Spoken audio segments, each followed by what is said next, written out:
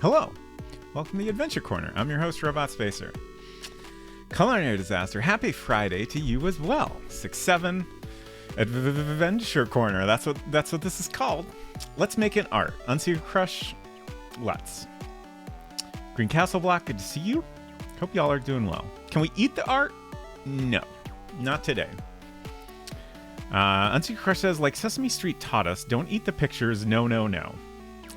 Was don't eat the pictures a formative part of everyone's childhood, or was that just me? I gotta say, I don't recall this.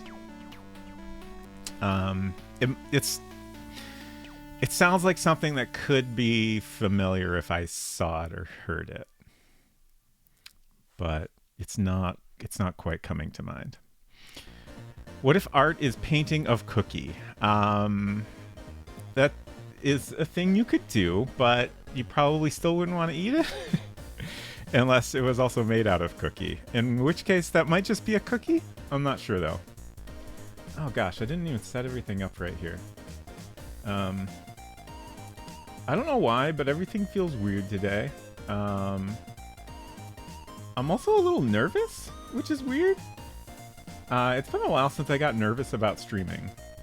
I used to be nervous almost all the time I streamed, but then that stopped at some point, which frankly was quite nice. But today I'm nervous again, I think because obviously I've done a lot of art on stream. But I don't know, it's always been less serious art, and like in World Builder, like if I'm struggling to draw what I'm trying to draw, I can blame it on the limited World Builder tools, or just kind of the difficulty of representing something in low resolution monochrome pixels. But now today I will only have myself to blame if it doesn't come out right. And also I haven't really tried to draw serious art in a long time. I maybe should have practiced a little bit, but oh well. I'm sure it'll be fine. I'm sure I've told you about Don't Eat the Pictures before. It has to have come up at some point the entire time we've known each other. I'm sure. Val, thank you. And also hello. Good to see you. So I wonder where they all go to the Metropolitan Museum of Art, and Big Bird befriends the soul of an ancient Egyptian boy and helps him pass the trial of Osiris to enter the afterlife. What's going on Sesame Street? That's wild. It sounds great, though. I feel like we should look that up and watch it later. It's a TV movie special kind of thing. Okay, it definitely sounds like it. So, let's start off by talking about some stuff I did off stream. So I'm looking at my notes, and my notes start out with just some. A little kind of reminder I made to myself. I don't know if I will use this in anything, but I thought it was kind of funny to write out. Transfer Point was created in 2023 to 2024 on a computer from 2022 using software from 1986. It takes place in 2015 and features technology from 1999. I love the wide range of years represented in this creation. I also took some time to think about Cameron, our main character here. I decided she was probably born around 1986. She was probably around 13 when she had a little sweetie. Like 13 to 15, I think is probably about right. Which would have been in 1999. So then I figured the current date in the game is probably like between 2010 2015, so she's like at least 24, maybe late 20s, somewhere in there. I just figured that was useful to think about in context of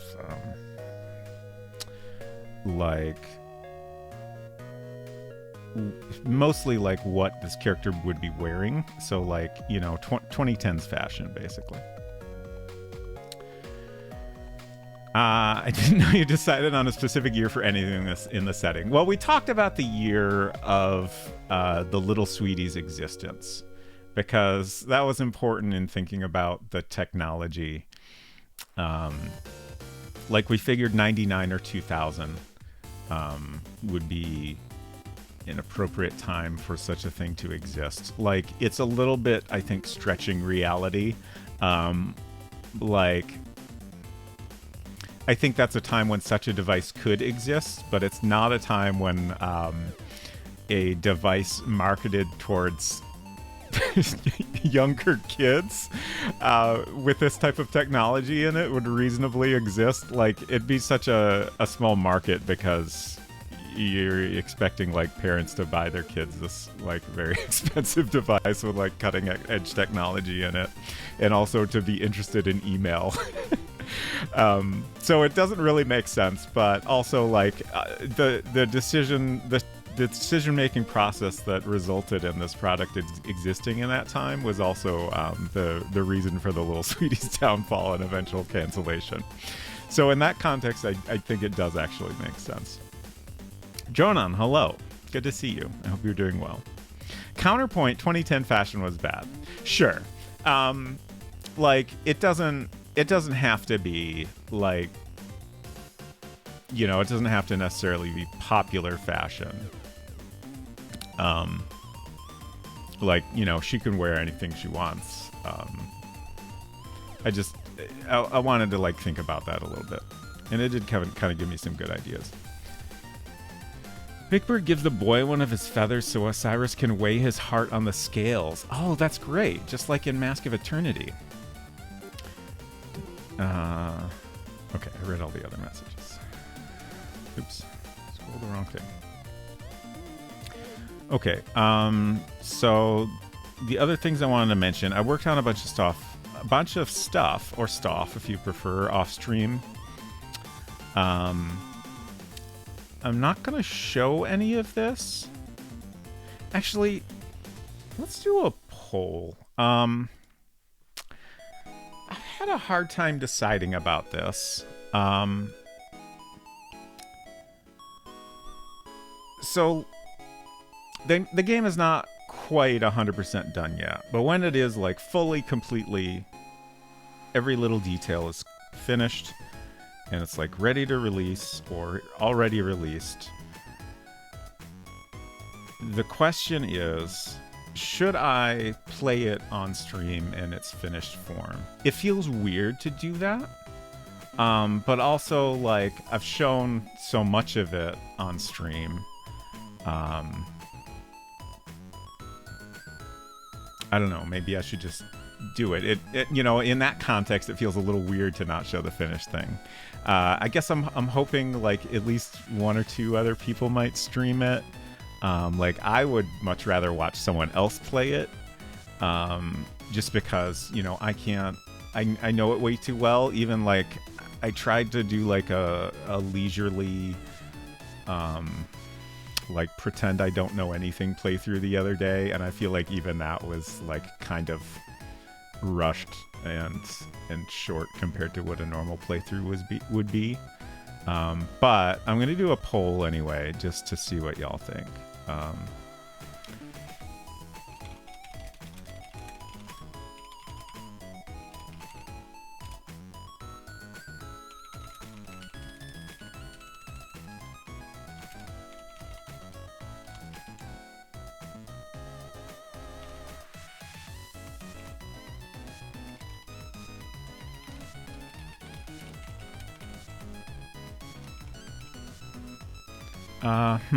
When I was thinking about this earlier, I had two yes options in mind.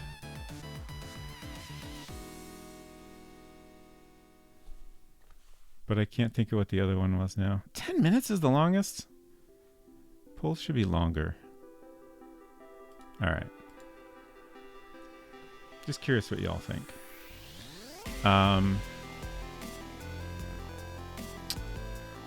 So I finished up a bunch of stuff off stream. I made some new sounds on my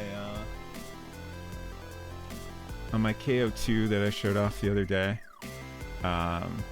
Mostly I just had fun playing with this. It's a very neat device. I definitely am looking forward to playing with it more. Like, I might try to make some like actual songs on it for the Playdate version.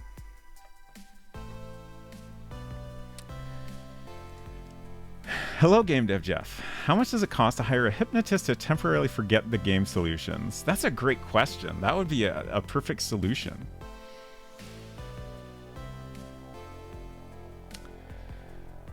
I think you should at least allow a period of time post-release before you do a playthrough on stream. I think maybe that was the other yes option I was thinking of. Like, play it, you know, soon or wait a while. But yeah, that's definitely, I think that makes sense. So I added some music to the beginning and end, just like this, the tiniest little, like, it's questionable whether it's really music. There's some notes, a few notes play. The longest you can make an audio clip in World Builder is under 6 seconds. And it's also really tricky, like, the audio quality has to be like 8 bits and 11 kilohertz, and like downsampling the audio to that, like, it's such a weird process. It's like, it sounds like you're like, it's not quite this bad, but it's like listening to it like through a tin can or something. It's just, it's not good. It just becomes very, very different. And especially like if you're making music on an electronic device, you often have frequencies that like just kind of like rise up and start sounding really weird. But I managed to get some little bits of music that I think add a little to the atmosphere, and I was pretty happy with. I also thought of a fun little thing to add to the very end of the game that just helps it feel like a nicer conclusion, I think. I'm not going to talk about what that is exactly. It's very simple, but I was very happy with it, and just feels like more of a conclusion. I fixed a lot of little bugs. So I kind of went overboard. Like, I talked about how I was going to take everything, like all the code in the game, and like export it into like text files so I can put that all up on GitHub. And I started doing that, and I ended up being like extremely thorough with it. So all of the game code, like each code window is in a separate file. I took all the scene text, which is like the room description that appears when you get to a room, and put those in separate files. The global code as well, of course. I took all the Mac Paint files that I had created throughout the process of making the game. Like, this was just a thing that I decided I ought to do since it was so easy. Like, I exported all those. And then I use a Mac program called Graphic Converter to just convert them all to PNG files so people can look at them easily. I just think it's fun to kind of look through those. What else did I put up? I made a list. So I wanted to have like a list of all the objects, characters, and sounds in the game. And characters and sounds are really easy. There's not that many of those. There's only one character. But objects is this long list, and there's no way to just copy it. Thank you for the follow. Great to have you here. So I had to take screenshots. Like, I had to take a screenshot, scroll down, take another screenshot. I ended up with like, I don't know, maybe 15 screenshots, probably more than that, honestly. But then I had to copy the text. Fortunately, macOS these days, you can just copy text out of a screenshot and paste it in a text file. It does a pretty good job. Occasionally it'll screw up some things, like like some of the object names are like a bunch of letters and numbers instead of words, and it occasionally had a tough time with that. Like a 1 might come through as an L, or similar kind of similar character mix-ups. But there's like I want to say 150 objects or something. There's a lot of objects in this game. It was kind of weird to realize that, like, it seems like a pretty simple, small game, but like there's a lot going on. So anyways, I exported literally everything that I could aside from the artwork. I figured that was just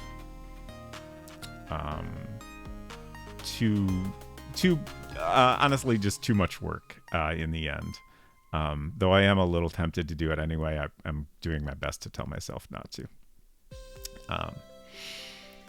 But in the process of that, it made it so much easier to look through the code, and like finally I could like search through things across all of the files, which is incredible. It's wild how just like dramatic it seemed to be able to do that all of a sudden. So like I could search for all the times I have like a look command in the game, and like one thing I did was I added examine as a synonym for like looking at an item. So instead of look at sweetie, you can do examine sweetie. Honestly, I don't remember why I decided to add that. I think I put it in a couple places, and I was like, well, I guess I should have that everywhere. I also added leave as a way to back out of a close-up. Let's see. I adjusted the interaction with brisket in a bunch of little ways. Initially, I had coded it so that the only way you could talk to brisket was specifically saying talk to cat.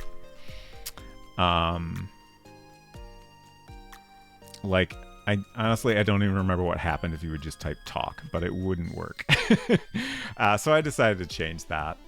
So if you try to talk in the study, that'll take you directly to the close-up, and you can start talking to brisket, which I felt was a little bit more reasonable. I also changed a couple other little things to try to make that whole part of the game a little more approachable. I added a couple Easter eggs. Those were both suggestions that were made, I think, last week or in the last couple streams. Let me catch up with chat here. Edenwaith, good to see you. Good thing World Builder doesn't allow comments, otherwise you'd have to clean all of those up and remove any expletives. I generally don't swear in code, even in comments, because like I know that if you put inappropriate things in code, you might accidentally ship it. So I try to always be presentable as much as possible. Though sometimes, if I'm really mad at the computer, I might put a bad word in there, just very briefly, and then immediately change it. But my comments are generally like pretty, like I'm not always good at putting comments in code, but when I do a pretty good job of them. I think I'm very professional. Like even when I know I'm the only person that's ever going to look at these comments, like I write them very professionally and try to make them understandable to anyone.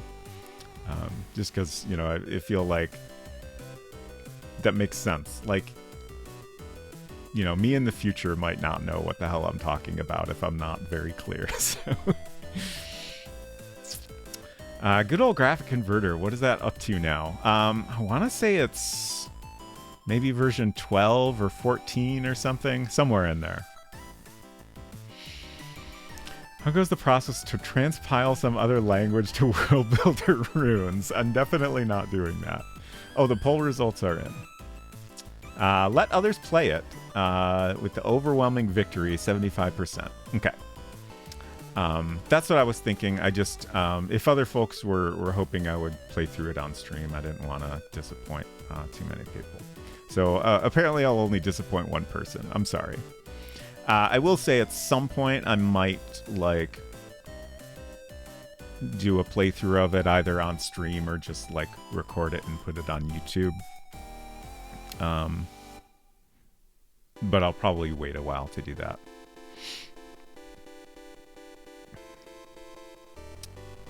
Does it recognize pss, pss, pss? No, it does not. It does recognize meow. That's a recent development.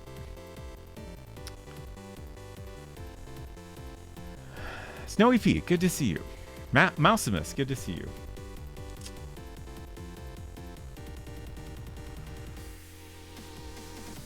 So let's see, what else do we have?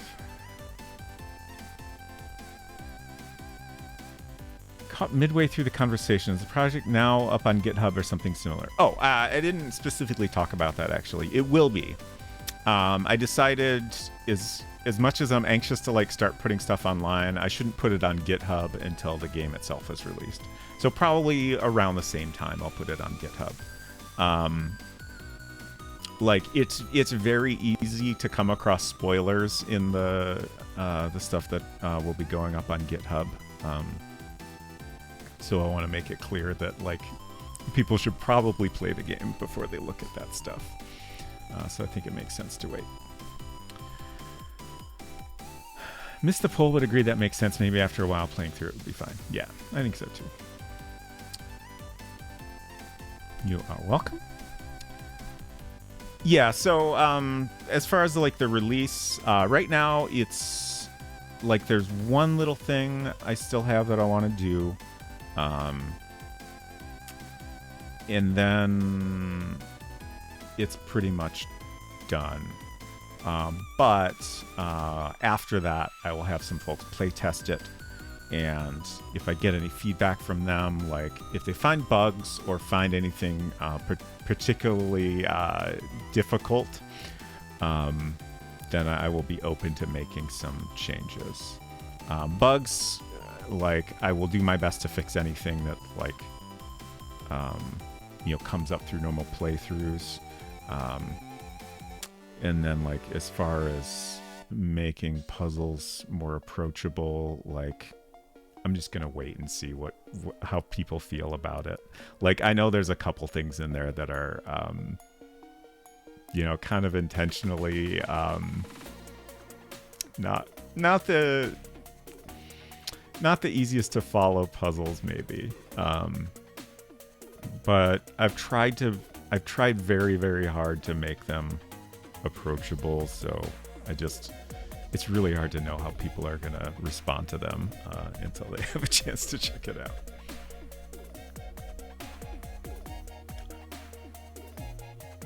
But we shall see. So let's see, what else is in my notes here? I think I kind of already said this, but I found a lot of minor bugs. I mentioned doing a casual playthrough on my own where I tried to like kind of forget what I know about the game, which was difficult. But that did help me find some improvements in the text parser. Like I had, at some point during the project, I had figured out a way to make the text parser more flexible without making the code too complicated. So once I started doing that, it became really easy to write code that would understand variations in sentences. Like most of the code can understand a sentence as long as you have the appropriate noun and verb. So like, open and door need to be in the sentence. It doesn't matter what order they're in. It doesn't matter how many other words are in the sentence. As long as those two words are in there, it'll understand you want to open the door. That does potentially open up the scenario where you're trying to do something completely different and the game misinterprets it as open door. But I've tried to catch typical scenarios where that might happen and handle those specifically. But in playing through, I found a couple like earlier on things we had coded where it wasn't as flexible. So I've updated those wherever I could find those. I also ran a spell check on everything, which is kind of fun. Another thing I could finally do after putting all the code into a modern text editor. And I was kind of amazed. One typo. That's it. Shoot, I'm trying to remember what word it was. I just missed a single letter. Like it was just a typing mistake. But that was kind of fun. Both to do and see that I didn't make a huge mess of all the typing, especially since I'm super not used to typing on this keyboard even now. Thank you. I was proud. Okay, so I think that's everything. Oh, no, wait. One other thing worth talking about a little bit. I made the version of the game that I had two goals in mind for a second version of the game. It needed to fit on a 400K floppy. I was hoping that we could get the complete game on a 400K floppy in the end, but ultimately it ended up being a little bit bigger. And then the other thing was that I wanted to do a version that would run well on an original Macintosh. And I've mentioned in the past, the original Macintosh does things a little bit differently with any world builder game. So I'm not sure exactly what spec it is that causes this difference. Like, I don't know if it's just the CPU speed, maybe it's like a RAM thing or something, but instead of drawing a scene all at once, you see each vector or bitmap object pop in one by one. So like it starts with like the backmost layer and then draws everything one at a time until it shows the finished scene. Like it reminds me a lot of like early Sierra games on certain computers would draw that way. And there's a great Twitter account that like posts like slowed down versions of those graphics drawing like 1 bit at a time. It's not quite the same because like it'll draw a whole shape at once instead of drawing a line at a time. But it's a similar kind of effect. So like that is just like that's an unavoidable reality of how it works on those computers. But because of that, it means that the kind of hack we've used to add animations in a few spots does not work at all. So what we're doing for animation, like we just have different objects and like each frame of the animation is a different object. And there's some weird details about how it does drawing if you move objects in and out.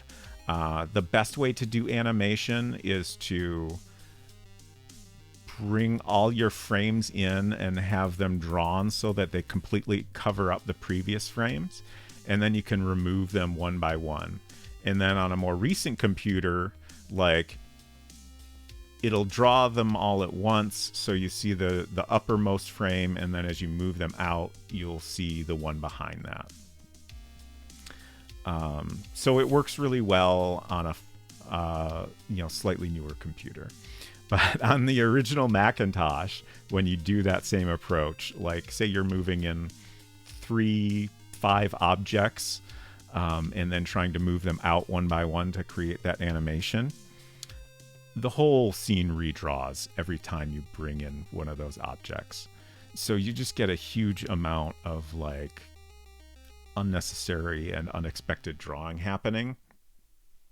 And you completely lose like any sense of animation because you're constantly seeing like the background without the you know, whatever's animating on top of it, and then the animation pops in later, and it's a mess. And it also takes a really long time. So basically I had to take, like, we have animation when the little sweetie starts up. We have an animation of Brisket leaving their chair. The thing I haven't talked about at the end of the game is a little animation. I think that might be it, or there might be one I'm forgetting. So I basically just changed the code for those parts of the game. And honestly, having everything in separate files, like, made it really easy to just, like, copy chunks of code back and forth, and it made it pretty easy to put together that version. So in those versions, it just kind of skips the animation for the most part. Oh, right. The one other thing I did have to change was all the interaction with the little sweetie itself was, like, it wasn't bad, but it wasn't great. There's just a lot of, like, flickering that happens because we're doing a kind of similar overlaying of different objects. As you, like, say, like, on the list of emails, like, you have, like, a little black box around the text, the email that's selected, right, to show your current selection. And then, like, that whole screen is a graphic, and then when you select the next one, it's like a completely separate drawing of the entire screen that swaps in. And normally that works great to swap that in, but on that first Macintosh, you see the first thing selected, and then it kind of it will draw the new version of the screen, but then it, like, I think what's happening is as we move the old graphic out, then it redraws everything again. And at first it was like, oh, well, maybe we should just not move that old graphic out, which ideally would be a simple enough solution, but, like, because of all these other limitations going on in World Builder, like, not moving that graphic out means, like, a lot of the code gets confused about what screen is currently displaying. So at first I thought, well, this looks a little clunky, but I don't think I can do anything about it. But then after thinking about it a bit more, I figured out a solution, which is basically, instead of, like, that layering that we do to get a nice transition on a newer computer, I move the old graphic out and then move the new one in. So it's just kind of a reordering of the way stuff gets layered. And normally we don't do it that way because you get a little blink where it shows a blank screen before you move the new object in. But on that first Macintosh, that's much, much better than the effect you get by doing the layering stuff. So it honestly, like, it works so much better. Wasn't that Twitter account AGI stuff or something? That doesn't sound right to me, but I feel like it's Art of Sierra or something. Oh God, what's happening? I tried to open a...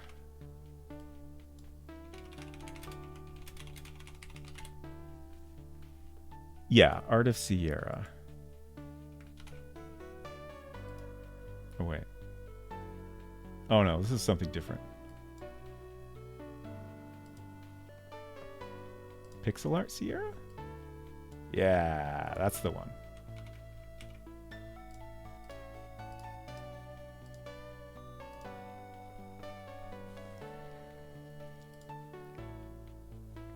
It's a fun channel. Okay, I think that's all the rambling I wanted to do. So let's talk about... Well, first I need a drink of water.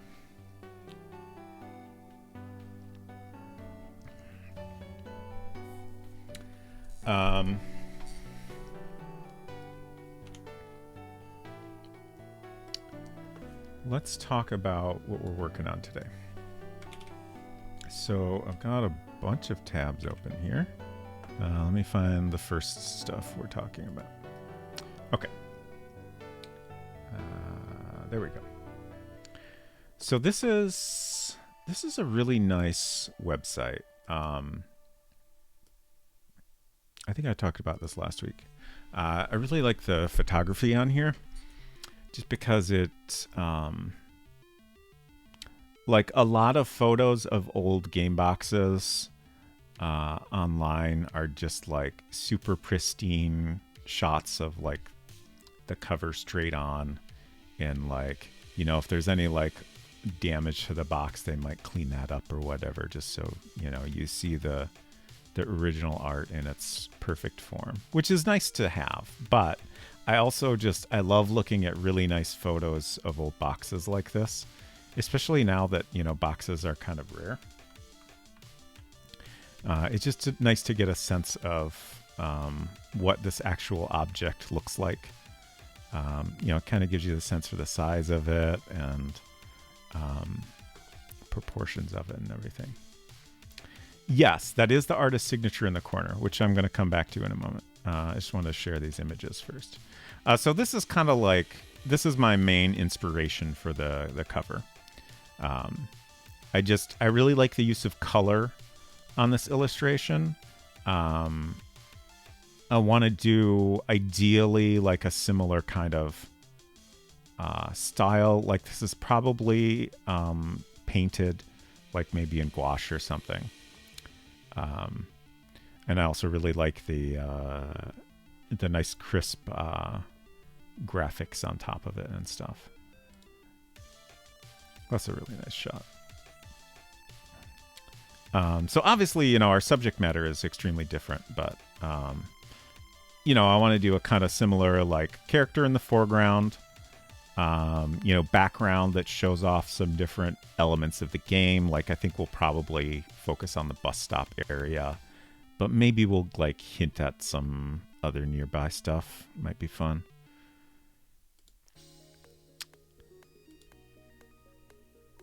Nice close up.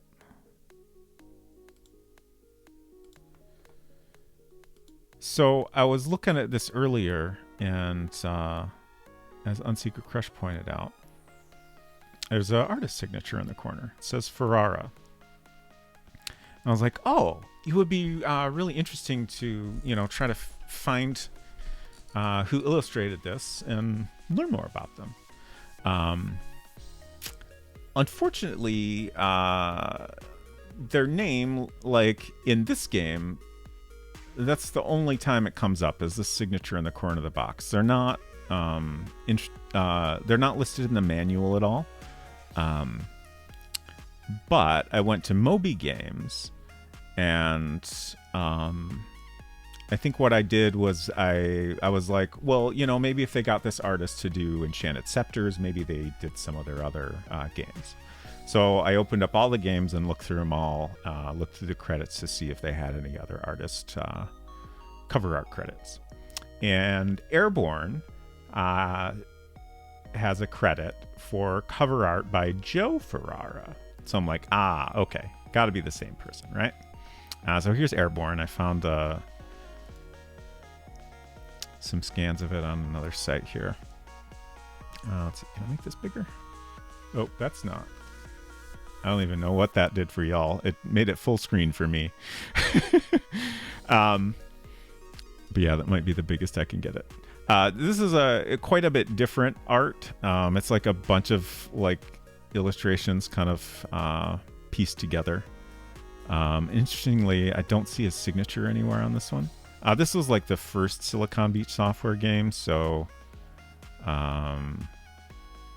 well, I guess this one would have come out in 1984 too. I mean, you know, that's the year the original Mac came out. So it must have been created around the same time, but probably a little bit earlier. Hey, Puzzle, good to see you. I'd like to know that my brain rewrote your shirt to say Loom. I mean, it is backwards. So it has that Atari 2600 box game art? Yeah, for sure. Demon reminds me of the demon on the poster image for the Playdate game Demon Quest 85. Nice. So from this, I had a full name. Unfortunately, it doesn't there's not any clear information on whether Joe Ferrara did any of other Silicon Beach games. The only other credit for a Joe Ferrara on Moby Games is for a game from 2015, and it seems like in that case, this person did the voice of a character in a wildly different game. I kind of suspect it's not actually the same person, just someone else with the same name. Yes, Unsecret Crush. You're just going through all the steps that I went through earlier, and I'm working on sharing. So I did some Googling, and I found a Joe Ferrara that did a lot of paintings of like Western themed stuff. And I'm not 100% sure, but I would say I'm like 99% sure this is the same guy. His signature, let's see if I can, I think on this website they're all really tiny. But you can almost see a little bit like the way he signs his names on all these paintings is similar in that it's always his last name. It's always in all caps. Other than that, it's like it's a little bit different, and that's kind of the main doubt in my mind. On the Enchanted Scepters box, the F is taller, and just the way it's written is a little bit different. But most of these paintings are all like 5 or more years later. Like I couldn't find anything from as early as 86. Here's a 89. Again, it's got the lowercase f, but like it's similar enough, and like the style feels like this has to be the same guy. So I'm pretty comfortable in assuming it's him. So he was born in 1932 in Connecticut. And seems to have lived there all his life, and passed away in 2004. I think Connecticut is correct. Oh, excuse me. Excuse me. Okay, fine. We won't look at that page. I swear it was working before. But Kalanera, thank you so much for the resub. 14 months. Oh my gosh. Have to lurk today. Good luck world building. Thank you. We're going to be world building on paper today, and I'm excited about it. But yeah, it was kind of neat to see some of his other work. I was really hoping to find like, other commercial art. He did do other commercial art for a while, but I couldn't find any examples of it. But this stuff is pretty interesting too.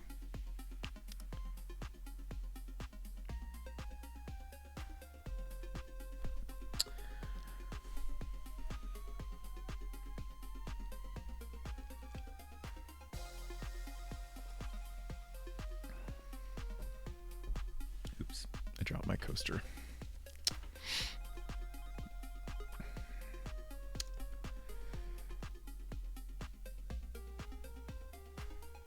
Based on everything I've learned in the last 5 minutes, I bet Cowboy Paintings was his actual interest in computer game box art just paid the bills early on. Yeah. Like I said, I found some mentions of him doing commercial art for a while.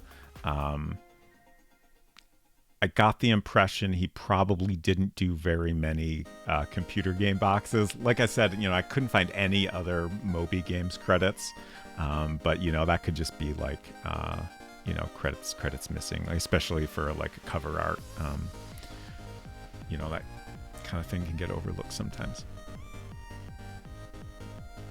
But yeah, clearly this was his passion. So yeah, I'm definitely going to be looking at the Enchanted Scepters box a lot, and like I love all the colors here. We'll definitely have different color choices on ours, of course, but just definitely my main inspiration. Charles M. Russell. I'm not familiar with that name. So, moving on.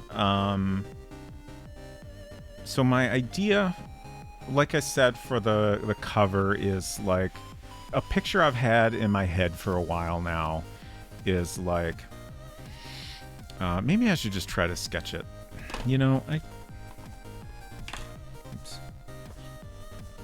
I should have grabbed more paper. I only have one piece of paper, which is silly.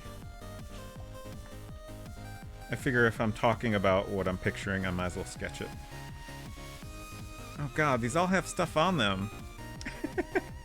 Okay, here we go.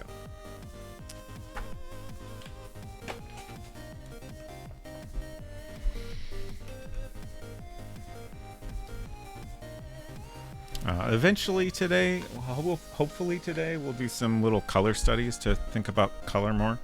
It's like a color study, if you're not familiar. Generally, you just start with like a really small representation of what you're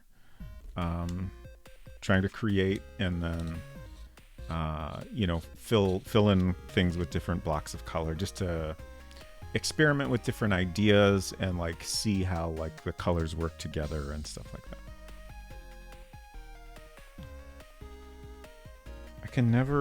I love that this has a choice of angles to get, but I can never remember which was the one I want. I think it's 5 though. So actually, let's see. Maybe I should open things in Mac Paint, but I wanted to have this character art open because this is the only shot of our character in the game. When you look at yourself in the mirror, you get to see your face. But I want to get back to the bus stop.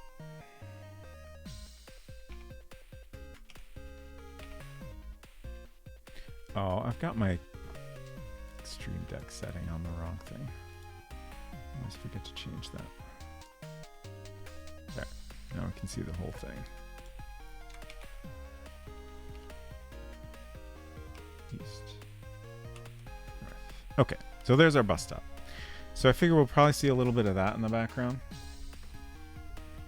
And then, like, I'm just going to do like a small sketch to show what I'm picturing here. So like, it'll probably say transfer point at the top. So like, I'll do that later. I'll probably include it in initial sketches, but as we get into like the finished art, like I'll leave that out and I'll just leave space for it, because we'll do that in some manner digitally later.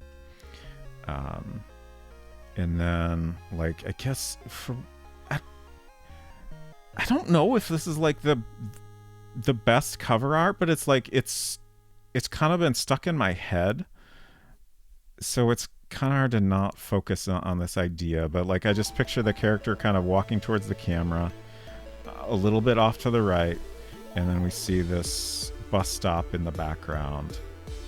I don't know if we'll necessarily do the same angle that we have in the game, but and then horizon in the distance, you know, similar to what we have here. It's gonna just kind of fade to black, although I'm thinking we'll do like maybe some kind of purple. A dark purple might be nice, because you know, we want to make it a little more interesting than just black. Oh, and then another thing was that I figured she would have a little sweetie in her hand, because we gotta include the little sweetie somehow. And then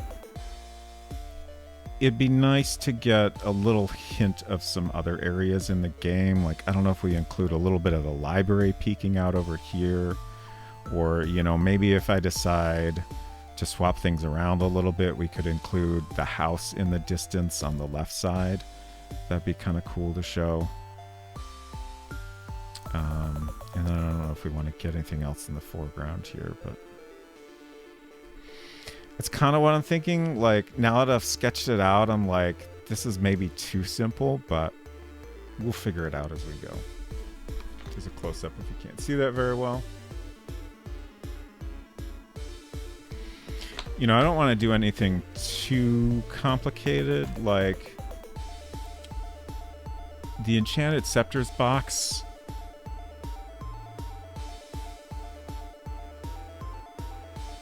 I would say if we had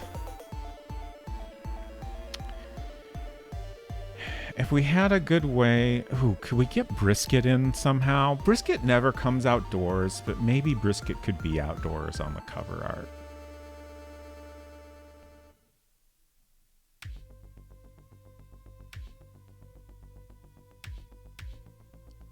Maybe just like kind of hanging out at the bus stop. Something like that. I think that would be appropriate.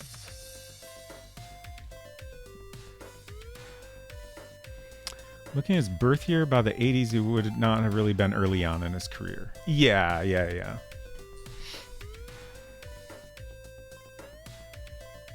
Toilet cover? Why are you saying toilet cover? I'm so confused. Brisket would wreak havoc on the environment. That could be true. Okay, so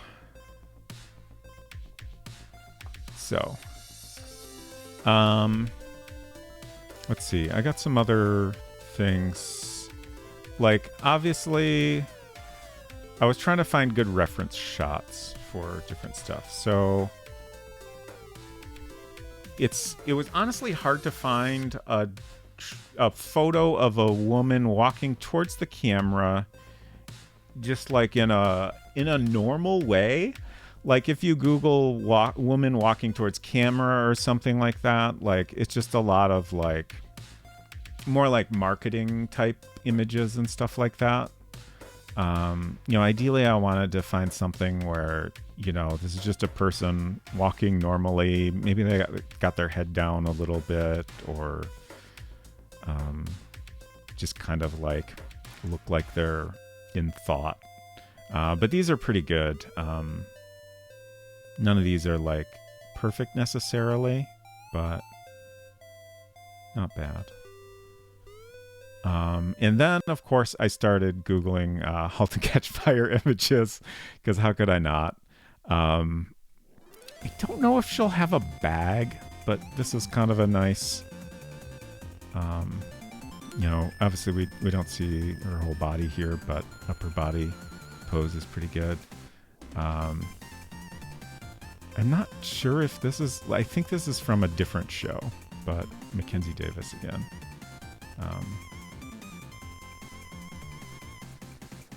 This I thought might be a good, like, kind of outfit inspiration. I like the idea of a jacket, even though I can't switch back to it easily. Our mirror image, it kind of looks like she's just wearing a white shirt, I guess.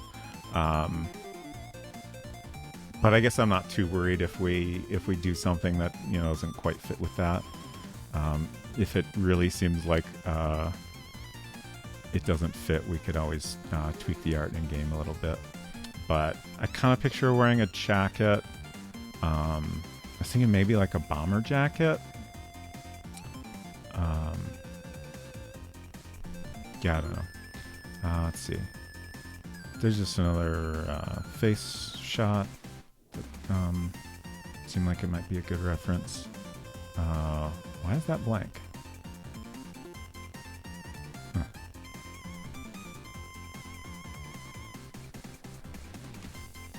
I don't know why that's blank. This one, this one is not a good reference at all, but the photo is just so great. I wanted to share it. It's the cast of Halt and Catch Fire at South by Southwest in 2014, and it's a very sitcom style photo. It is just kind of weird to see all these, like, it's not a character shot, but like they look like the characters, and they're just standing all together, posing in a way that feels a little incongruous with the show. And then this is like some key art for the show that happens to show a bunch of people walking towards the camera, so that was handy.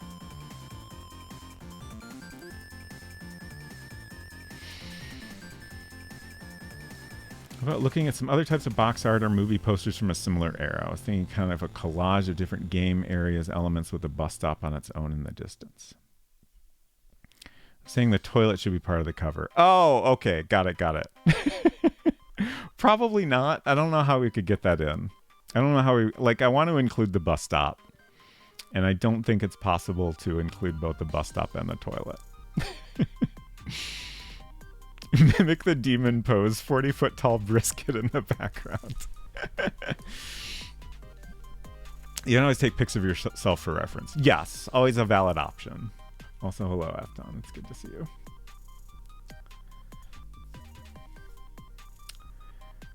Oh, that was from the first season? Okay, I wasn't sure.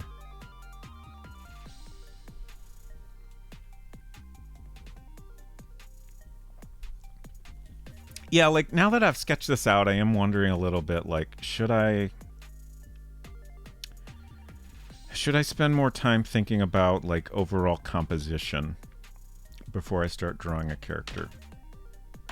I guess, like, if we know we want to get the bus stop in, if I know that, I do know that.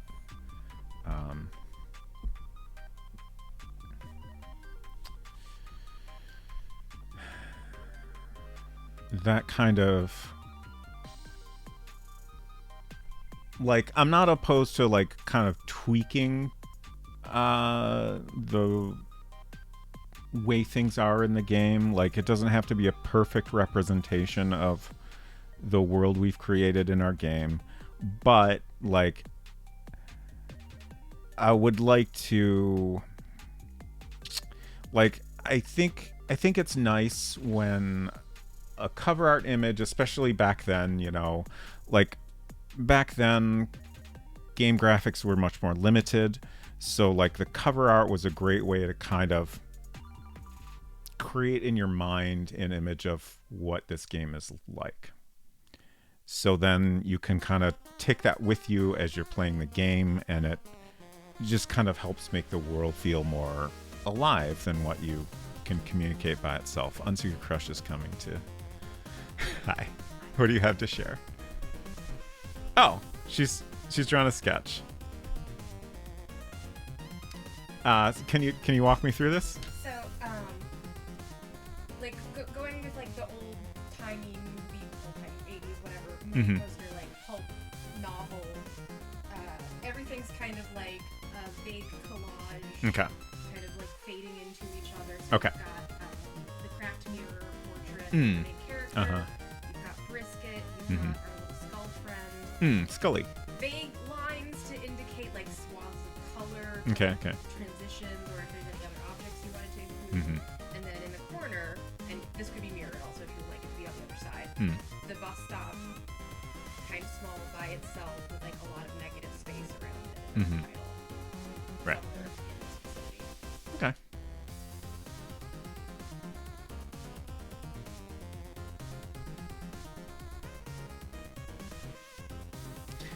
You could even actually, the cracked portrait could just be one of the ways that the main character is depicted. Like, you could still, like scoot this other stuff Sure. up, and you can still have, like, walking, I forget if you said away towards the camera.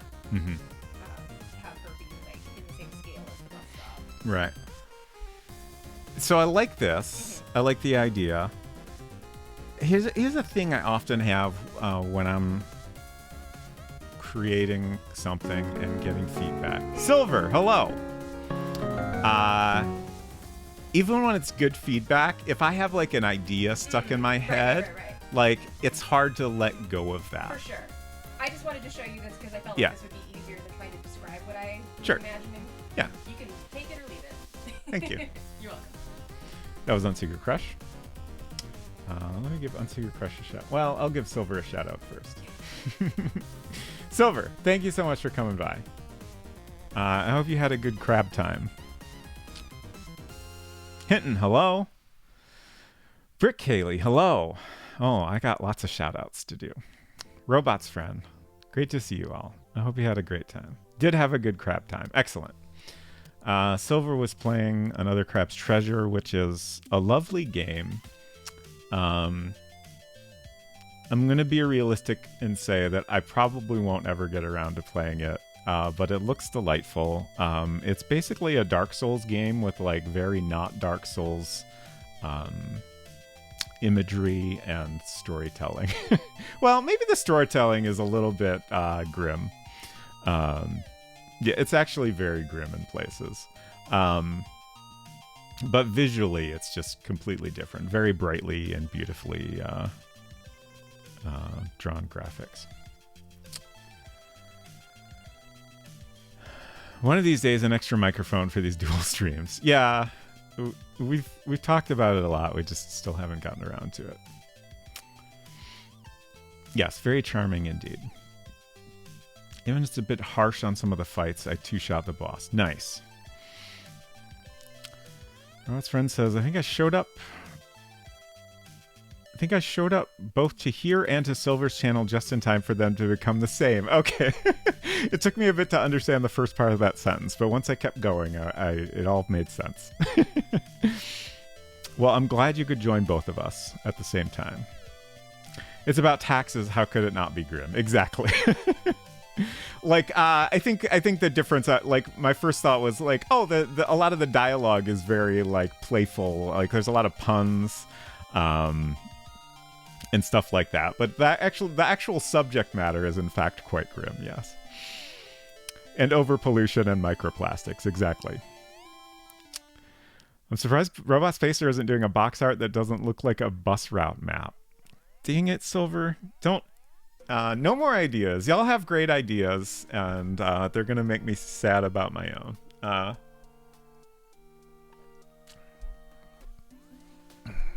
I like that a lot.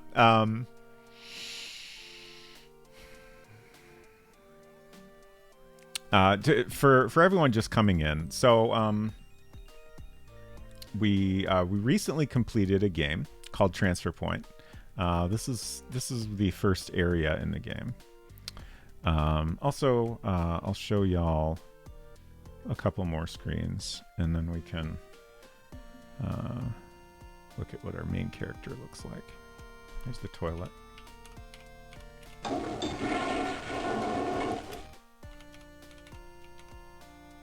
toilet works, of course.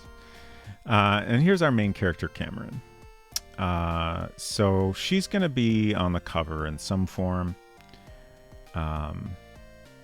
So I drew this little sketch of kind of what I've been picturing for a while now, which is Cameron's in the foreground. Thank you for the flush on Secret Crush. And we have the bus stop in the background, and then, you know, maybe off to the side, some like other like hints of areas in the game or something like that. Sketched out like this. I'm a little less convinced of the idea. So when y'all came in, Unsecret Crush was showing me her idea, which is more of a collage-y thing, which I do like, and like that's definitely like a thing that came up a lot. Like, I was about to say in that era, but honestly, like, it's still done a lot. But I think I like the idea of like a single like complete illustration better. So let me get my main inspiration here. So this is Enchanted Scepters, which is the first world builder game. It's also the first English language point and click adventure game. And I really love this art. So this is kind of my main inspiration.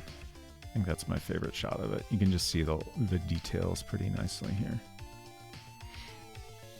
But it's just like, it's a nice illustration. Really nice. Like, I love the overall use of color on here, and I like the graphic elements on top of it and everything. Is the cover going to be Cameron on the toilet? No. That would be pretty funny though. We're going to find a manhunter stuck in that toilet. Oh god, I hope not. Play with the scale of stuff. Yeah, definitely. Like, you know, if we go with something like this, I definitely want to play with the scale of things. And yeah, overlapping as well, for sure. Like, this was just a really quick sketch of like, you know, kind of like vague idea that's been in my head that I haven't like. I didn't want to like work out too much of the detail because like that's the whole point of streaming this is to figure it all out on stream. But we'll get there. Bus route map that has the same sort of shattered crack through it as that mirror. That is a fun idea too. Purgatory bus station lost and found shelf. Love that area of fantasy typography. Yeah, the Enchanted Scepters logo is really cool. I probably won't do anything like that for our game because it doesn't feel right. But I like it a lot. I spent a little bit of time thinking about a logo because we have the title in the game. But I'll definitely think about it more once we get the rest of the cover finished. But yeah, I think it'll probably end up being something quite a bit similar. Or simpler. Not similar. Not at all similar. I keep having to think too much about what buttons I'm pressing here because we're not doing game, we're doing drawing. Didn't put in a little square to be a little sweetie in my rough. Yeah, we got to get the little sweetie in there. Could just have the winged demon from that art standing at the bus stop. We could do that, yeah. Gosh, I haven't drawn anything in so long. It's like, what is even the process for this that I would normally do, let alone what I want to do right now? I'm just kind of thinking about like, I think right now I want to do some more like extremely rough thumbnails like this, just to kind of think about composition. So we could bring Cameron like closer up, so you mostly just see her upper body, and that would show like more of her face, and like we could get the little sweetie more obvious here, because you know that's gonna be a small device, like it's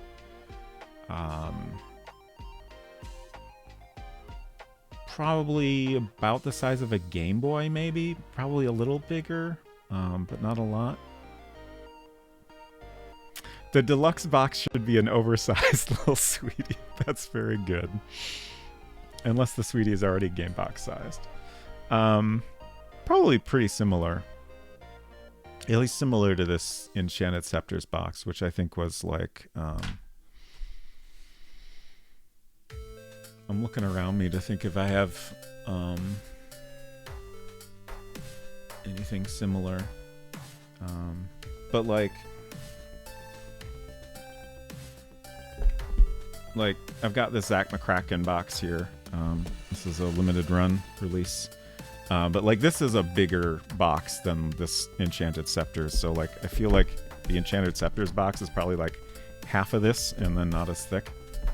Probably half as thick as well.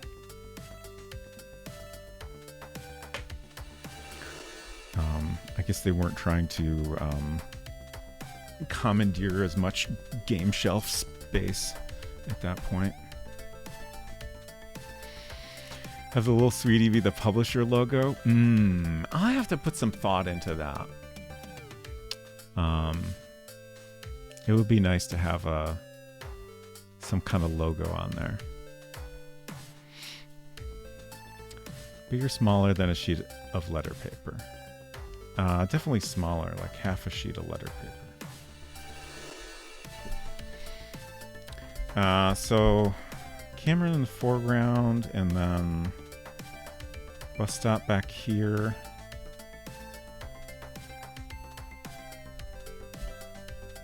Title up here again, of course. I guess I'd like to get some of that sign next to the bus stop in there, if nothing else. And then again, we could maybe get a little bit of librarian over here if it seems like that would look interesting.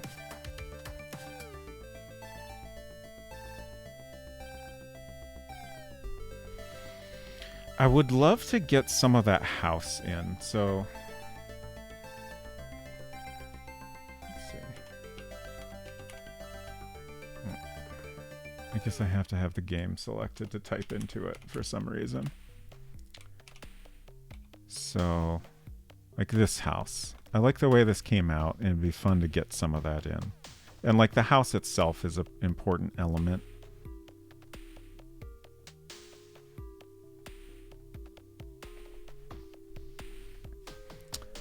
So let's see if we can maybe like I said, I want to, like, I don't mind like moving things a little closer together, but like I don't want to show the house on the right side of the bus stop on the cover when it's not there in the game. Like I don't want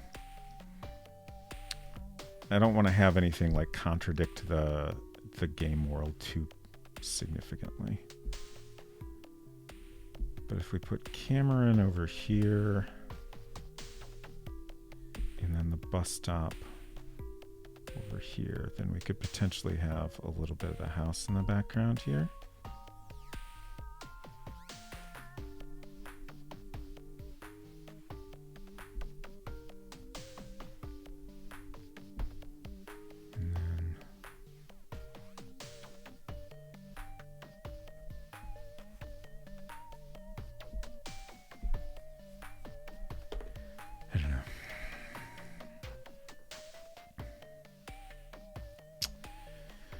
Hello, Hexadecimal 58. Yes, I did make this game. So we pretty much finished it up last week.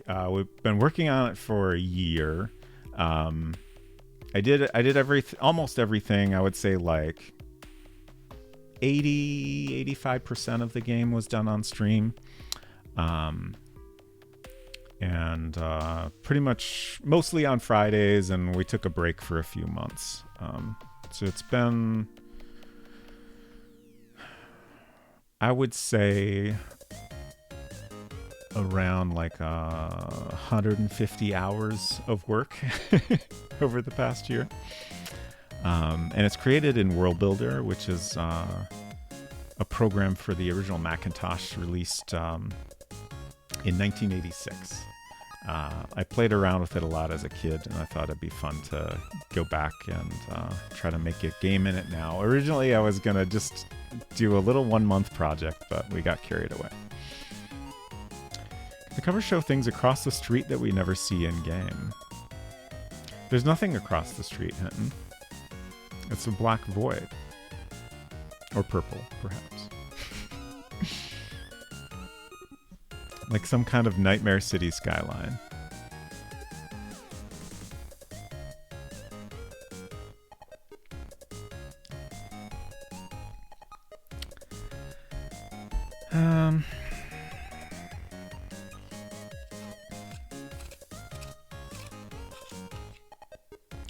I feel like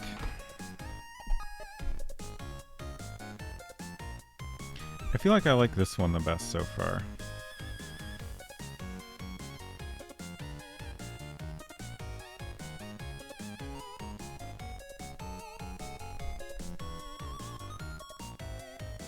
You say Black Void, I say Nightmare City Skyline. Everyone has their own opinion. That's true. Black Void, aka Endless Suburbia. Yes, same thing.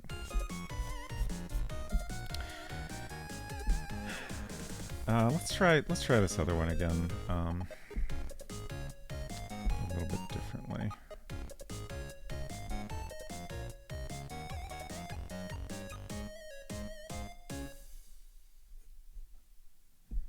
So like if we show the opposite angle of the bus stop, then we can get the same kind of overlap here, which I like.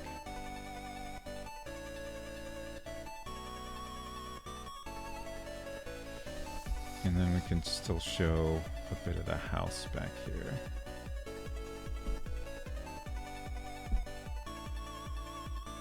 Where's Brisket gonna be? Like, is Brisket just on the bench of the bus stop?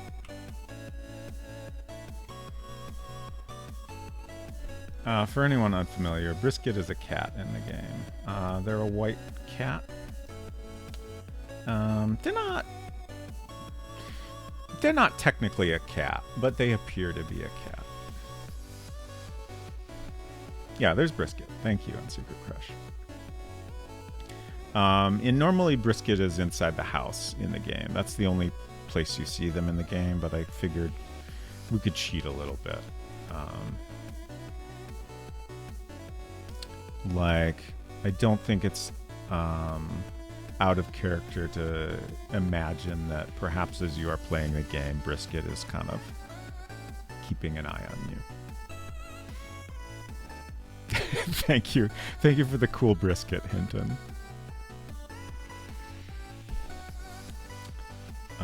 So yeah, so maybe brisket is just kind of sitting here. I was also thinking maybe they could be peeking around the corner of the bus stop, but I feel like we'd see even less of them that way. Ooh, double brisket. That's exciting.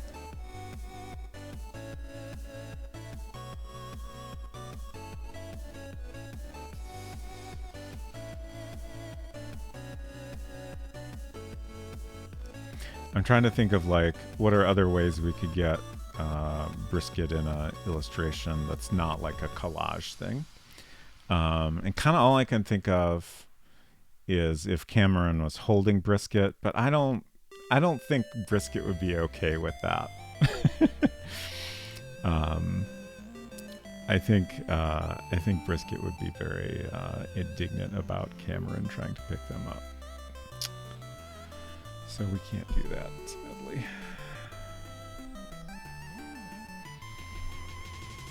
I think I should probably draw one of these a little bigger and slightly more detailed.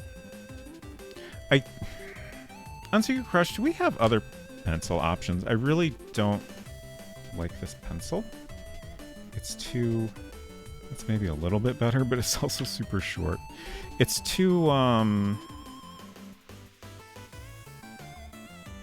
soft, maybe?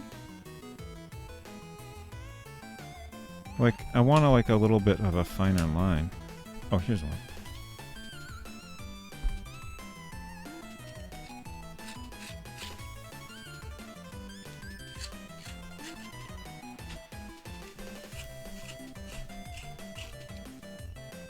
My Secret Crush is looking for pencils, I think. This one might be okay. Yeah, this is a little bit more. I got a sampler pack of different pencils, and I don't think any of the other ones have been sampled. They do all appear to be HB pencils. Oh, it's a 2. So I don't want that. I was trying to figure out what this... It's something B. But there's a 2 on here, so I feel like it's probably a number 2 pencil. Like, this feels like a very standard pencil. Right.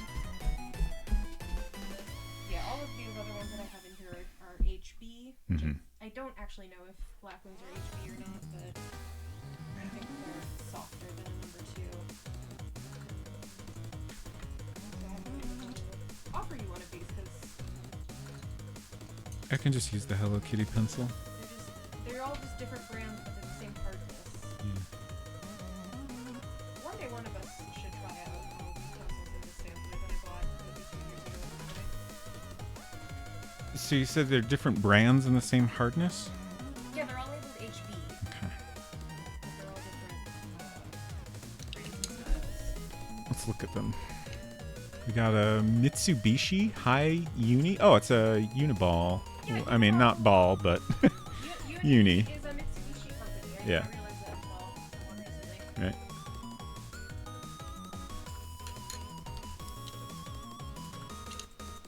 This is a general writing Mitsubishi 9000. Oh, you know what? I think this Hello Kitty pencil is also an HB.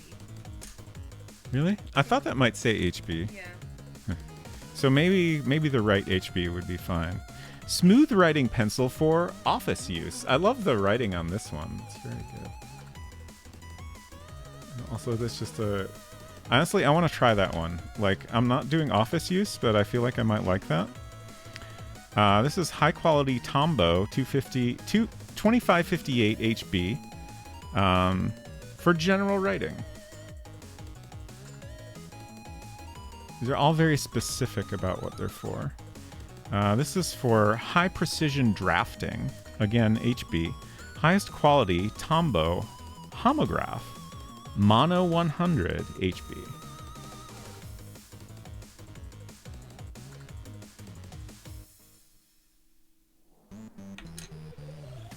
It's pencil time. This is a Stedler Mars Lumograph made in Germany. Stadler is, I believe, an art materials company primarily. And then we have another general writing Mitsubishi. Matured Mitsubishi 9800 HB.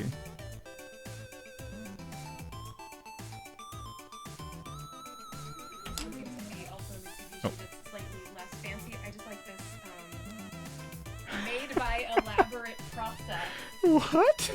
What does that mean? This is a general writing.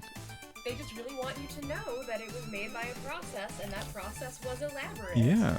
All right. So let's try some of these, if that's okay. Oh, yeah. I assume that's I fine. bought these for trying different types of pencils.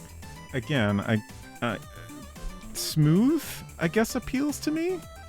Smooth writing pencil, like that just sounds good. So we're gonna give this one a shot, even though we're not doing office use. I hope it's okay. I'm behind on chat. Also, if you wanted to put any other ones that you not using back, I was just keeping these. Okay, thank you. Hefton says I use their double-sided markers. Oh, okay. Didn't even know they made pencils. Tombow. Oh, okay, Tombow. I'm not sure I was familiar with the brand until now. I'm getting pencils bits everywhere. Stedler is the good stuff? Where's the 9S pencil? We don't have one, unfortunately. Do not underestimate the pencil making process. What if this stream is all just trying out different pencils and we don't actually get any art done? I would still call that a good stream, personally. Oh, we got a thing. Unsecret Crush, are you back in hearing distance yet? We got a thing to clean up pencil shavings, right? Where did that end up? Alright, let's see how this goes. Okay, this is... I think this is still a little soft. But it feels slightly better. It feels slightly more precise. Like, you know, these are very loose drawings, and like I was trying to draw loosely, but like I feel like that's the only way you can draw with that first pencil. Oh, it's right there. I forgot that that's what that was. Thank you.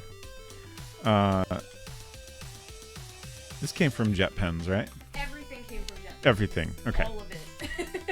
Unsecret Crush is just a tiny bit addicted to Jet Pens, I think. It's a good store. It is. They have a lot of nice things. But this is a Mini Cleaner 2.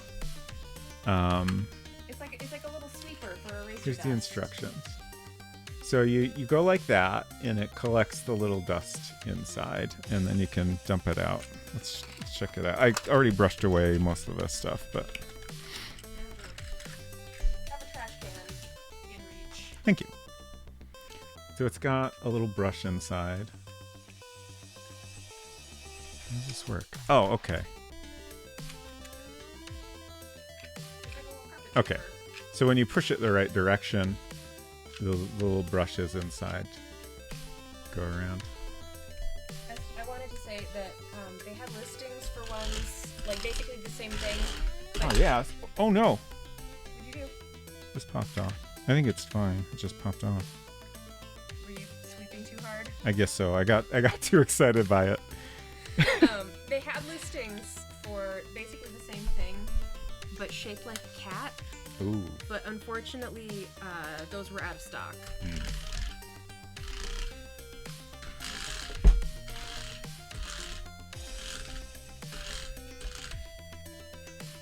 It's very fun. That's just pencil cleanup ASMR. I hope the mic is picking it up okay. I'll go see. It's a pretty good sound. Keep doing it. I'll tell you. We can always do this.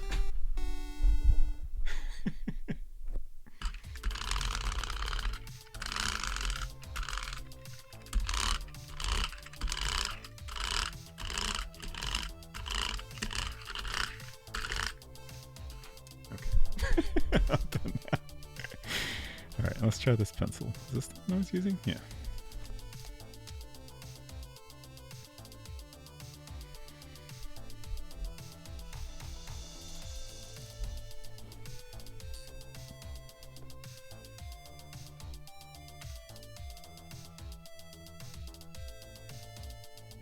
Yeah, the JetPen's YouTube channel is very good.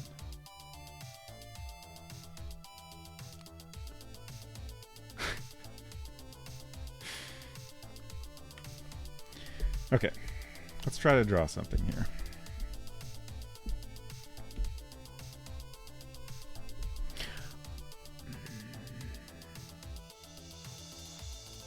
I felt like I had a realization about.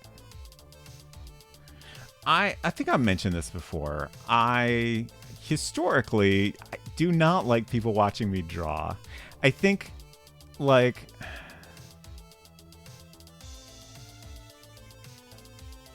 I don't know. I think ultimately I care more about this than most of the stuff I've drawn on stream. Like, I have an idea for it. I really want it to come out the way I have it in my head.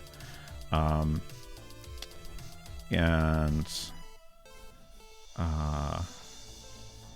like it makes me like nervous to like try to do that in front of an audience. But you know, that's just part of the challenge. We'll figure it out. Oh, so at this point I should use my reference here, because I want to draw a slightly more person-looking person.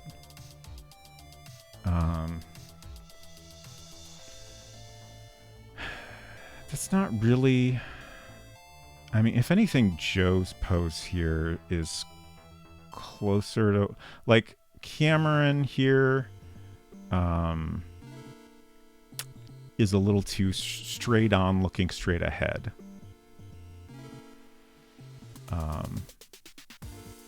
Like, I like that Joe's looking off to the side. I like that his, you know, one foot is up a little bit more. I like that his arms are like out a little bit, but also like, I don't want her hands to be in her pockets necessarily. Like I said, I couldn't really find a perfect walking reference. Let's look at what else I have here. I'm not opposed to her having a bag.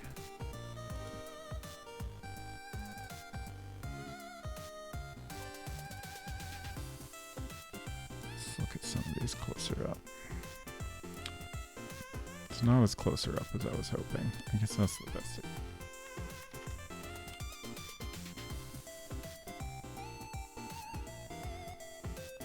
Yeah, it's not terrible. It's just not quite what I want.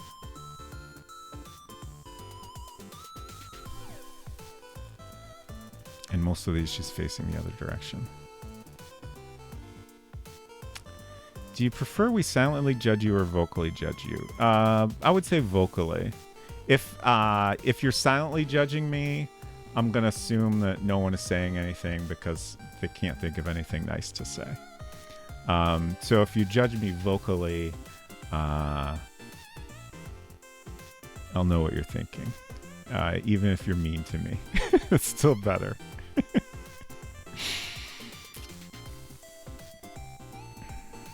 Shout out to Scoot. Yes. Shout out to Scoot, definitely. Get right on it. Good. Unsecret Crush said, I feel the same way, to be honest, and you keep choosing to do it on purpose. Yeah, I mean, like, in terms of making the game, like, I got used to it. And I enjoyed it. I'm glad I did it. So I'm gonna keep doing it, even though it makes me a little uncomfortable and nervous, and that's fine. I'll get used to it, and I'll realize it's not that bad, actually. So yeah, I ended up not really having a good pose here, huh? Is that one slightly better?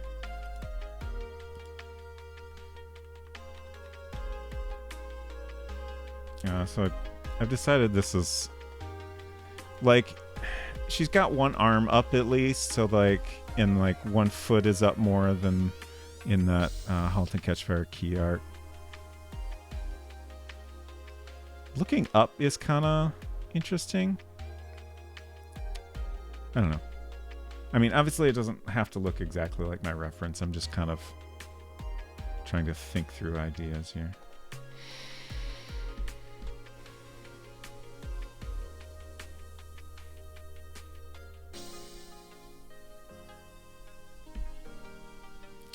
So let's see. If she's holding a little sweetie in one hand, I guess she could be kind of holding it up like a little bit of, you know, like she's looking at it. I don't know if she'll necessarily be looking directly at it. Like maybe she's holding it up as though she was just using it and is now looking at something else.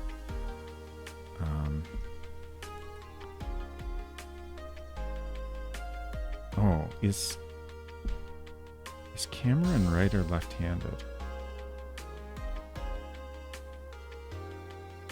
I guess I keep drawing her with the sweetie in her left hand. For some reason that feels correct to me.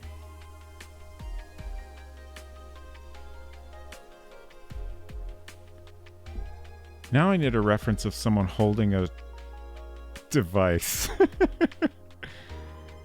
Like, I can't picture how the arm would go. What's a...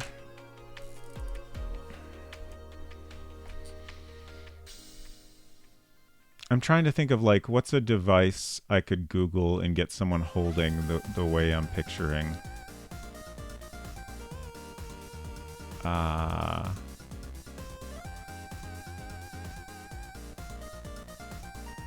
Like, I feel if I just Google, like, a person holding an iPad or a phone, it's not going to be quite right.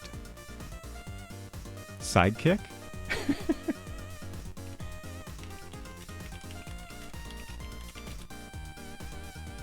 What? Google. I typed in person holding sidekick, and a bunch of the main images were people doing a sidekick. Bogus Meat Factory. Hello. Welcome, y'all. Mojito Alexito, welcome. To Humor. I hope you had a great stream.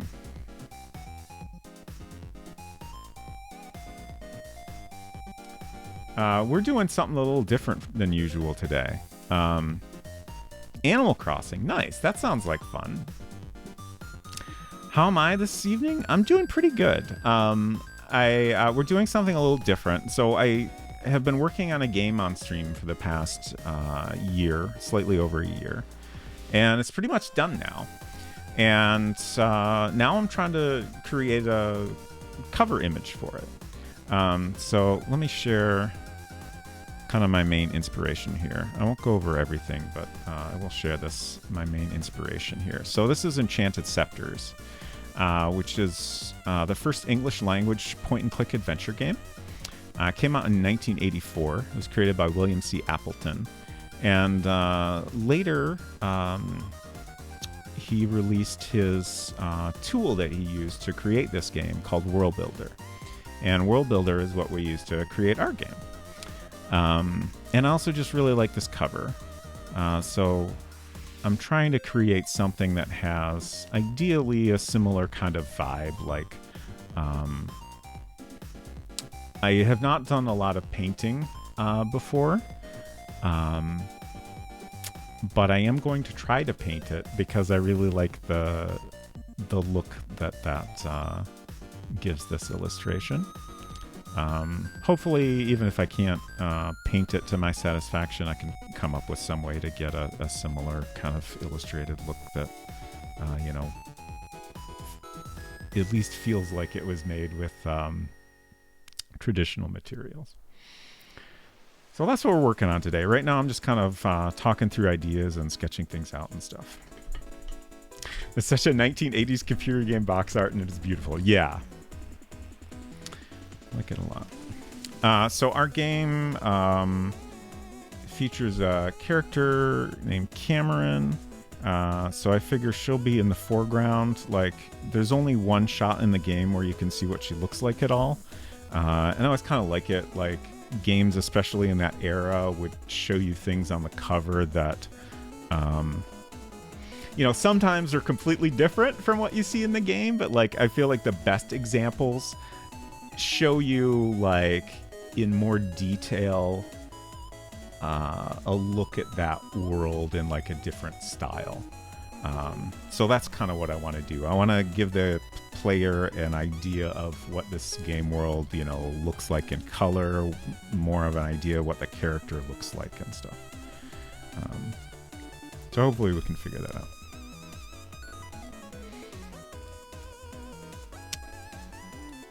Where'd my reference go?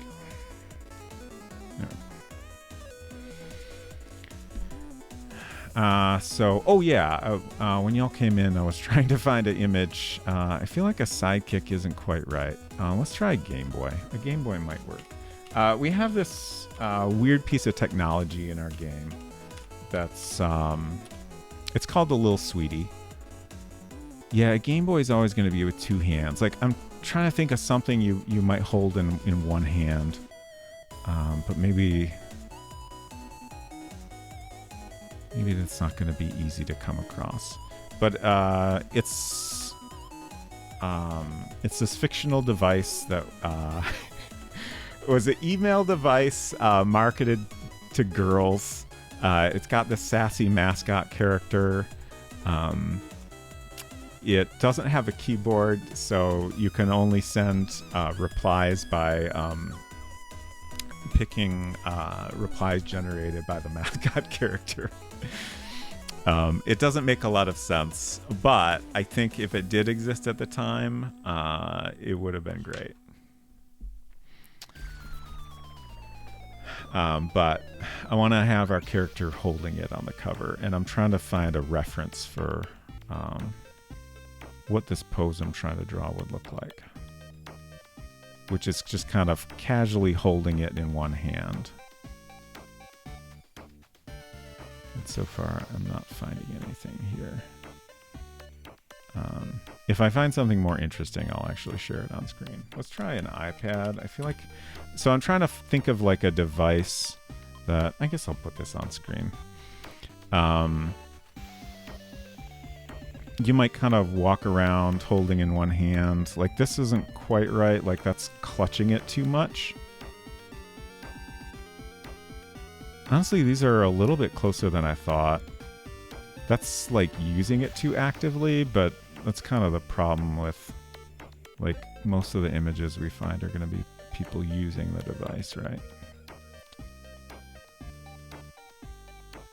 At least, actually, this is maybe good enough. Let's go with this one. That just gives me kind of an idea of what this arm is doing and vaguely how I need to draw it.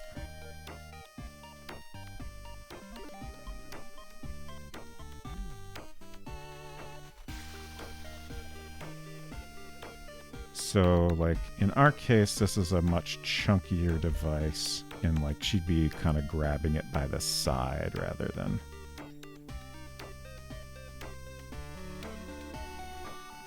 just hand on the back of it like that. That's kind of a mess, but where's my eraser? Maybe like a large Tamagotchi. Are there Tamagotchis that are as big as a Game Boy, or are you just imagining one that is?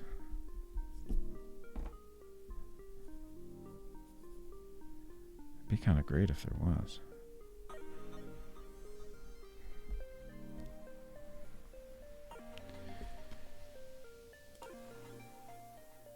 A pocket PC. Imagine, okay. What does a pocket PC look like? Okay.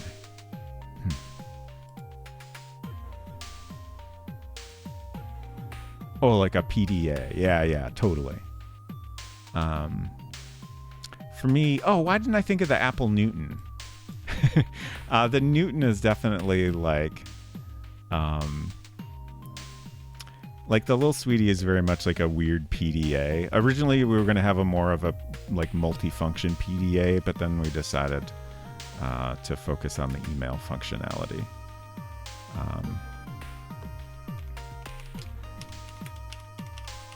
But for me, like, when I think of weird PDA, like, the Apple Newton is the number one thing that comes to mind. Oh, come on. A bunch. I googled person holding Apple Newton, and of course we get a bunch of Newton holding an apple, of course. But some of these are closer to what we wanted.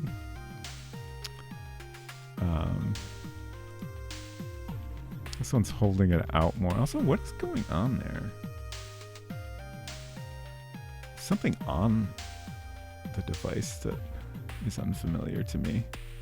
Oh, it's maybe got a weird case on it, I suppose. God, most of these are just...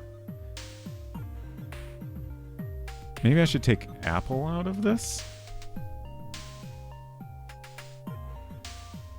People always talk about how Google has gotten so bad, but I generally have decent luck with image searches. At least being, you know, somewhat along the lines of what I'm searching for. I guess PDA is going to be better. Yeah. But these are all little. I want a big, chonky PDA, please.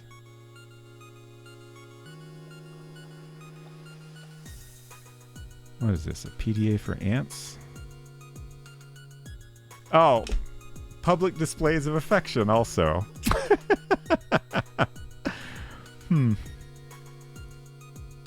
Oh my gosh. Google. You're letting me down here. Let's never forget the eMate. Yeah. The eMate I never was super familiar with. But it's basically, they took the Newton OS and made like a little laptop with it. That was like super durable. I shared a video on our Discord the other day. All right, I give up. About the Newton. It's a really fun video. And it talks a little bit about the eMate. Newton minus Newton. What if you type eMate? We could try.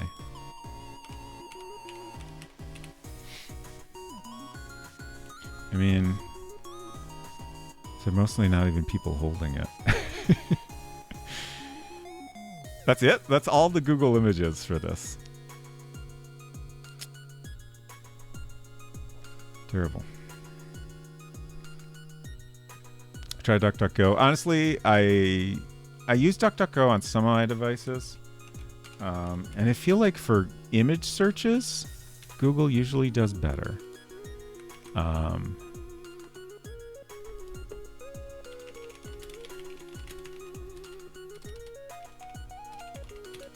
Like in my experience, DuckDuckGo with image searches is always doing the like this is a great example. Like it includes the word Newton and they're like, ah, yes, I'll show you images of Newton. And they just kind of like, they don't try to understand the context of what you're writing at all. Whereas Google seems to generally be a little bit better at understanding that, you know, I'm talking about the device called a Newton.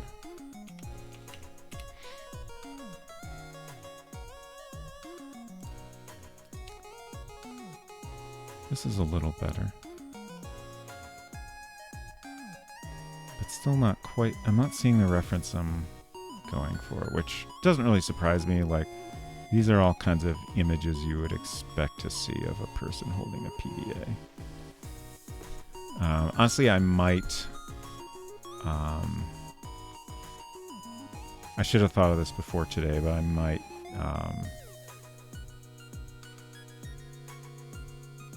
take some of my own reference photos with the help of Unsecret Crush.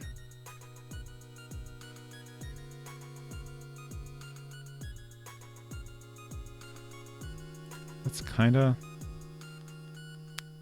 like, I want arm down more. Hello. Anyway. Hello, Mac. Good to see you. Hope you're doing well. Oh my gosh, Pixel Turkey. Hello. I saw your Go Live message earlier and I was like, what the heck? What are you streaming so early for? thank you so much for coming by. We're we're Google image searching at the moment.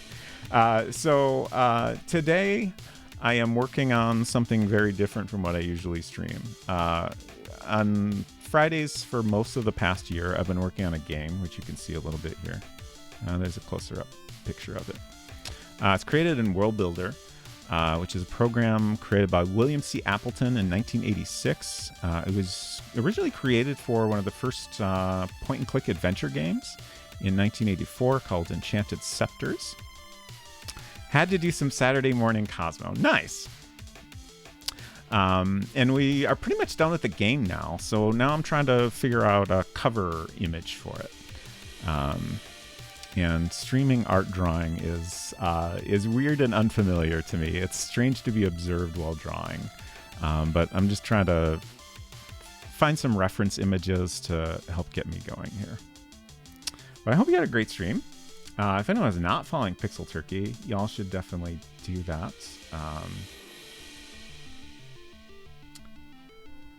She has been playing a lot of The Scoop, which is a very neat game that I think, like, the more I see of it, I'm like, I need to play this, don't I? It looks very cool. Honestly, there's a lot that reminds me of, like, PD Island and Murder Club.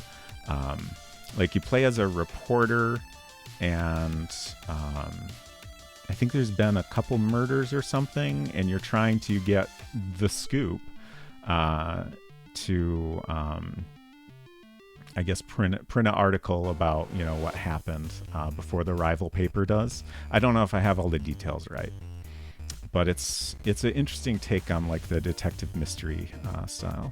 Right up my alley. Nice. Yeah, like, definitely 100% what I've seen of it seems like it is. A monochrome Apple adventure game? Yes. I grew up with a Mac. We got our first Mac in '86, same year that World Builder came out. I don't think we got it right away, World Builder, but pretty soon after that. And I spent a lot of time with it as a kid. So I thought it'd be fun to go back and, you know, both share the game and the game creation system, because it feels like a lot of folks are not familiar with it, but then also make a game with it and see what I can do with it many years later. Because I don't think I ever really finished anything, just kind of goofing around back then. I was pretty young at the time. Thought these sorts of games were all HyperCard. Interesting to know there was a different tool set available for making them. Yeah, like, HyperCard was definitely the much more popular tool. And that came out pretty soon after. So I think it just kind of, World Builder got a little lost in that. HyperCard was definitely, like, a more flexible tool, more advanced. But this was, you know, created, like, right at the beginning of the Macintosh, even though it took a couple of years for it to come out. So it's kind of an interesting piece of history, I think. And honestly, like, the creator of HyperCard, Bill Atkinson, like, he is in the credits being thanked for this, and I feel like there was, you know, some amount of communication between these folks happening, and I definitely think that World Builder must have inspired HyperCard in some ways. Unsecret Crush says, you gotta get the story before the rival paper, or before you got yourself. This is what always happened when I played it as a kid. Yeah.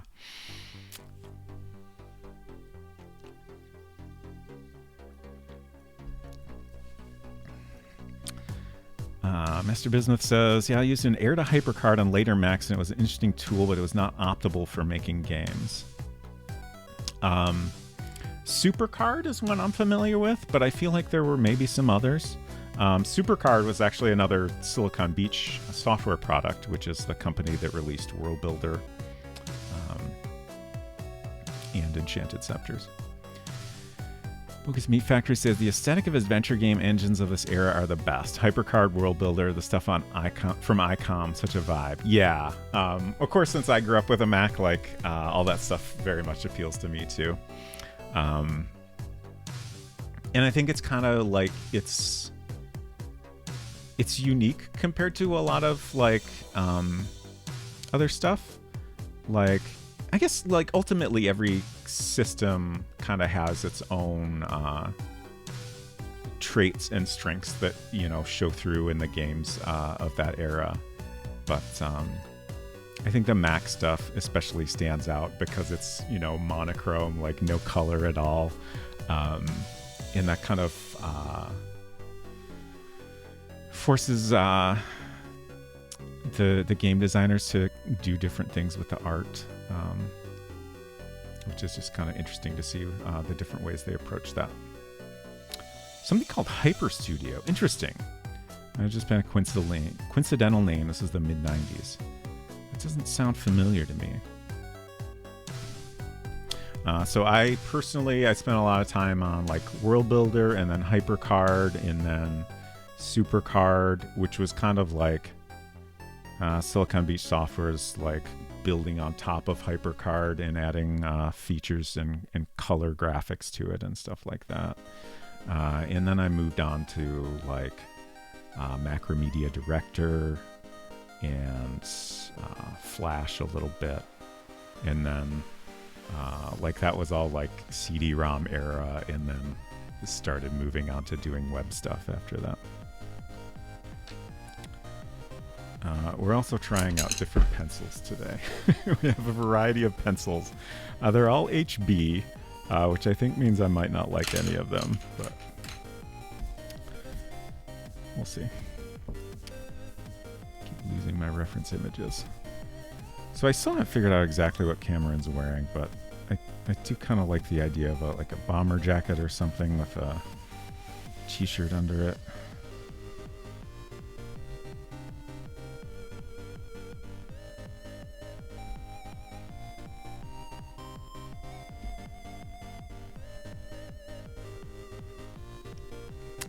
Grew up on the Apple IIgs, which also explains why this clicks with me.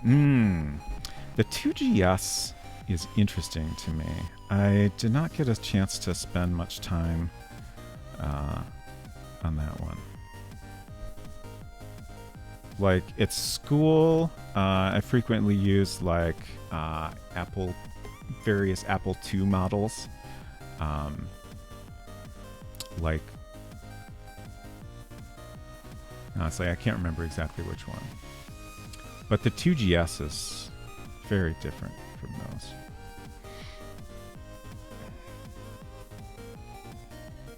Mine was an IBM household, so I only got to play with Macs when visiting the house of an elementary school friend. Nice. Yeah, I also had around, well, we were friends for a long time.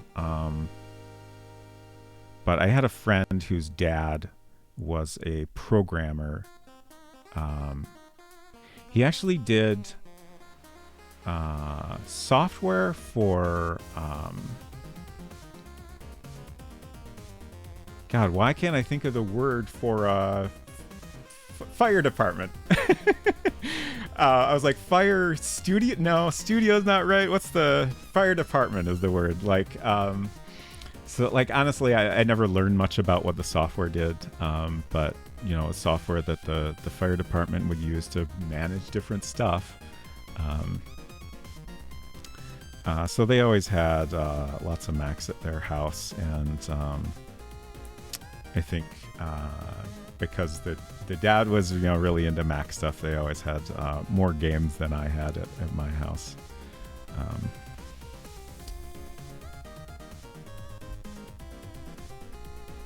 But that was always fun to go over there and get to talk to someone else that was also into Macs.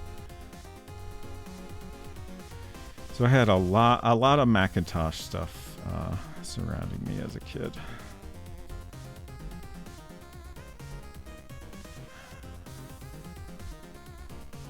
So there's Cameron, and then the bus stop is going to be in the background here.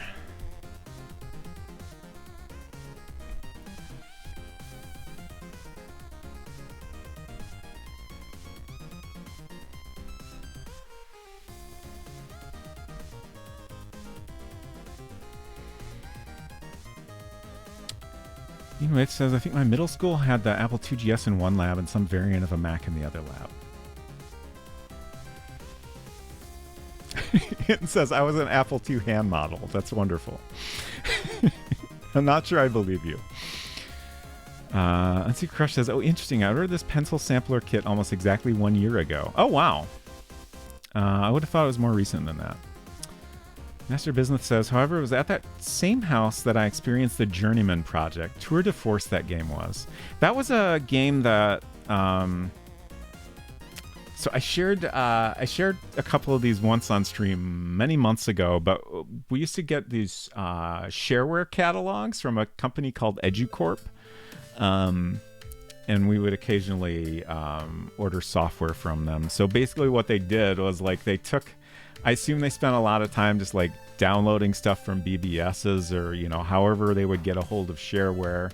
And then they would put it on a floppy disk and you could mail order a floppy disk. And they'd send out these catalogs that you could look through and pick stuff out from. And like they just charge you for like, you know, the service of putting all this stuff on a floppy disk, right? And of course for the disk itself. It was fairly reasonable, I think, and like the more you ordered, the cheaper it would be. But the Journeyman project, like there were always like nice full color ads for that one, and it always looked super interesting to me, but I never got to play it. Had a lab of Mac classics in my school. Shuffle Puck is one of the games we played the most. Nice. Also, hello B Squad leader, welcome. I played that one a little bit. In fact, I think I have that on my emulator, maybe? I don't think I've ever played it on stream, but it's a neat game. Also, an HP lead is the same as a number 2. Oh, okay. I'm reading the JetPen's Guide to Pencil Lead Grades. Okay. I thought they were different. This one feels a bit more like a typical number 2. Like, I mean, you can see a very... Well, it's maybe hard to pick up on camera, but like the other pencil, like it's a lot softer, I think, and just creates much darker, thicker lines. I can get a little bit thinner with this pencil. This office grade pencil. Shareware mixtape, exactly. I think I decided to get it because you mentioned wanting a pencil for sketching, and all I had around the house already were mechanical pencils, and it was probably in relation to world building streams. Would I have been wanting to sketch stuff on pencil then, though? But yeah, that sounds roughly believable. I feel like the proportions of things are not right here.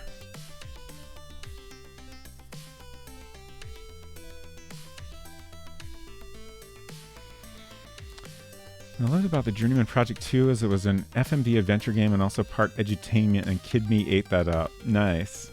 I didn't know there was like a edutainment aspect to it. Like, how did that come in exactly, if you remember? It seemed like it's a very sci-fi game, right? Series, rather. There's an American lead grade scale and a European one. Got it.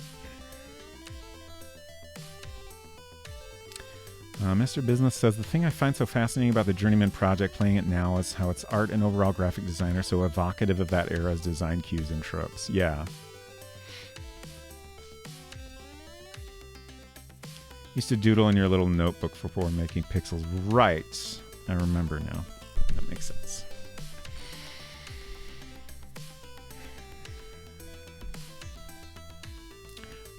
I'm trying to think, like, if we do show a little bit of the library over here, what would that look like? I guess we could fake it and show kind of the front of the building, even though that is not quite appropriate. So you could see a little bit of the... This is Graham Memorial Library, right? So you'd see a little bit of the Graham. It'd be kind of fun to get on the cover. And then maybe a little bit of the doors.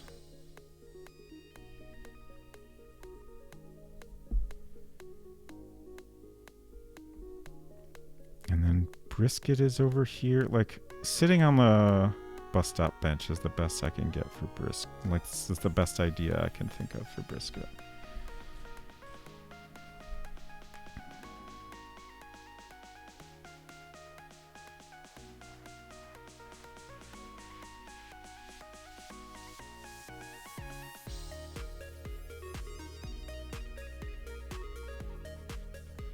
It's so long since I've done stuff like this. I'm like, what is the... I guess another thing is, like, I don't know that I ever had a great process for doing this kind of stuff. I think I would typically, like, do some little sketches like this and just kind of go through ideas in my head and then just kind of pick one, even if it wasn't necessarily the best, and start drawing it in more detail.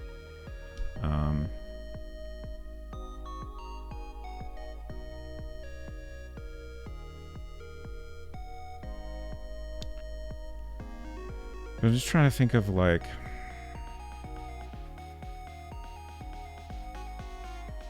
does it make sense to, like, I feel like this is what I want to do, but does it make sense to explore more significantly different ideas first? Or should I just go with what I think I like and then figure out how to make it the best that I can?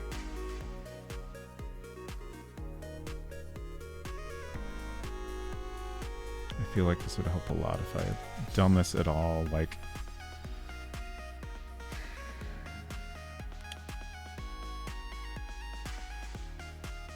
I'm trying to think if I've really even done this kind of thing, like drawing with a pencil and going through like a thorough process like this since college.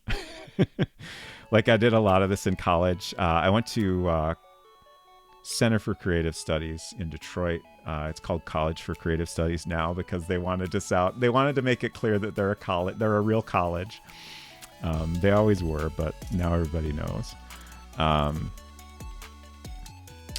And they, at the time I went there, were not big on computers.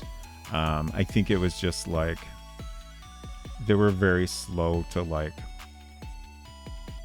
adopt that technology, and like a lot of the instructors were much more familiar with like what already at the time were kind of outdated processes of creating commercial art. I was in the graphic design program, and like we spent a lot of time like doing things like drawing letters by hand, creating layouts, like manually, like cutting things out on paper, like extremely like manual processes that did not use computers at all. And like already at the time I was in college, like people did not do things that way anymore. But so like, you know, I would do a lot of stuff like this in college, but it was never really like, you know, my dad brought home our first Mac when I was like 10. So, you know, I was basically using computers for stuff my whole life, and like this kind of like super manual process was never really the way I did stuff outside of, you know, scenarios like school where I kind of had to. I'm just going to draw another one of these. I got space for another similar size drawing here, so let's do another one.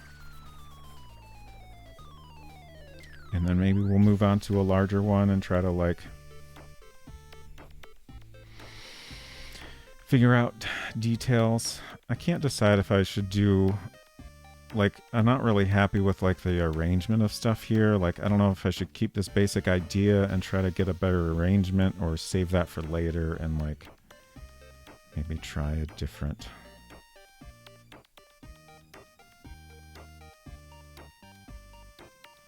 I guess ultimately, like this idea here, I'm trying to Let's see if that's actually on camera. This idea here was honestly the same thing. It's just flipped. Like, I just flipped it so we could put the house in the background instead of the less interesting library. And like, I think definitely a thing I struggle a lot with in art. Thank you for the follow. Good to have you here. Is like, if I have a thing in my head, it's really hard to flip it without like, you know, like I could literally flip the piece of paper over and trace it. But just like to do that mentally without a reference is tricky. So maybe I should just keep going the way I have it. And then later, if I really decide that it'd be better to have the house in the background, then, you know, I can literally just flip it and trace it. And then we have what we want. So I'll stick with this for now. I'm trying to think of how much space we want at the top for the title. Since that's not finalized yet, it's kind of tricky. But I guess the amount of space I have is pretty similar to how much space the Enchanted Scepters. Oh my gosh, another raid. Get Celius. Hello. Thank you so much for coming by. Hope y'all had a good stream. Oh yeah, you were playing the new Prince of Persia. How did you like that? I believe I've heard good things about it. I think I've heard very good things about it, but I haven't had a chance to check it out myself. Oh gosh, I'm very behind on chat. Master Business said, this was present even in Journeyman Project 1. The game required knowledge of geography to finish the final puzzle. It also just had a lot of detailed information about different time periods. Oh, that's cool. I have, for a while now, been thinking about streaming at least the first one of those games. And y'all are definitely making me think about that more. I think it'd be fun to do. Journeyman Project 2 had a sidekick quirky program who would give you historical information from the time you were in. Oh, that's great. I love that. So it was edutainment, but with a much cooler, more polished approach to it that was very first game first in its approach. Got it. Unseen Crush says, JetPens recommends the Stedler Mars Lumograph for art use. Okay, I'll try that one next. In fact, maybe I'll try that right now. Is that... Oh yeah, I got it first try. So this is the Mars Lumograph from Stedler. It does say... Well, it's got a period. I don't know what art number stands for.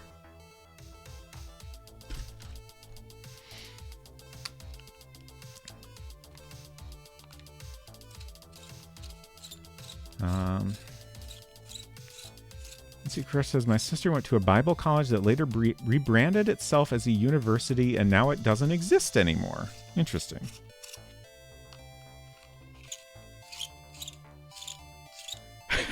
Hinton says, it sounds like your sister was recruited for something secretive that has since covered its tracks.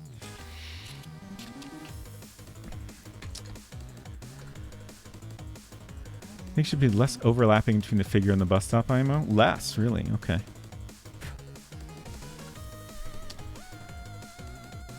Personal biases, I'd want the figure to be smaller and maybe facing away. Interesting. I don't think I agree with that. I don't think it's a bad idea, but like I was saying, like I want because we rarely get to see Cameron in the game, I want the cover to give us a better look at her. Maybe I'll try something that's more like, my original idea was more like this, where you could see like full figure. So I'll try, I feel like this is too spaced out, but I'll try to find something that's kind of in between. Because I do maybe like showing more of her there. Get Sally says it's a roguelike. My complaint is that the first boss doesn't have good tells on when it's vulnerable, other than it leans toward the modern Prince of Persia controls. Interesting. Oh, article number. Yeah. I saw art and I was like, oh, they're saying it's an art pencil, but then I saw the period and I realized it was an abbreviation for something. I just couldn't think of what. It's never sophisticated enough to understand different pencil types. Yeah, like this is kind of interesting. Like I'm familiar with different like I can't even think of what the typical like different ones are, but like to me, it was always seemed like it's mostly about different softness. Like if you have a very hard pencil, then you sharpen it and you get like a line that's going to be thinner and a little bit more precise. Whereas if you have a soft pencil, like when you press, like the graphite is more of it is kind of like, I feel like this isn't the best way to describe it, like crumbling apart more, like more of it is coming off the lead and onto the paper, right? So you get like a thicker line that's darker and not as precise. So ultimately you just you want a lead that fits well with what you're trying to do, and also just kind of fits your personal preferences. So I think, the biggest thing in choosing a pencil is just try some until you get something that feels comfortable to you. Then I took to drawing entirely with pen. I've never looked back. Yeah, that's like a valid approach too. I honestly tend to draw more in pen. But also, like, I haven't tried to like do a full illustration like this in a long time. Some of my instructors in school liked pen. Like, I think I even had one instructor that insisted that we use pen for everything, just as a way of like kind of forcing you to commit, especially when you're doing a sketch. Like, if you're drawing with pencil and you can like kind of erase things and like redraw things a little more easily, like with pencil it's a little bit easier to like draw lightly and then kind of darken up things as you're committing more. But like using pen kind of forces you to like just stick to what you're drawing, and if you're not happy with it, you just draw another one, which is like a totally valid process. Honestly, I think any drawing just comes down to a lot of like, you just redraw it until it looks good. My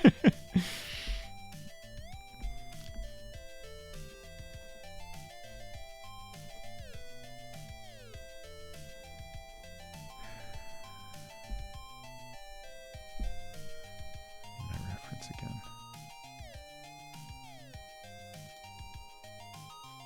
I used to be a fair bit more confident in my drawing abilities. I'm so out of practice. Like, a lot of drawing is practice, and like if you hadn't drawn in a long time, it's kind of hard to remember how to draw anything. But reference does help.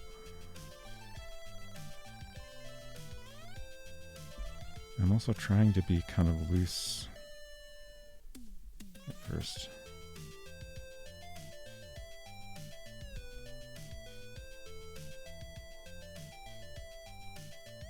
Maybe a little too loose, but that's okay. I'm not sure what her right arm is doing. I drew it kind of like at an angle here. This is the reference I'm looking at.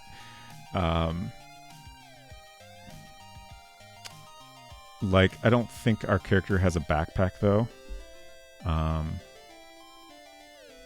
So yeah, I don't really know what this arm is doing. Maybe it's in a pocket or something. I kind of like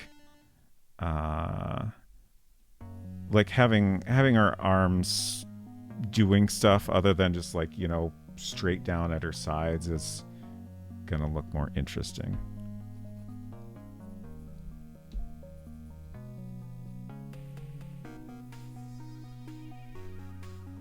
And then the other hand is holding a little sweetie, which is, for folks that came in recently, our game heavily features a weird little fictional email device called the Little Sweetie.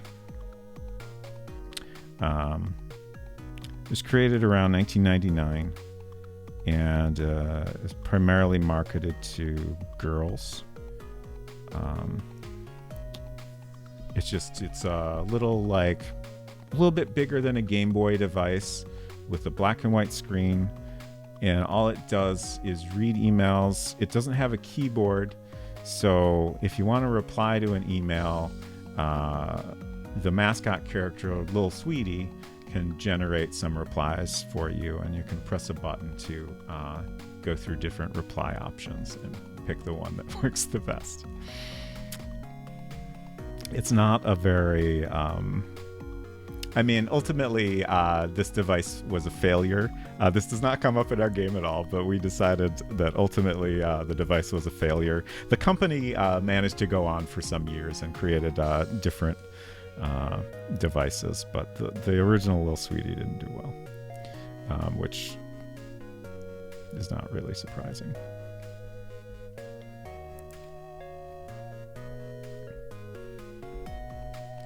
Let's see, what does Arcameron's hair look like? I need a reminder of that.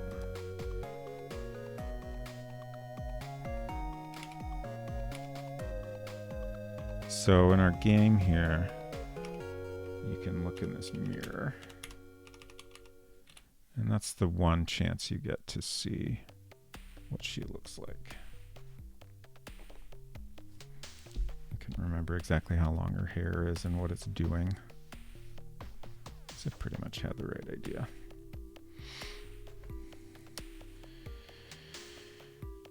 To be honest, I just kind of like the idea of the bus stop being a small focal point in a large area of negative space. Master Business says that's fortunate. Most of my art teachers wanted me to use a horrible brick of charcoal that crumbled in a way I could feel in my spine. Was not a fan, and for that matter, I'm still not. That sounds unpleasant, especially the way you describe it. I'm trying to think of other... I think I did some of that type of drawing. Hello, Eldorigan. Hopefully I got that right. Welcome. What was I saying? Yeah, I did some, I think charcoal sketches in, a life drawing class. But not something I used a lot.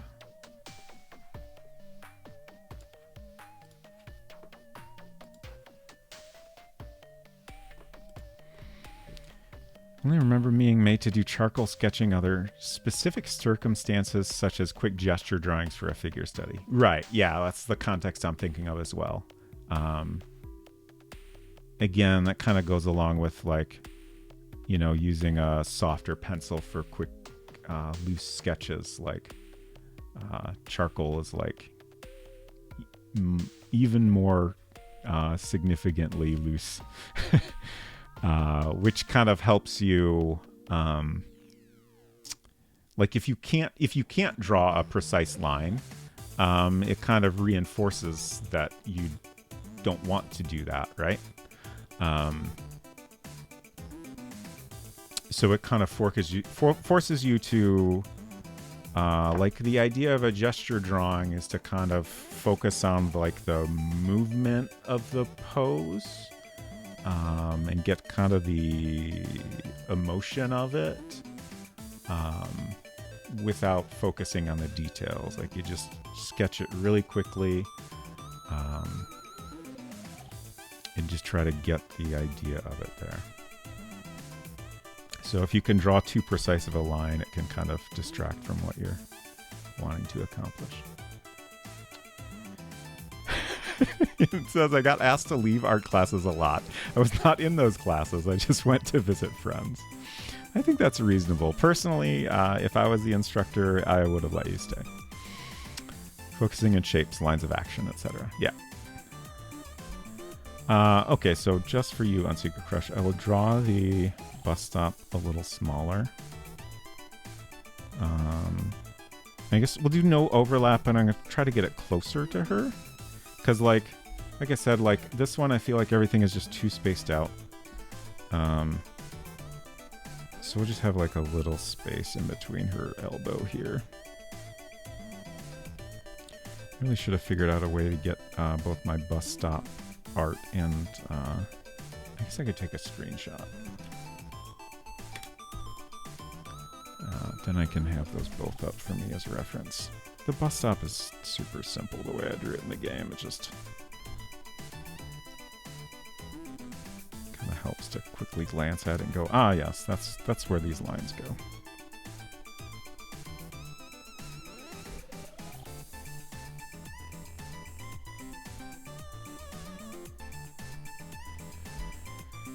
So, well, the way I drew this, there's a lot of space to the right of her.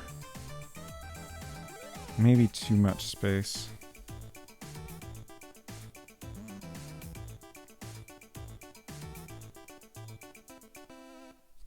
Like maybe if this is the composition, I want this to fill more of the box. Excuse me.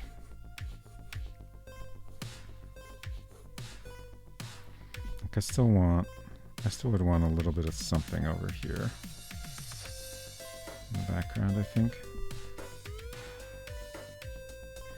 I'm trying to think of like what... Is there something else we could put in the foreground here?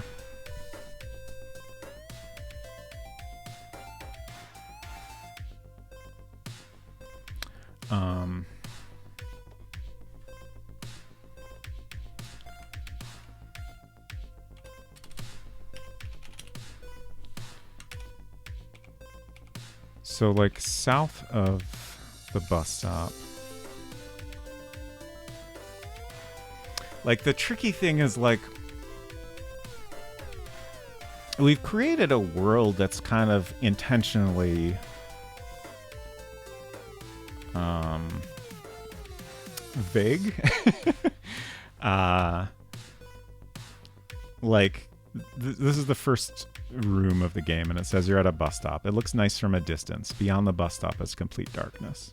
So like there's like the way I picture this scene as I've drawn it is kind of like this is dirt around the bus stop, and then there's like a little bit of like I guess I would say like poorly maintained grass, like it's not like it's kind of patchy, and then like it gets dark, and then like you can't see very far at all. It just fades into complete blackness.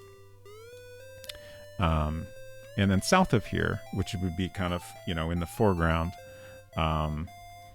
we have this storefront. And again, like this is just kind of dirt. Like I don't picture like much in the way of paths between these spaces.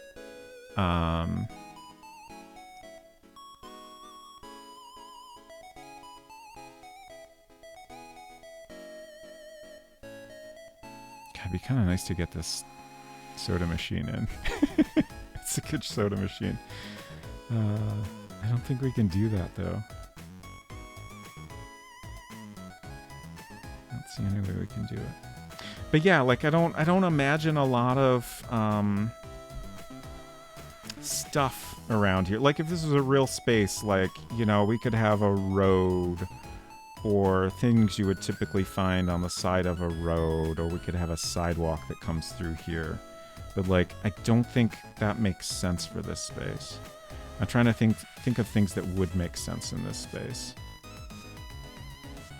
And all I can think of is just kind of like maybe some bushes. That's not very interesting. You know, they could help fill up space. But I'm trying to think if there's anything that feels appropriate that is a little more interesting.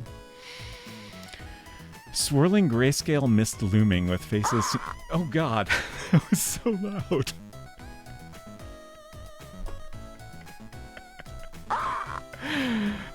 That's the egret. On this scene, the egret sound randomly plays, and frequently I forget that happens until I've just been standing here for a while. Also, just to be clear, the sound for me is louder than it is for you all. Yeah, that was in the game. At first I thought it was someone doing the egret command, but that was in the game.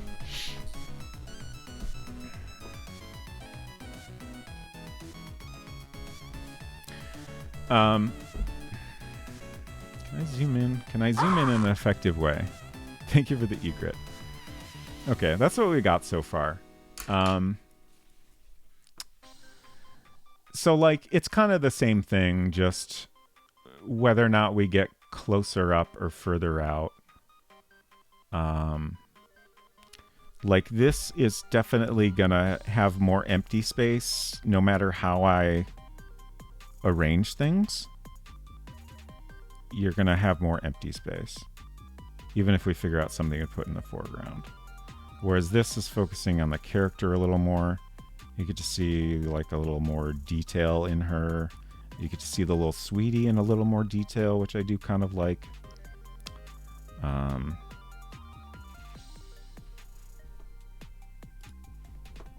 So just for fun, while I take a quick break here, let's do a poll. We'll say this is number 1 on the left, and this is number 2. And y'all can vote on which you prefer.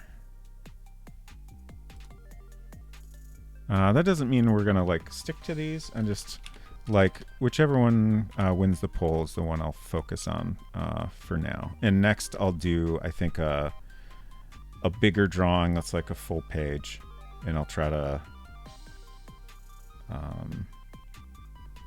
be a little more detailed, draw the figure a little more realistically and stuff like that. So I'm just going to do which one, and then 1 and 2 are the options. We'll do a 10-minute poll. And just so y'all can look at them, I'll leave it on the screen, and I'll just like mute myself.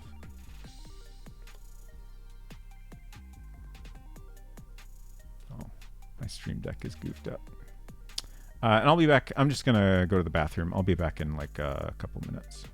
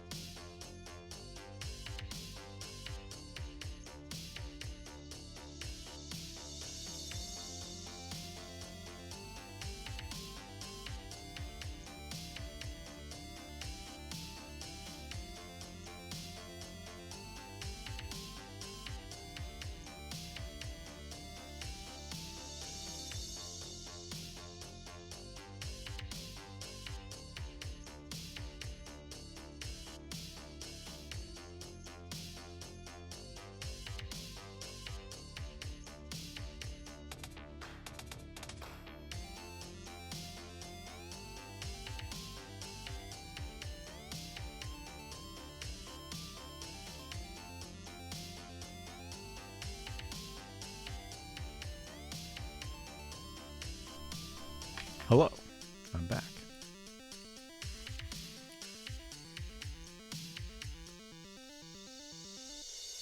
Poll still. Only one vote in the poll. Oh my gosh.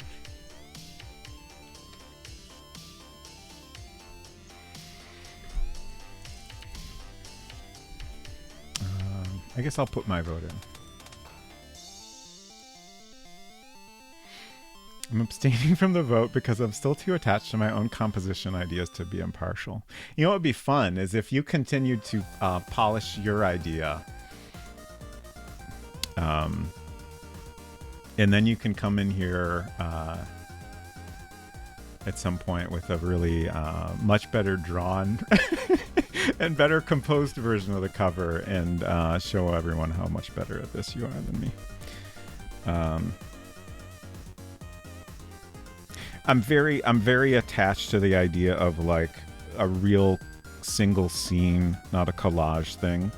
I 100% respect that collages happen a lot in like cover art and posters and stuff because it's a great way to show different things that are important to your game or movie or whatever and give them all an appropriate amount of attention. But I like this kind of singular complete illustration. And I want to try to do it, even if it's not necessarily the most effective. Larger character, Maximus. Yeah, another thing I was thinking is like, even just like aside from like composition, like I was wondering if maybe I should do some quick. I'll try to leave that on screen here. Some quick color studies. But like, I feel like with this smaller character, there's gonna be like this background, like that's all the game describes it as black void. I was thinking we would make it purple just so it's not, just to make it a little more interesting as a, you know, a piece of cover art. But then like the ground here, like I said, I'm having a hard time of thinking what we can do with that is interesting at all. So I feel like there's going to be a lot of like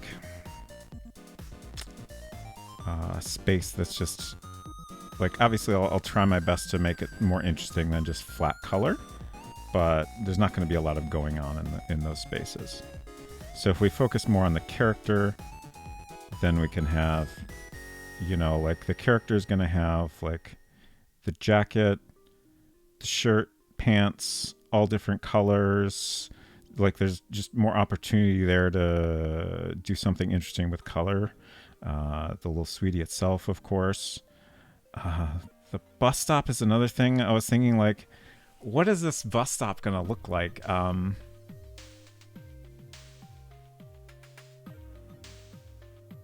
guess like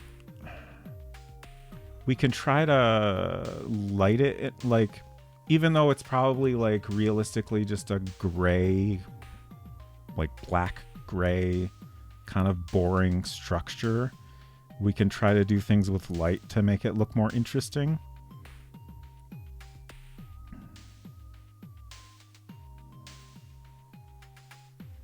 But yeah, I feel like the figure is like the best opportunity to make this interesting, and it did win. So, and then also like I figure like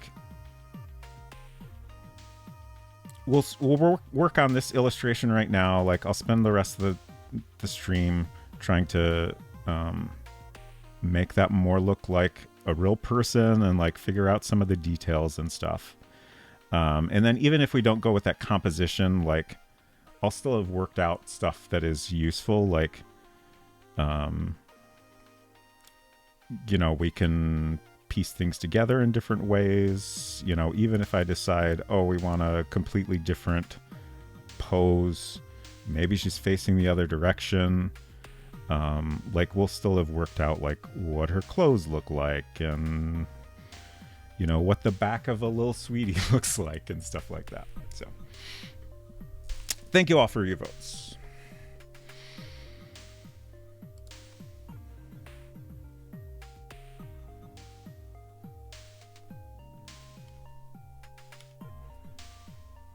I'm not claiming to be better than you at it, lol. I just have a different idea I'm attached to. Oh, I'm to be clear, I wasn't saying that you think you're better. I'm saying that I do.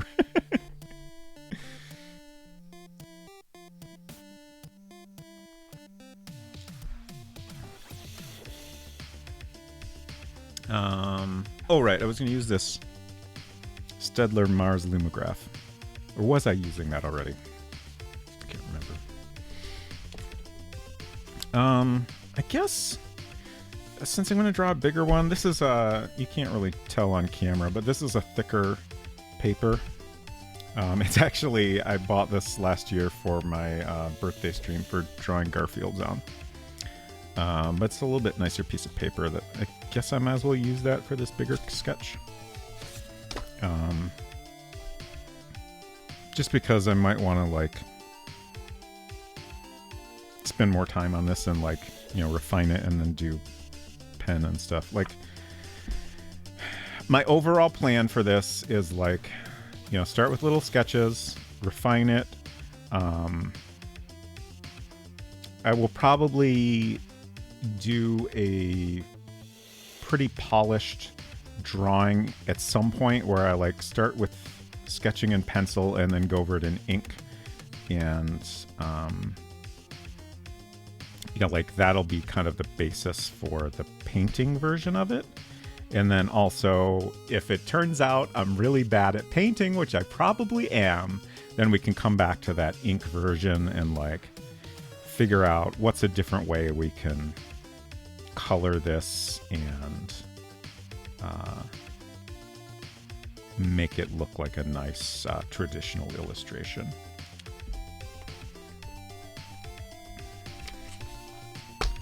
And then I've also like this is actually Unspeakable Crush got this from IKEA many years ago and apparently never used it. It still had film on the plastic part until today. But it's like a light table without a light. It's a bring your own light table basically. But she also got at the time this little light strip. It's kind of hard to turn on. I have the table flat, but just in case I need to do like tracing, which I think like as we get further along, I'll definitely want to like iterate and fix things. Since we're not using computers, tracing things on a new sheet of paper is a good way to... It's like adding a new layer in Photoshop. Good night, 6-7. Thank you for hanging out. Good luck solving this puzzle. Thank you. Probably the most difficult puzzle in the game, frankly. Ironically, the old light box I used in school is probably better than that. It could be, but I don't know. This is kind of nice. And it's adjustable. Like, I feel like that's useful. I decided I'd start with it flat because that lets... that gives the camera a better angle, but if I need a different angle on it, then I can lift it up.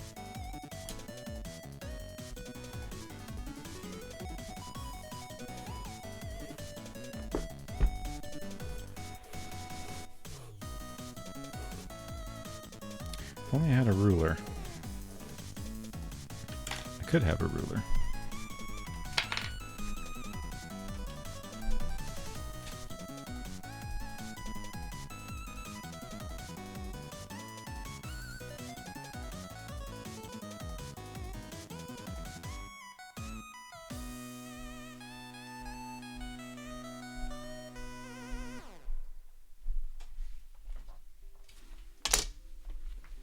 Now I have a ruler. This doesn't need to be perfect, but we might as well draw straight lines if we can, right?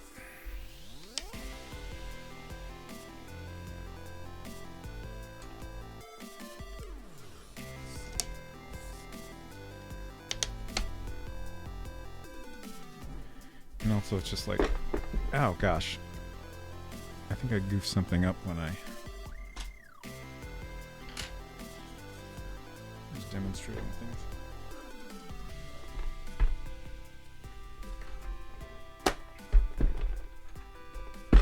things. Was it always like that?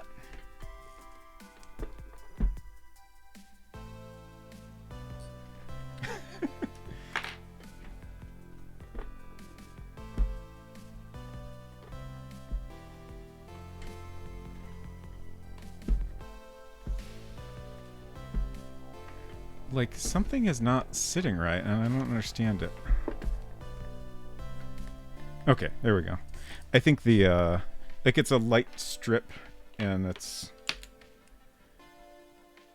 with it fully flat, it's kind of hard to get it situated right. Sorry, I would have voted, but I'm knee-deep in Space Train. Well, what would you have voted, Silver? These were the two options. Basically, you're just choosing closer up or further back. Podcast time, yes. This is the intro for podcast that Silver and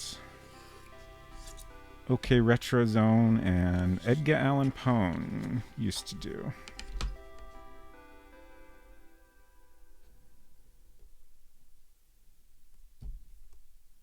Closer up is much more modern style. Always have character center and forward. Further back is more classic. That's an interesting feedback, and I think very valid. I hear an Unsecret Crush. What you got?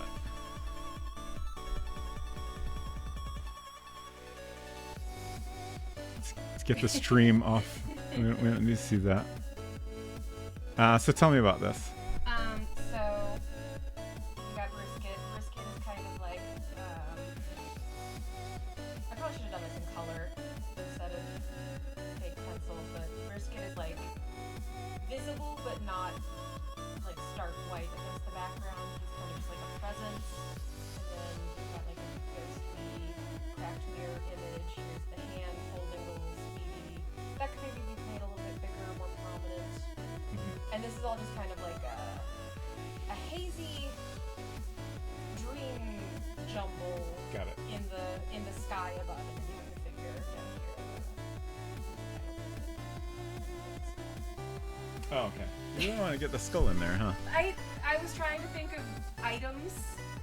That's fair. And We could put a skull on the ground. I figured A little scully down probably here. didn't want to put too many things in the box art that are basically like puzzle solutions, like the plant or what have you. Right. That is fair. Also, I feel like your next revision of this is just going to be brisket. Brisket's pretty good.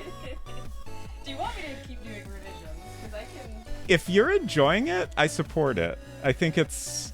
I'm enjoying seeing what you're coming up with. And it's nice to have another perspective, even if I don't necessarily agree with your approach. Okay. I wouldn't say I disagree with your approach or anything. Sure. It's just I don't think that's what I want to do. Yeah.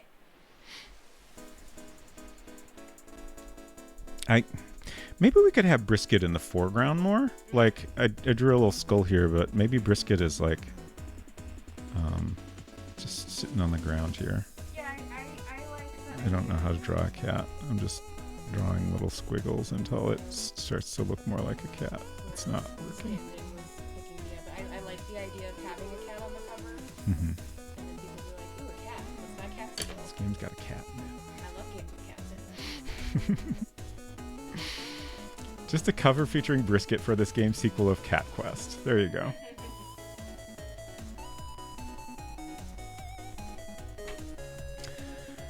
Silver says to Unsecret Crush, your style reminds me somewhat of the Dark Pictures anthology covers. I really dig it. I think I can picture what those look like.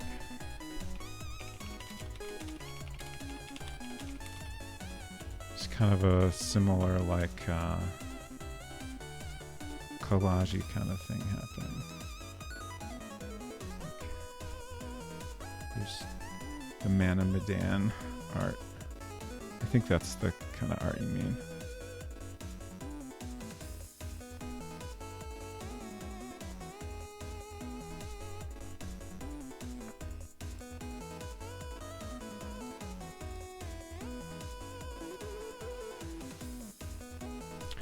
Okay, get rid of some of these lines.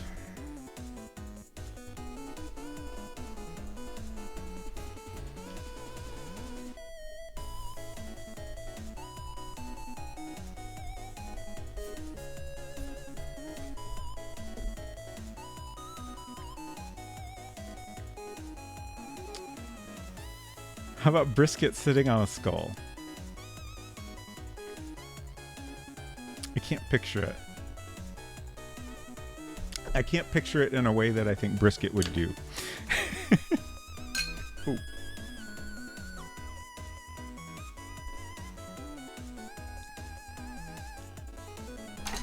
Ah. Corey 2 in a way, it's kind of aping the style of 80s movie posters I was thinking of too. Yeah.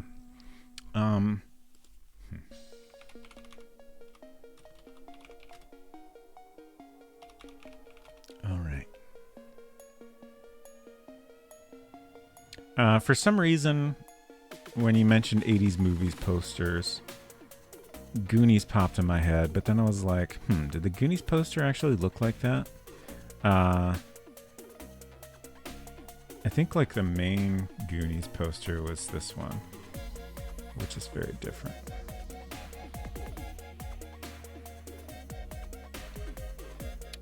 What's oh, I didn't mean to go to Amazon, but okay. I'm trying to think of what's a really good example of that. But nothing's coming to mind at the moment. Wrong button.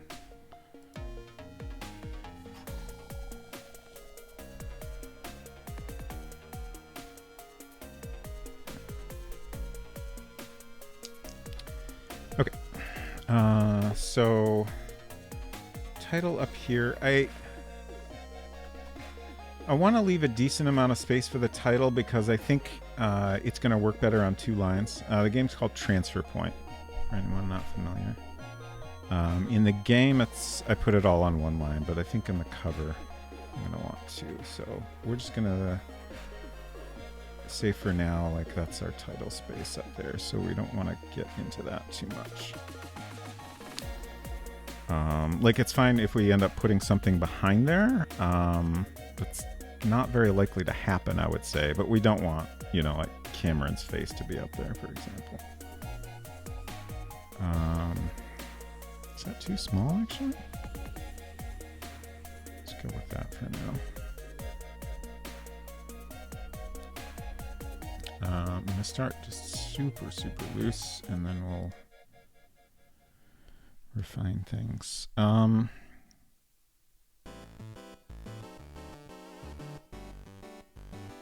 Yeah, I think I'm going to have her... Like, I always kind of pictured her looking down a little bit, and now that I've drawn her holding the sweetie and kind of looking down at it, I'm like, that makes sense. Like, maybe she's kind of glancing off to the side or something. Just kind of, maybe something caught her eye, but she was using the little sweetie, so like her head would be pointed down at it. Unfortunately, I don't have a reference for that, but we'll get there.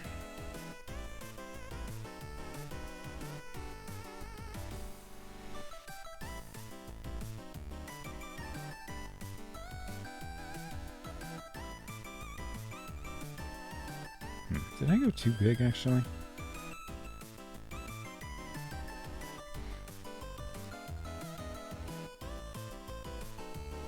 Cameron is addicted to her little sweetie that gets hit by the bus at the end. Oh no. Tragic end.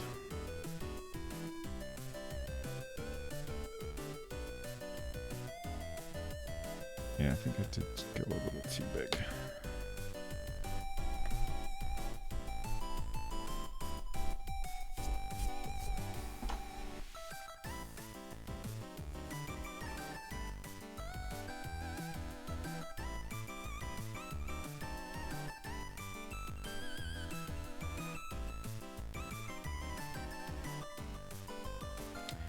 I think it might be time to figure out what this hand is actually doing.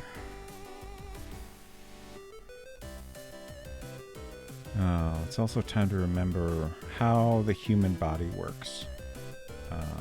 Let's see.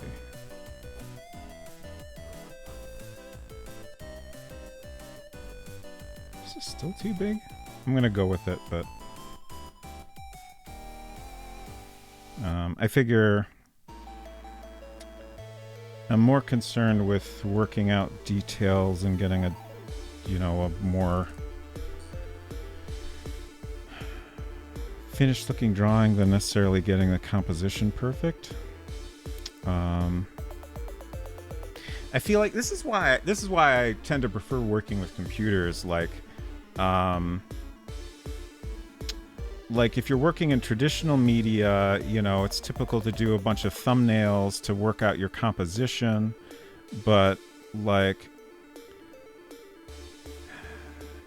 for me, it feels hard to figure out the composition without knowing the exact details of how this figure is going to look. So I want to work out more details of that and then adjust the composition. Because for example, how exactly the overlapping here works with Cameron and the bus stop in the background. The way that works out best is going to depend on the details of how exactly is her arm positioned and stuff like that. But it's something we can solve with just revising things over time. So I got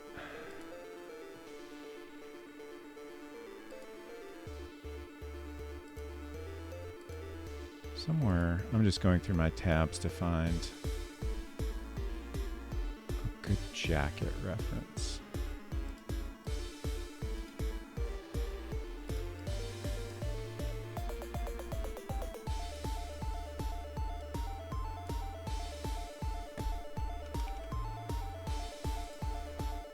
Hello.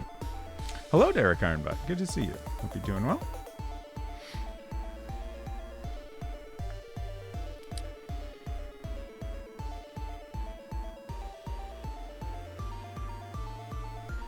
So I'm thinking kind of like a bomber jacket with the sleeves pushed up a little bit.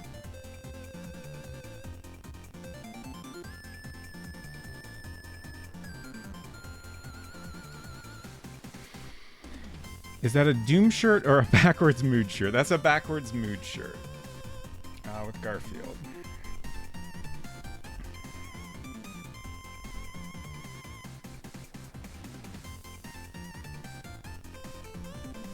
So the jacket will come down to here.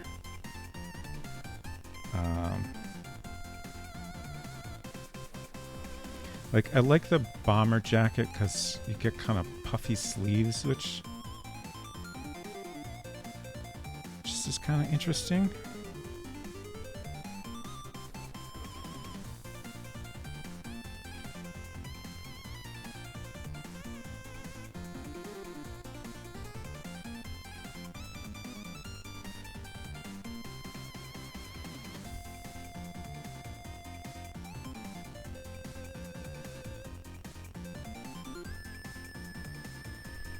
So, what is this? I suppose this hand doesn't necessarily have to be doing something. It can just kind of be if the idea here is she was using the sweetie, she's holding it in her left hand and she was using it with her right hand, but then something caught her eye, so she's kind of moved her hand away. And she's looking off in the other direction. So this hand could just kind of have a kind of a loose pose, she was pushing a button, but she's moved her hand away. I feel like that's not a bad idea.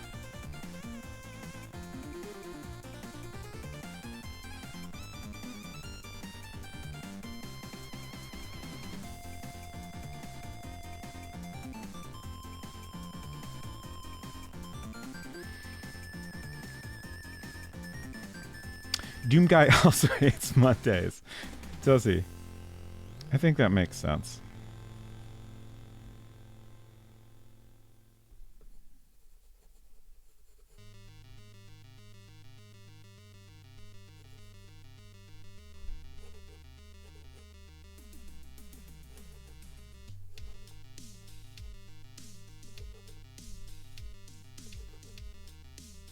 What does the back of a little sweetie look like?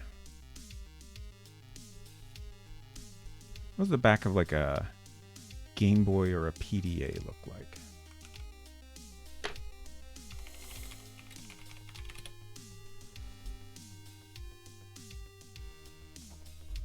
So a Game Boy, like, it's got these lines. I kind of wonder if that was done to make it a little bit easier to grip. Because, like, if it's smooth, it's gonna slip out of your hands more easily. So I think that makes sense.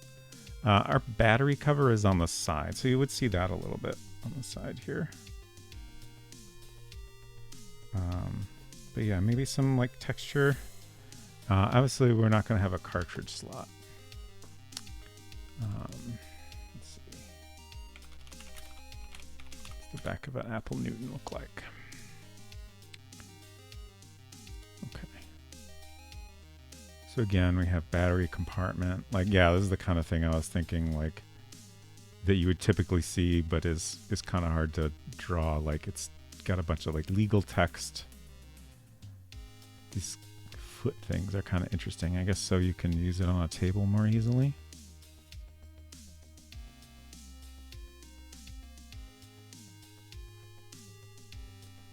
Let's see. Someone mentioned a pocket PC earlier. Let's try that. Yeah, not very interesting.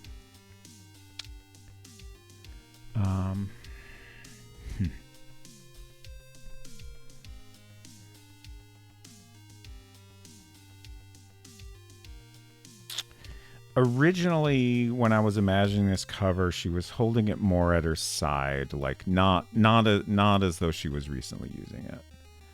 And I thought holding it up might look more interesting from like a pose standpoint, but it is giving us a less interesting look at the device. And I'm not sure which is more important. Dare not look at the back of my devices. It's probably for the best. Some things were not meant to be known. Would love a little sweetie had a cartridge slot, but was too unsuccessful for anything to ever get released for it.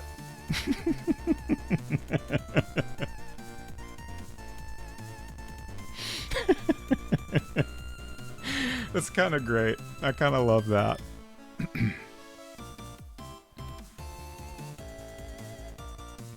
Maybe the development of the little sweetie kind of mirrored our process of creating it. Like, maybe it was originally going to be this like amazing multi-featured device. You would be able to buy software in games on cartridges, but like as the development went on, they had to cut out a lot of features and eventually decided to focus on email. But they kept the cartridge slot, thinking that, you know, they can still add all the functionality later, but, you know, get it released first, and then add the functionality later with cartridges. But then it just sold so poorly that they just had to abandon that plan, and no cartridges were ever released. I like this idea.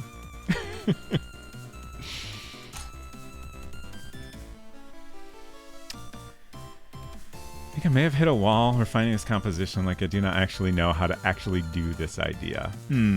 Yeah, that's, I think, tricky with like that kind of like composition, like figuring out how to like actually blend the different things together.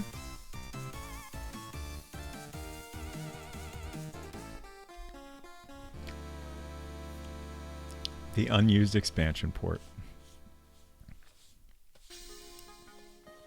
Do you think there's a Wikipedia article on devices that had expansion ports that were never used? I feel like there's gotta be a bunch of those, right? Or used very little at least.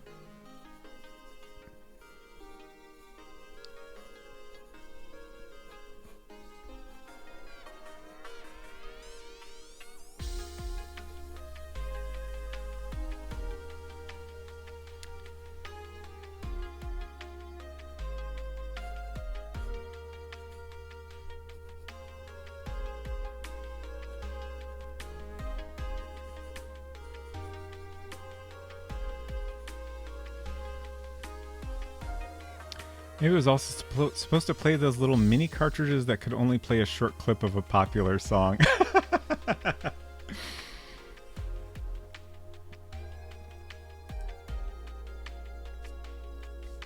That actually, that fits very well with the demographic. So I think that makes sense.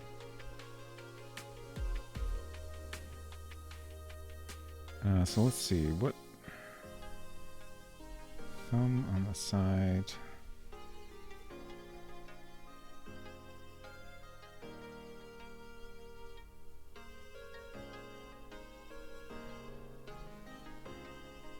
I'm definitely going to want to get some like good reference images of like what exactly this hand would look like. And preferably like all of it. What does all of this actually look like? I just feel like I'm gonna be able to make something that I'm much happier with if I have good reference to work on. That'll like, you know, I don't need a picture of, you know, someone that actually looks like Cameron. I just need a picture of a human, and then I can, you know, adjust proportions and things like that.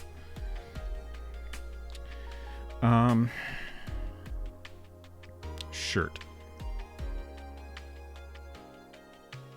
I was thinking about this before, like, so the scenario we've set up in the game is that she's at home.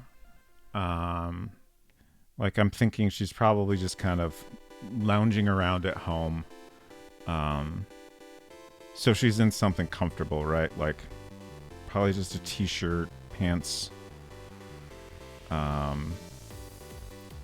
But then she gets in an argument and storms out. So she grabs her jacket on the way out. But that's pretty much it. Like, she's just wearing comfortable clothes under the jacket.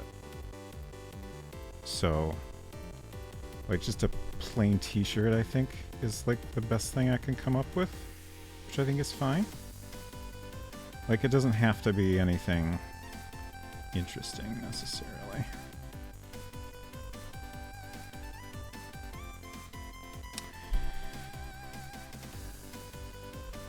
.3DO had a slot that was going to be for the M2 3D accelerator, and a prototype was made but never released. Hip clips? That sounds kind of right.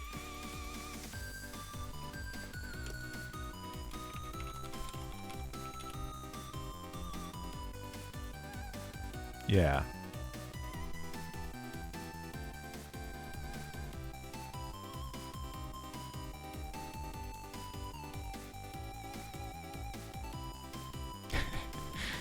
Oh, hit clips. Yeah. Hit clips. Hit clips didn't make any sense, but they paved the way for the future, says Sam Valeros on iHeart.com.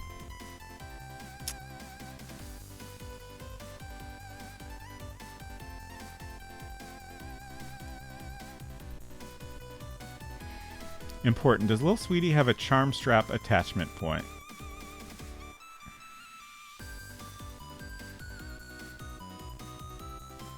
I'm trying to remember if that ever came up. That feels like something we might have discussed at one point. In the game, we see... Well, we do see a tiny little drawing of it on the ground. Do I have it in my inventory in this? But yeah, I think it should, right? It's gotta. That's super important for, like, how this is marketed. Okay. So we can drop the Sweetie. So that's what it looks like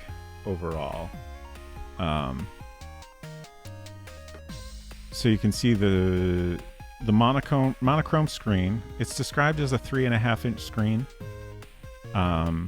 It's got the buttons underneath, which we can see in the game. It's got the battery cover on if you're facing it on the right side. And that's like, those are all the details that we ever worked out. But I think some kind of charm strap, maybe on this side, like bottom right side. Like, it makes sense that you want your charms to hang down from the bottom, right? So that'd be over here.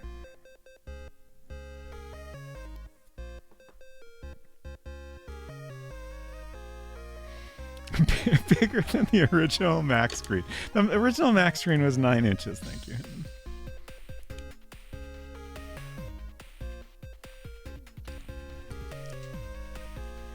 3.5 screen, like the original iPhone. Was that 3.5? Like, honestly, 3.5 was just the thing I typed in the game. I don't know if it actually makes sense. I can't remember if I ever like put more thought into that other than just picking a number. I'm trying to look around for like what's a thing I can use as a comparison.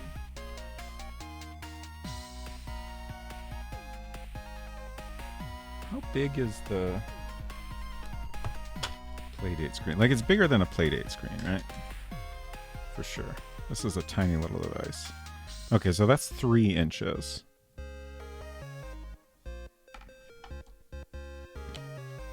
But I feel like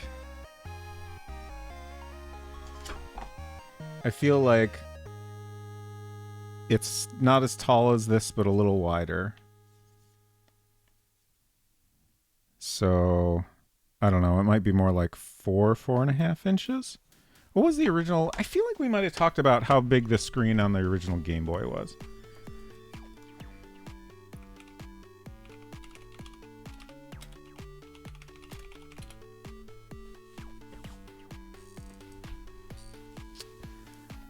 Centimeters. Google says the Game Boy Classic was 4.7 by 4.3 centimeters, which is not what I'm after.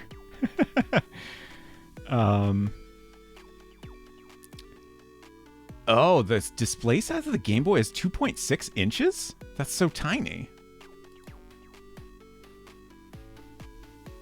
3.5 is probably a realistic, like, you know, even if the device is big, the screen itself is going to be kind of tiny back then. Gonna need full specs: resolution, grayscale, bit depth, display connection type, contrast ratio, refresh rate, etc. It's definitely a monochrome screen. Black and white pixels only. Centimeters, get out of here. This is America, exactly. Okay. We're getting somewhere, at least. This is becoming more recognizable as a human being.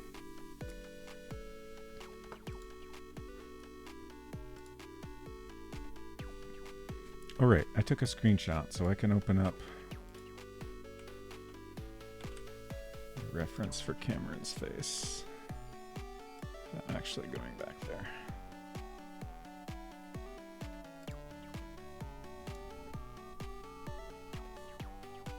Oh, I just realized I've been drawing her hair. Like, her hair's kind of messy, but it's in the mirror. Like, there's kind of a part on the left side, and like her bangs are kind of swooping off to the right, but it's mirrored. So I guess I should be drawing opposite of that. If it looks weird, I'm not opposed to having it not quite match up, but I'll try to have it go that way.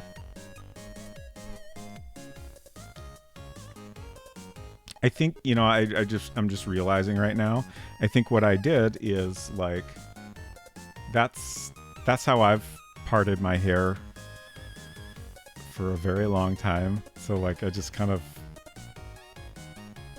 did it the way I'm used to seeing myself in the mirror.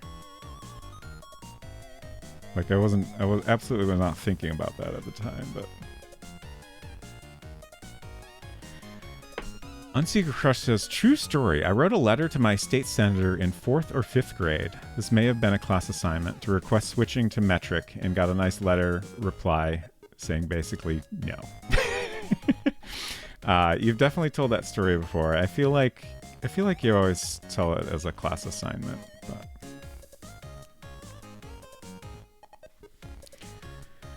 artists never cheat things like hair sweep direction. That's true.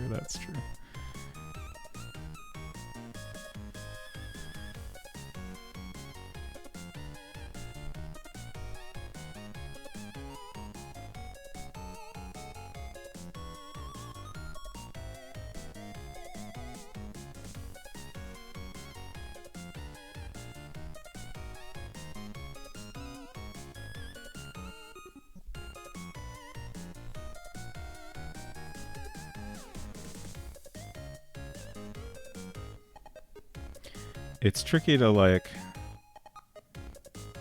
have to think about this hair in a more three-dimensional way. What does this haircut actually look like? I guess we do see we see a lot of her ears.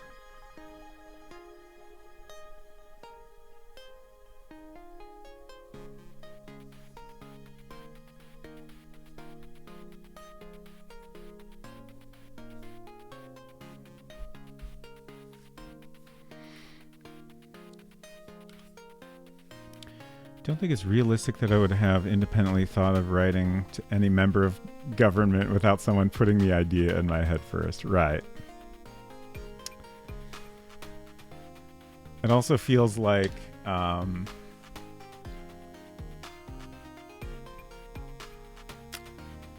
it feels like the kind of assignment a certain type of teacher would come up with, right? Like, yes, I can introduce this idea to my students of, writing a letter to the government to tell them how you feel about something. And then also, I can get all my students to write to this particular person about a specific thing that I feel strongly about. It says, I also propose that the U.S. adopts a 24-hour clock and writes dates in the day, month, year format. Day, month, year? Not year, month, day? I'm a strong supporter of year, month, day. But honestly, put them in an order that makes sense. Like, I understand that we write our dates in a way that people naturally say them out loud, and that's how we got there. But I think writing them should generally happen in a different order.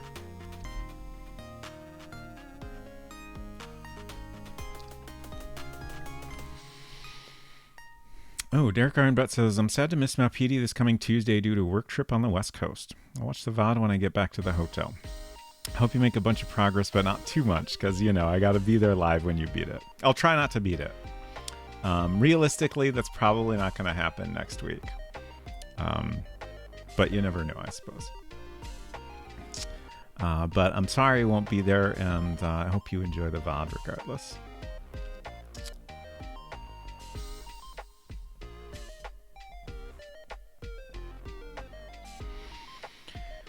Unsecret Crush says, I believe we were introduced to the metric system, and the teacher was basically like, isn't this so much easier to calculate things? And we're all like, oh my god, yes. And then he was like, okay, guess what? You can ask the government to do things. That's great. We should all adopt the unsortable SAS date format? I don't understand what that is, Hinton. Okay, so now we gotta put legs on this person, I guess. I need my person walking towards the camera reference again. I really need a better reference.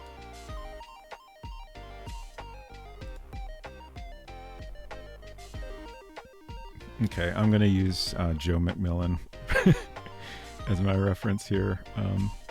I feel like his pose is the closest I've got to what I'm trying to draw here.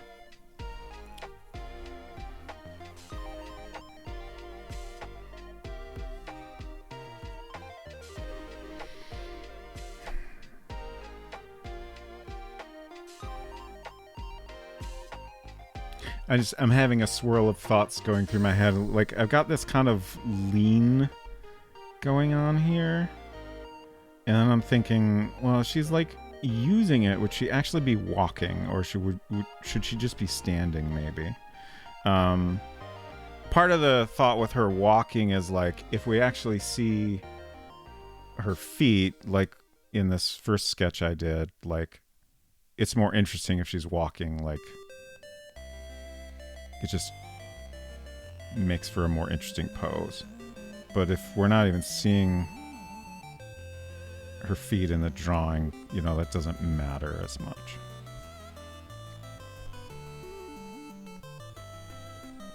And I'm struggling with how to do any of this.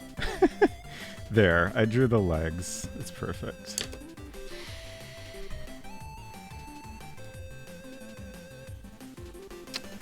Robot's friend says, year, month, day with dashes, day, month, year with slashes. There are many options, but switching those is wrong.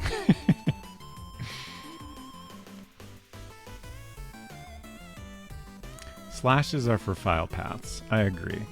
Personally, I like year, month, day with dashes. Generally, if I'm putting a date in a file name, which is honestly the way I rate dates the most often, that's what I do.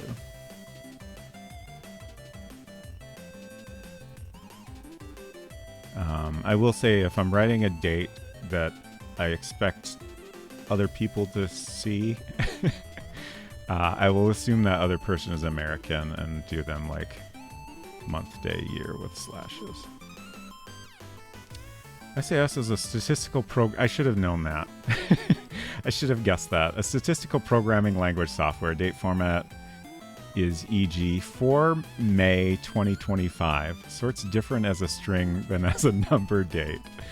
That's fascinating.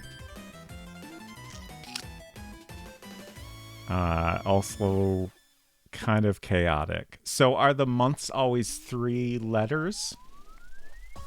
Or do you write out the full month?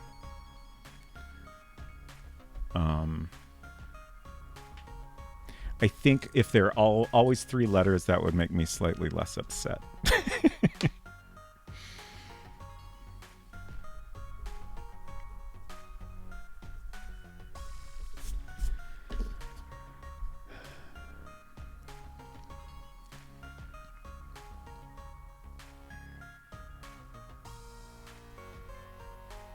You know what this leaning pose reminds me of? A Nancy Drew book cover. You're right.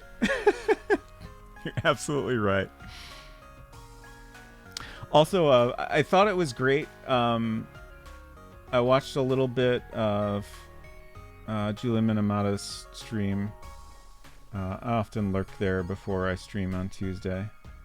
And she has also pretty much wrapped up her game, the Crimson Diamond. So she started working on like similar kinds of like illustrations. In her case, I think it's like, you know, stuff that'll be used on like Steam or whatever. But she was looking at, she had a bunch of old Agatha Christie novels that had really good, like, I think they were probably from the 70s. Just interesting illustrations and like very like typography of that era. But yeah, I thought it was funny that she was doing similar stuff at the same time.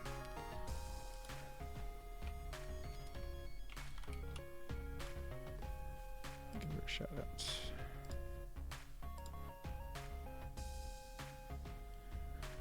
Oh, month, day, year with dashes? That's wrong. That's so wrong.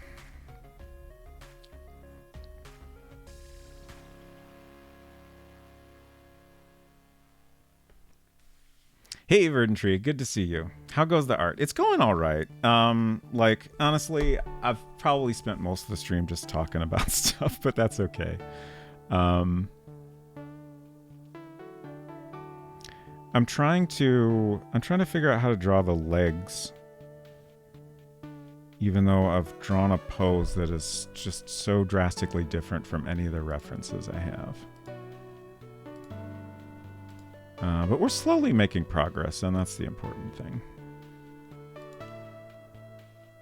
I'm just going through my tabs here to see if I have a better reference for what I've actually drawn. I don't think I do.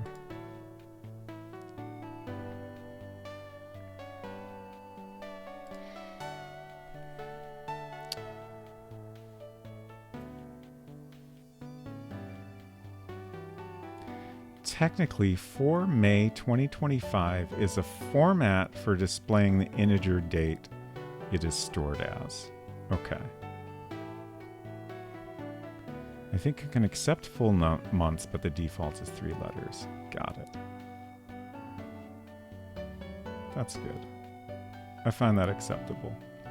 Actually, it's not strictly an integer now that I think about it. Okay. Fascinating. I'm curious to know more, and also I hate it and don't want to hear about it ever again.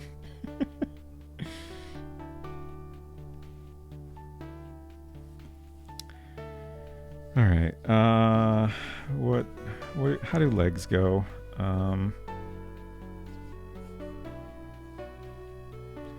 Like, I'm trying to like picture this pose that I've drawn, and like I guess her weight is on this leg.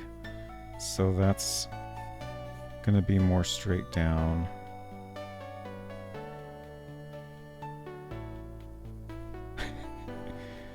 Oh gosh. Also, another thing is I haven't figured out exactly what kind of pants she's wearing. So I don't really know how to draw that at all. Also, like, I don't know, I guess I could picture kind of a baggy shirt. But what length? I don't know.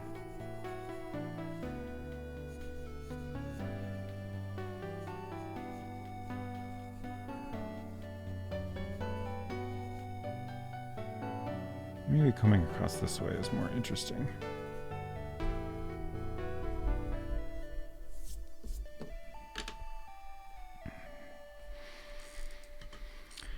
It's an integer by convention, but the storage type is technically numeric, which can be anything.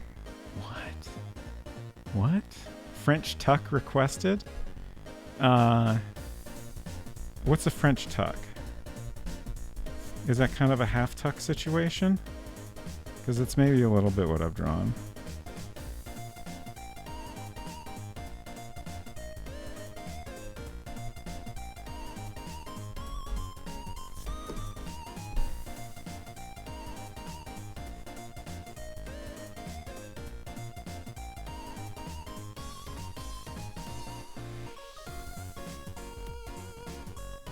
I'm seriously so drastically out of practice for drawing people.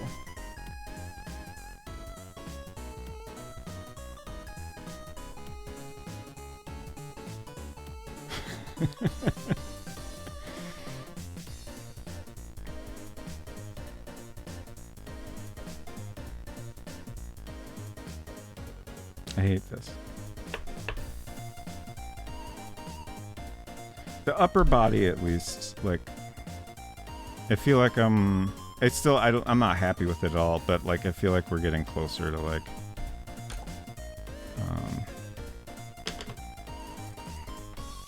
oh, sorry about that. Just working out details that will be useful later. I'm gonna draw just a little bit of the bus stop in the background because that's easier. A Nathan Drake tuck. Okay. I don't think I've ever heard that called a French tuck, but now I know.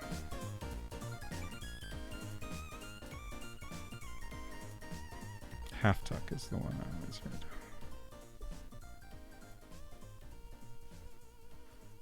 Have you formed any opinion about pencil preferences yet? This one's not bad. The Staedtler Mars Lumograph. It's fine.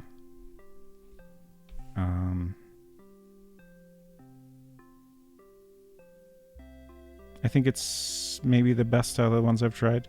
It's a good sketching pencil, for sure.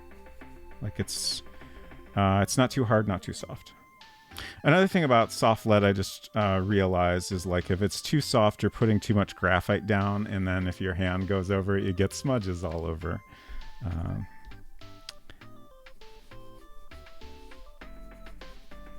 Which I'm not a fan of.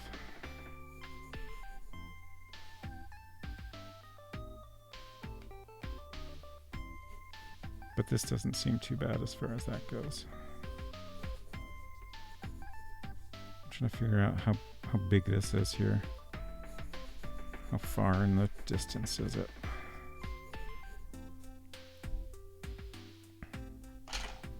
I've got... Oh, I was going to do this early on in the stream, but I kind of forgot about it. Like, I don't know if it comes across exactly how crowded this table is right now, but there's a thing I could do. I got a special option here that I don't normally use because it feels weird. But I'm gonna switch. I use an iPhone as my overhead camera, and normally it's on the wide lens, which gives a nice shot. When I switch to a close-up, that's the telephoto lens. But we got another lens in this camera, and I'll let you see a little bit more. So this is the ultra-wide lens, and you can see now that I have very little space for anything over here. You can't see it, but I had to put my keyboard off to the side here. It's very crowded. Also, this is the first time it's ever been on camera. This is a hamper that I keep my drinks on.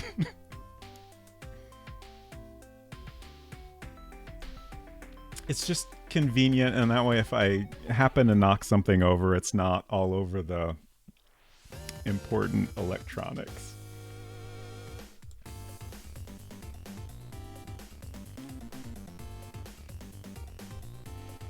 Rocking a Staedtler HB right now. Nice. That's the same thing I got.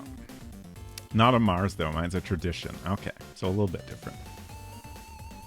I also have a Staedtler Norris Club Jumbo. Okay. So this is precisely why I asked you if you needed the light box setup for today.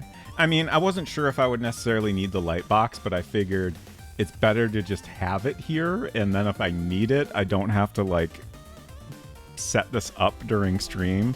And also like I'm gonna have to work this way. Also like it brings everything up a couple of inches, so I don't have to hunch over as much when I'm drawing. So that's useful. So even though it is cluttered, I don't think it's bad. Finally, the TV remote is revealed. Yeah, we have a TV. This whole room, it's quite small. But like there's 1.5 feet space behind the desk. And then there's a dresser with the TV on it. So that's what Unsecret Crush is using when she's playing like Genshin or another PlayStation game. I've used it occasionally. Like maybe King's Quest 2015 was the last game I played on a PlayStation in here. But I mostly do the computer games these days.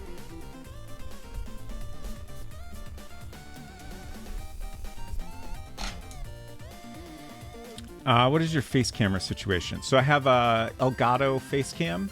It's their original one, if you're familiar with their whole lineup at all. I'm a little bit tempted by their latest one. It's basically a new version of the same.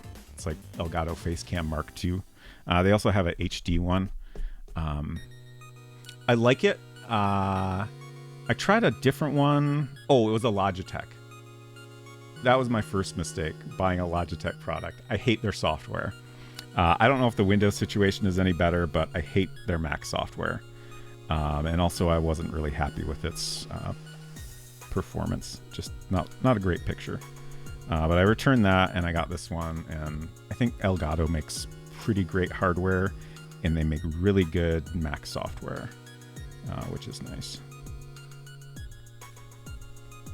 And it's a decent camera. I definitely don't have any major complaints with it. I would love if it was like a little bit higher quality, less grainy in low light. But with our, we have a, I'm trying to think which exact product name is it. Elgato Key Light Air? Maybe. It's just a relatively small light that helps brighten things up, and just without that, things would be very grainy.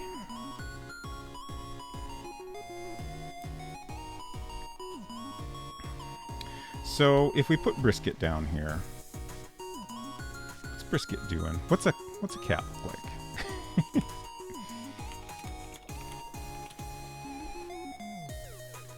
Let's look at cats together. I'm picturing a pose kind of like this one. That's a good one. That's probably not. Honestly, let's be real. Brisket probably sits like this a lot, but never in front of someone else. Certainly not on camera. Brisket would not wish to be seen that way. So they're very proper when they're in the presence of another person. Like, this isn't bad, but I feel like, I guess we could just do something kind of like that, but with the tail kind of coming around the side or something to make it look a little more interesting. That's where dirty towels go, and also where drinks sit. Exactly. You have the same remote, but maybe not for much longer. Interesting. Yeah, it's a Panasonic TV. That used to be like our main TV, but many years ago, we got a different one. We got a nice LG OLED TV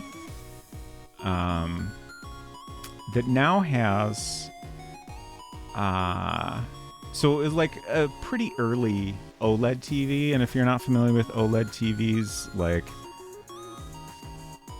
they said at the time that burn-in wasn't a concern, but it's definitely a concern. It's now got permanently. There's some UI from Persona 5, which we both played for many hours. Most prominent at this point, you'll never guess it, Genshin Impact UI. I think there's a little bit of Stardew Valley UI that you can see in there. I'm trying to think of other ones, but that's definitely mostly Genshin Impact. Like, Genshin's got like a bar along the bottom and then like some little icons along the right side, and those are all very clear in a scene where you have like a solid or mostly solid color in those areas. Someday we'll get a new TV that doesn't have Genshin in it forever, but honestly, it's still a pretty nice TV overall, so I haven't been in a rush. Logitech makes generally great hardware, but abysmal software. Yeah, for sure. MC Crush says, you know what is insane? Clip Studio Paint uses the same keyboard shortcut for pencil and pen, but it always defaults to pen, which makes it functionally impossible to change to the pencil with one hand. Oh.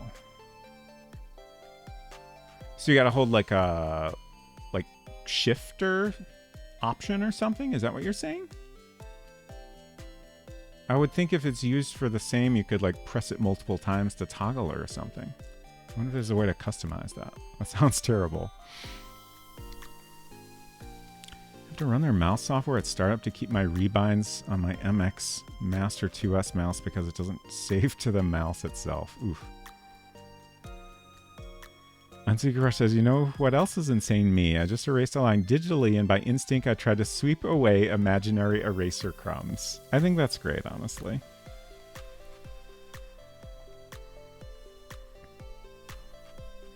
Okay, let's put a little brisket down here.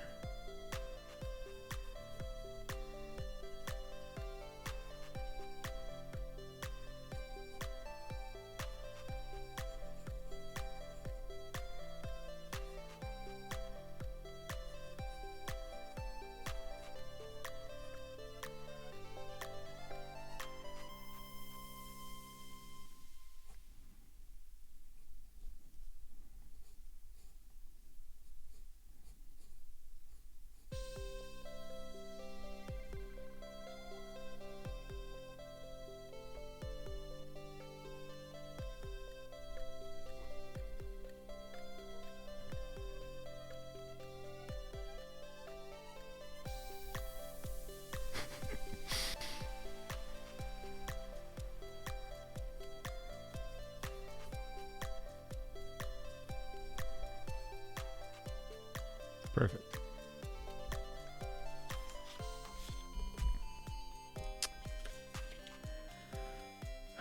Also read cameras. I recently purchased a Fujifilm X-H1 APS-C mirrorless camera that has webcam functionality. Of course, I still refuse to ever buy a proper ring light, so my stream camera will continue to look crap regardless of how many megapixels I pump into it.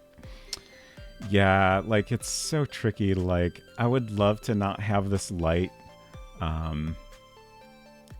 It's so hard to get a good picture without some amount of overly bright lighting. We got a nice OLED TV and promptly ruined it with video games. To be fair, I do think it took a number of years to really ruin it good. It was fine for a number of years, for sure.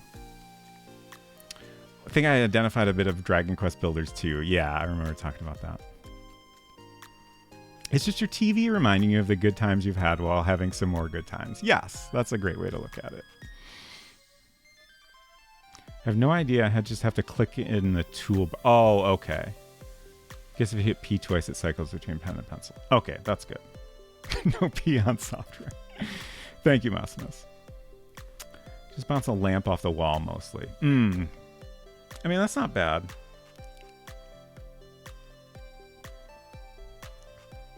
I'm not too bothered by the light pointing at me, but when Unsecret Crush is streaming, she kind of points the key light up more, which I think still helps a lot. So, oh yeah, I really want to get some of this bus stop sign over here, which I think kind of helps to balance things out. And then I do think we need something over here, and it makes sense to unless we end up flopping this, it makes sense for that to be the library.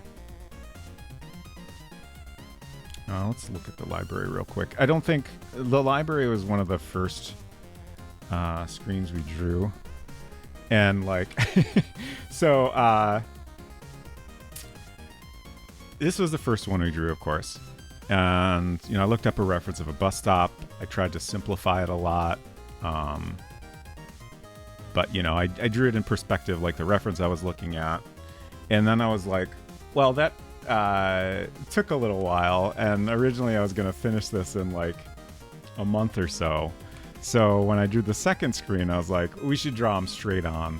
Like, this is a little more typical, I feel, for a lot of world builder games at the time. And just so much easier to draw. I don't think I used, well, no, I might have used a little reference just to get an idea of like what doors should look like and stuff. But, you know, so much easier to draw. But now this is like one of my least favorite screens. There's definitely others that I'm even less happy with, but I wish I hadn't drawn it straight on. It's just a little too boring. I did my best to make it interesting with the decision I made, but could be a little better, I think. But the point I was making is, like, I don't really know what the building looks like. I don't think I've ever thought about, like, what is actually going on here. Like, obviously this is brick down here, and then I guess this is probably, like, metal, but, like, I don't know. Like, is the whole top of this building this metal stuff, or what? You know, I was just putting textures down at the time and not really thinking about... I certainly wasn't thinking I would ever actually like want to draw this and see more of it. Which is maybe all the more reason to flop this whole drawing and show the house in the background instead. At least I know what the whole house looks like. Can I regress all the background elements swooping around like ghosts? How do you say the word gram? Like that. Which is also exactly how I would say gram. Zero difference, I would say. Now I'm curious how you would say it.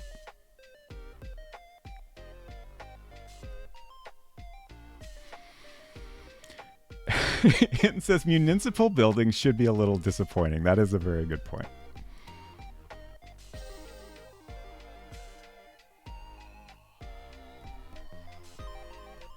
Oh, Game Dev Jeff asks, how do you say Mary, Mary, Mary?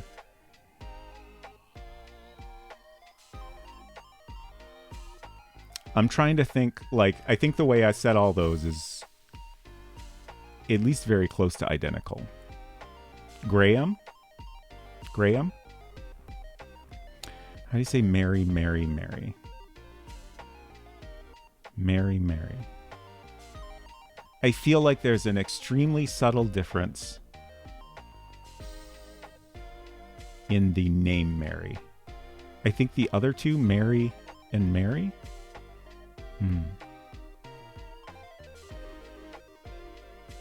Yeah, maybe there is a tiny difference, but it's so subtle. I don't know that it's really important. How many syllables in the word crayon?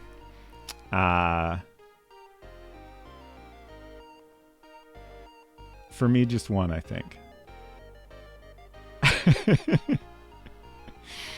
How you say robot?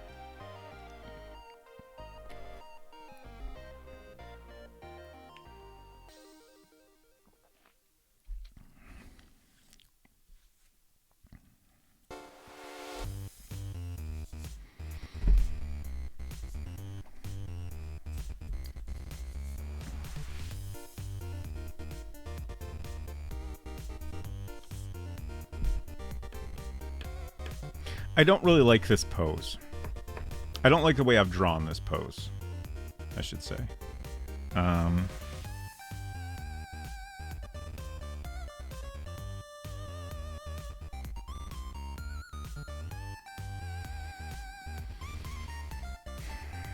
It doesn't convey what I was trying to... what I was originally picturing. Like, I think... especially if we're focusing on her so much,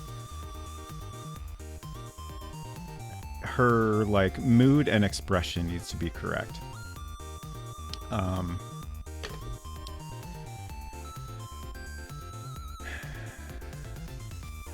Like, what I've drawn is just kind of like... I mean, first of all, it's not that great of a drawing, but, like, the pose, I feel like, is... like, a little bit too much interest in the little sweetie.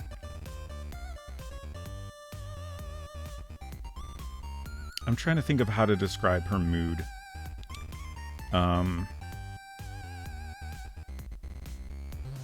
So, like, the fact that she has the little sweetie means she's kind of spent some time exploring this place she's in. And...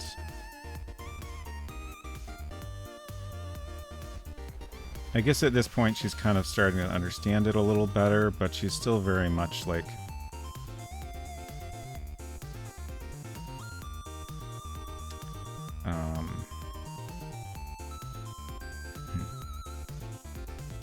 I can't think of good words to describe it. She's very much moody. I can't think of the right words to describe her mood. Like, she's a little bit confused but also kind of fascinating. Like this world is like, it's unfamiliar, but there's a lot of familiar things in it. And she's just kind of confused about what is happening to her and trying to understand it. Like when she finds this little sweetie, she's like, oh, this is literally mine. This is literally a device I used to have. And she's fascinated by that and very interested in it. But like, she's definitely kind of easily distracted and trying to understand what all is going on around her.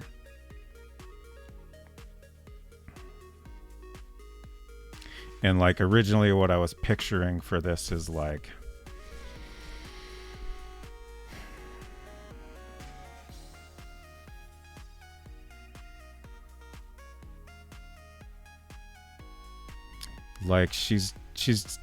she's got the little sweetie in her hand, but she's less engaged with it, which is maybe better. And I guess I also kind of picture her like looking off in the other direction.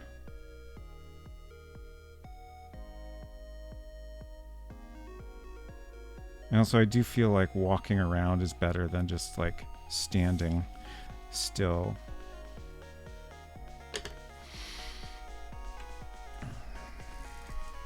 Thank you, Salt. Also, hello. It's good to see you. Real quick, can you put the mirror screen up so I can get a screenshot? Oh, of the library? Wait, the mirror. Oh, of Cameron. Okay, got it. I was trying to understand what you're saying. Yeah, let me go back there. Oops. Yeah, I got it.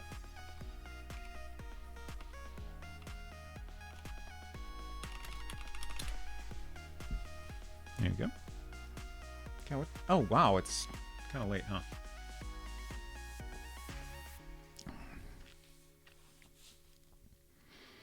Okay, so what do I want to do next? I think I should probably take a break. I don't want to wrap up yet. I want to take at least one more shot at this. But I think what I'm going to do, I'm going to grab another piece of this paper and we'll use the light table to trace over this onto a new sheet of paper and try to improve it along the way. I really feel like number one thing I need to do between now and next week is reference photos.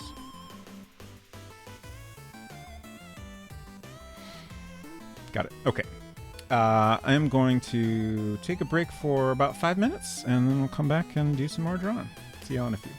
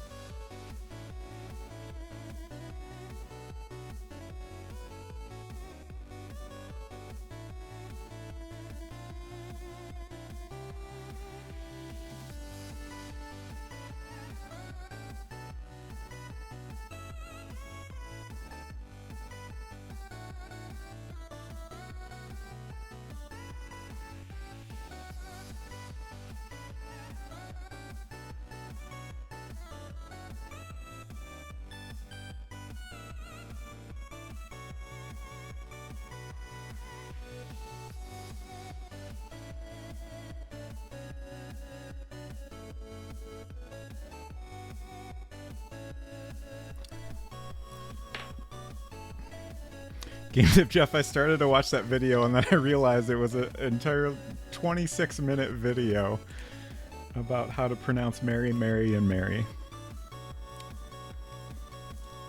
I will watch it later, though. Also, Verdant Tree, I enjoyed your pronunciation voice clip. It was very good.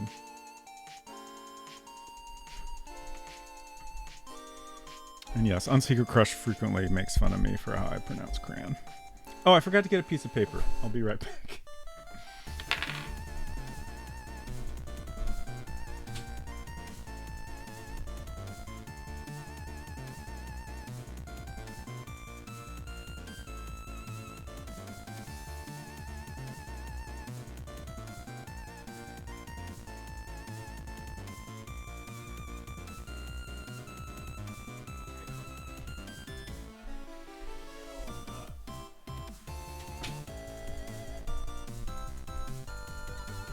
So funny story, the paper was right behind me the whole time.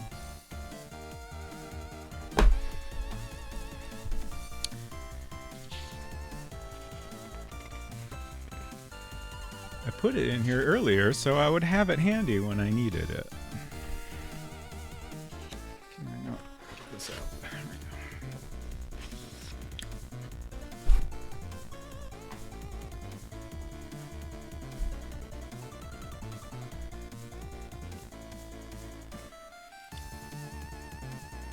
Snowy was making a light jab at Deivor for pronouncing Harry more like Harry the other day during Father World.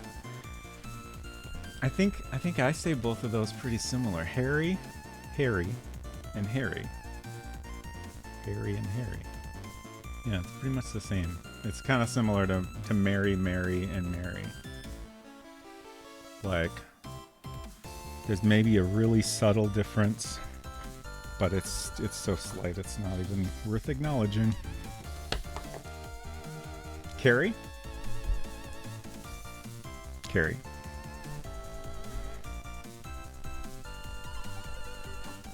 I'm trying to... let me try... I'm going to try tilting this up a little. Apologies if I make any loud noises. This might be a little easier for me to work. It definitely makes it easier to access the little light strip. And hopefully it won't look like things are at an angle for y'all now, but I don't think that's too big of a deal. I'm trying to find the switch on the light strip. There it is. Okay. You know, I made it diagonal earlier, which actually works kind of well.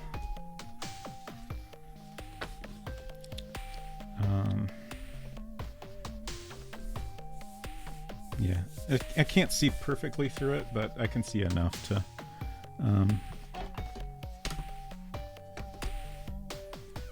see what I need to see. I don't really want to copy too much of this drawing anyway.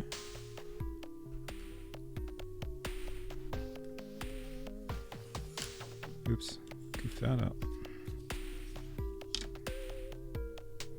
Oh, so Unsecret Crush has been working on her version of this. She's drawn a very good brisket.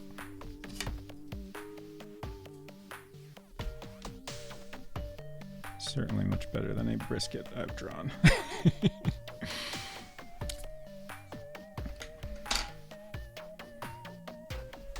Oops, I accidentally drew on the table. Accents are fun. Yes, I agree. I always enjoy the different ways people pronounce things.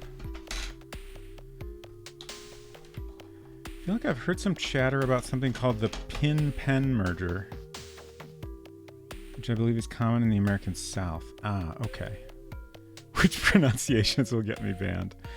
Pin-pen. Like, those are very different for me. I'm trying to think of like... Yeah, I can't quite imagine how someone who says them the same would pronounce it. Hello, Torsten Bronner. Good to see you. There's a poem with many pronunciation jokes. Dearest creature in creation or something like that is the first line, I think. Interesting.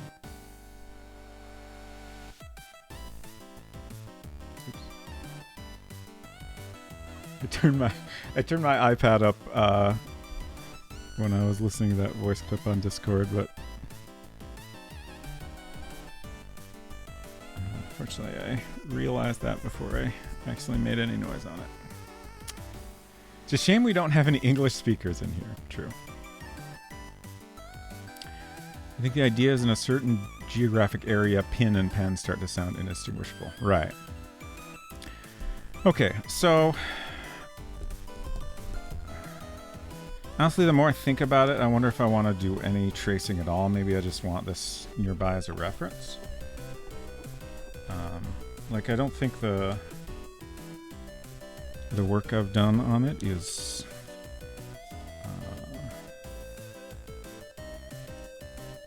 useless or anything, but like, tracing is good when you've got something close, but you know there's things you want to refine. But in this case, I think the pose is just not right at all. I don't think I'm going to be entirely happy with it until I get a good reference photo that's closer to what I'm trying to do. But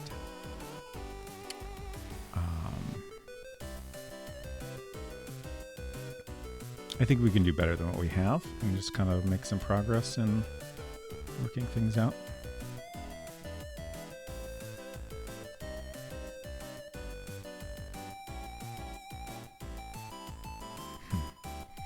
I'm just clicking through my reference images. I wish this was a full body image so I could see, like, she's clearly walking here. And like the arms would be different, but like I like this. A lot of the other images I found are so straight on. Like, I want a photo from the front, but like not quite as straight. And like her face isn't the right expression, but it's kind of close. So like this is a reference I could work with, but it's still not showing me enough. And then these are two, well,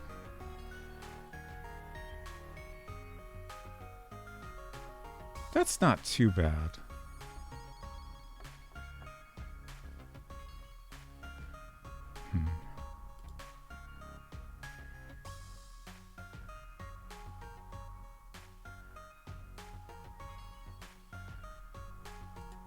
I guess that one's not too bad either.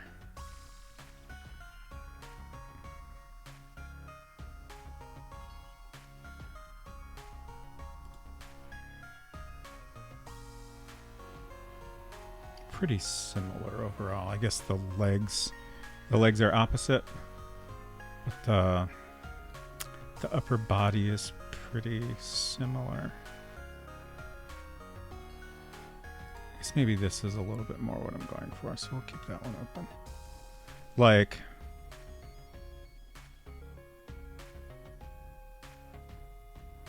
this isn't bad. Like, I think looking off to the side is good. The angle of the head is not quite what I want.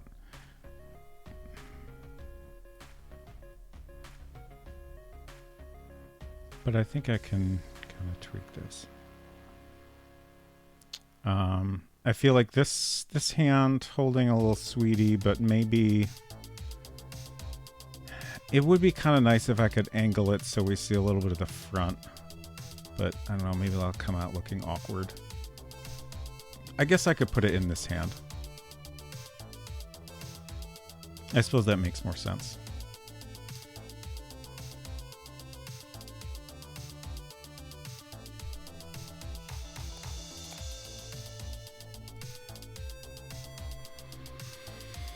I even saw someone tweeting about this say their child came home mad about getting a bad score on a spelling test because the teacher didn't clarify she meant the pen you write with. Oh, that sucks.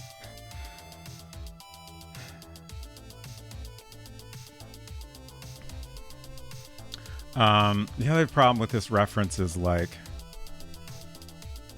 if I wasn't so out of practice with drawing, I don't think this would matter as much, but like, there's so much, like, her shirt's super baggy, she's got this scarf on, so like I'm kind of forced to remember how to correctly draw a human body. And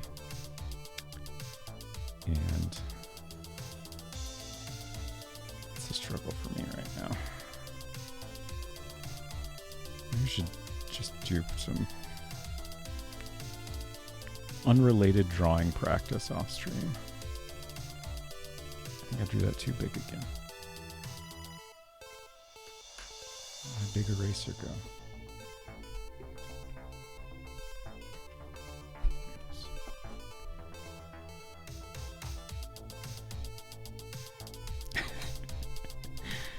I think what On Secret Crush is saying is, like, the teacher said to write pen, and they understood it as being pin because of the pronunciation. So then they got an incorrect mark. Well, I mean, you know, they spelled it the wrong way because they didn't understand which word they were supposed to write. I erased that and I drew it like the exact same size.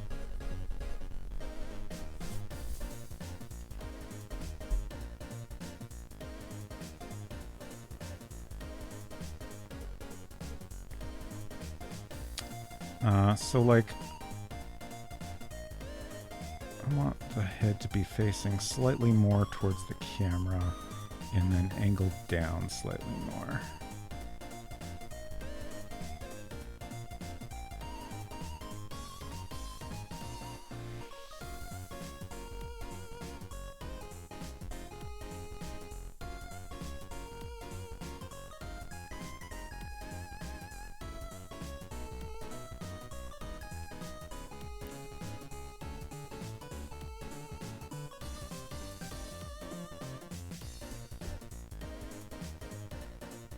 So she's got her left arm forward a little bit more. Just kind of thinking about angles of things.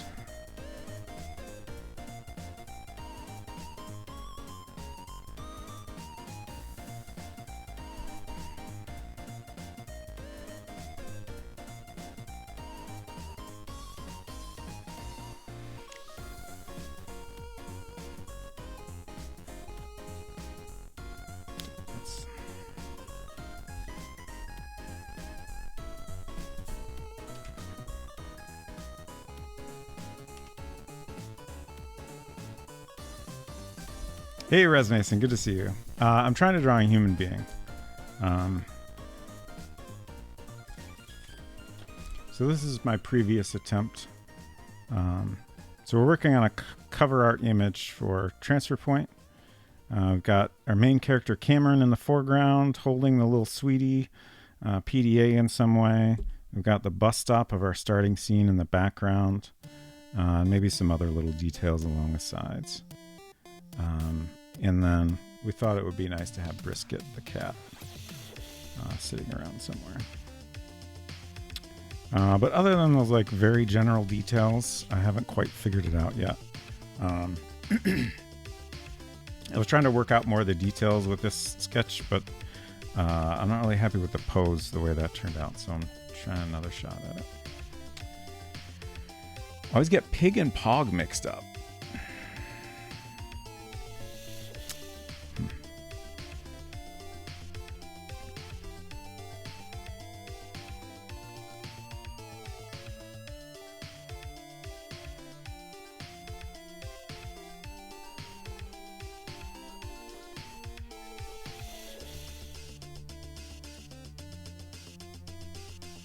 PD has an art exam in it, not surprised.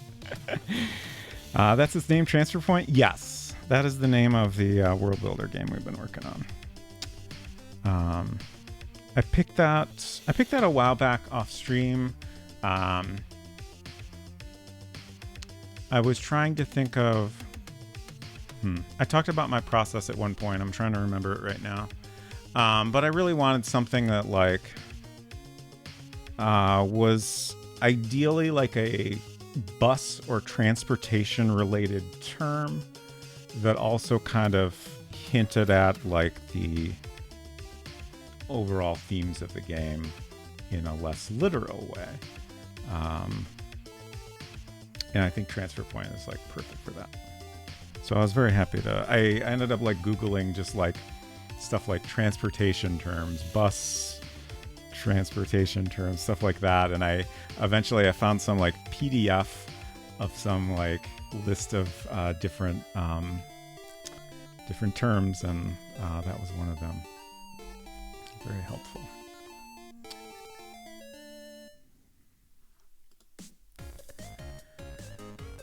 Okay, I think I might have done this a little too close up, but I'm not going to worry about that. Like, I think if I can get the upper body closer to what we're after, then I'll be happy with that.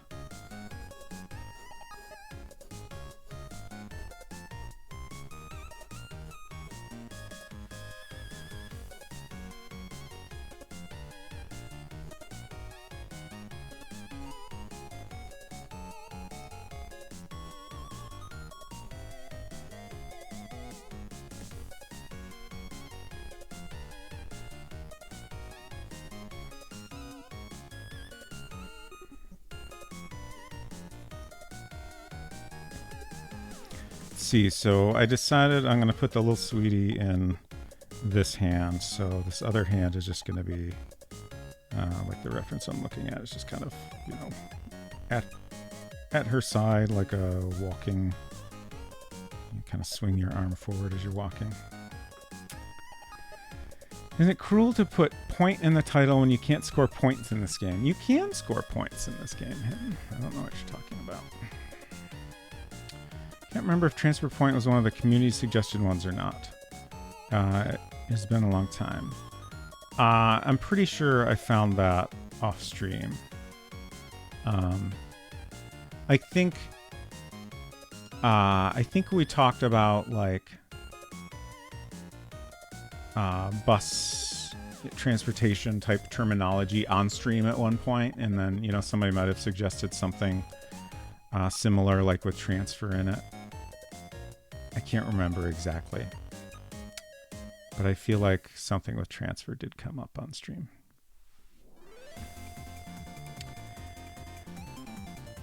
Also, apologies, I was muted and just came back, so I might just literally speaking about something just discussed on stream. No, you're not.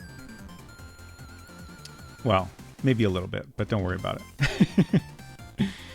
When you make your next game in Bird Wielder or maybe Wad Belter or Bed Welder. I'm not familiar with those tools, but they sound like very interesting tools.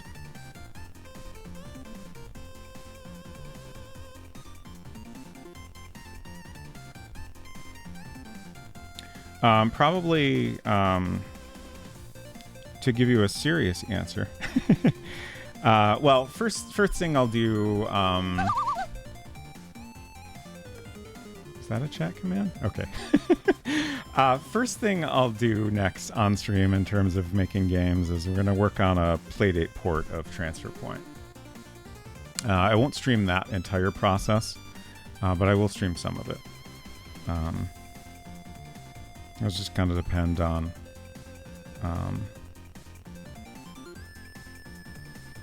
how it works out. Because I would like to play. I want to play more games. I miss playing games occasionally on Friday.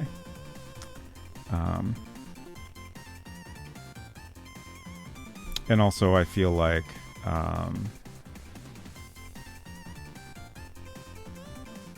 since I'm, you know, basically porting an existing game, like a lot of that won't be quite as interesting.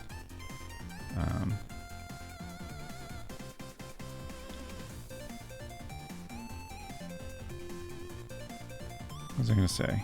Oh, but like the next time we actually make a new game on stream will be in HyperCard, 100%. I've been wanting for a long time to do a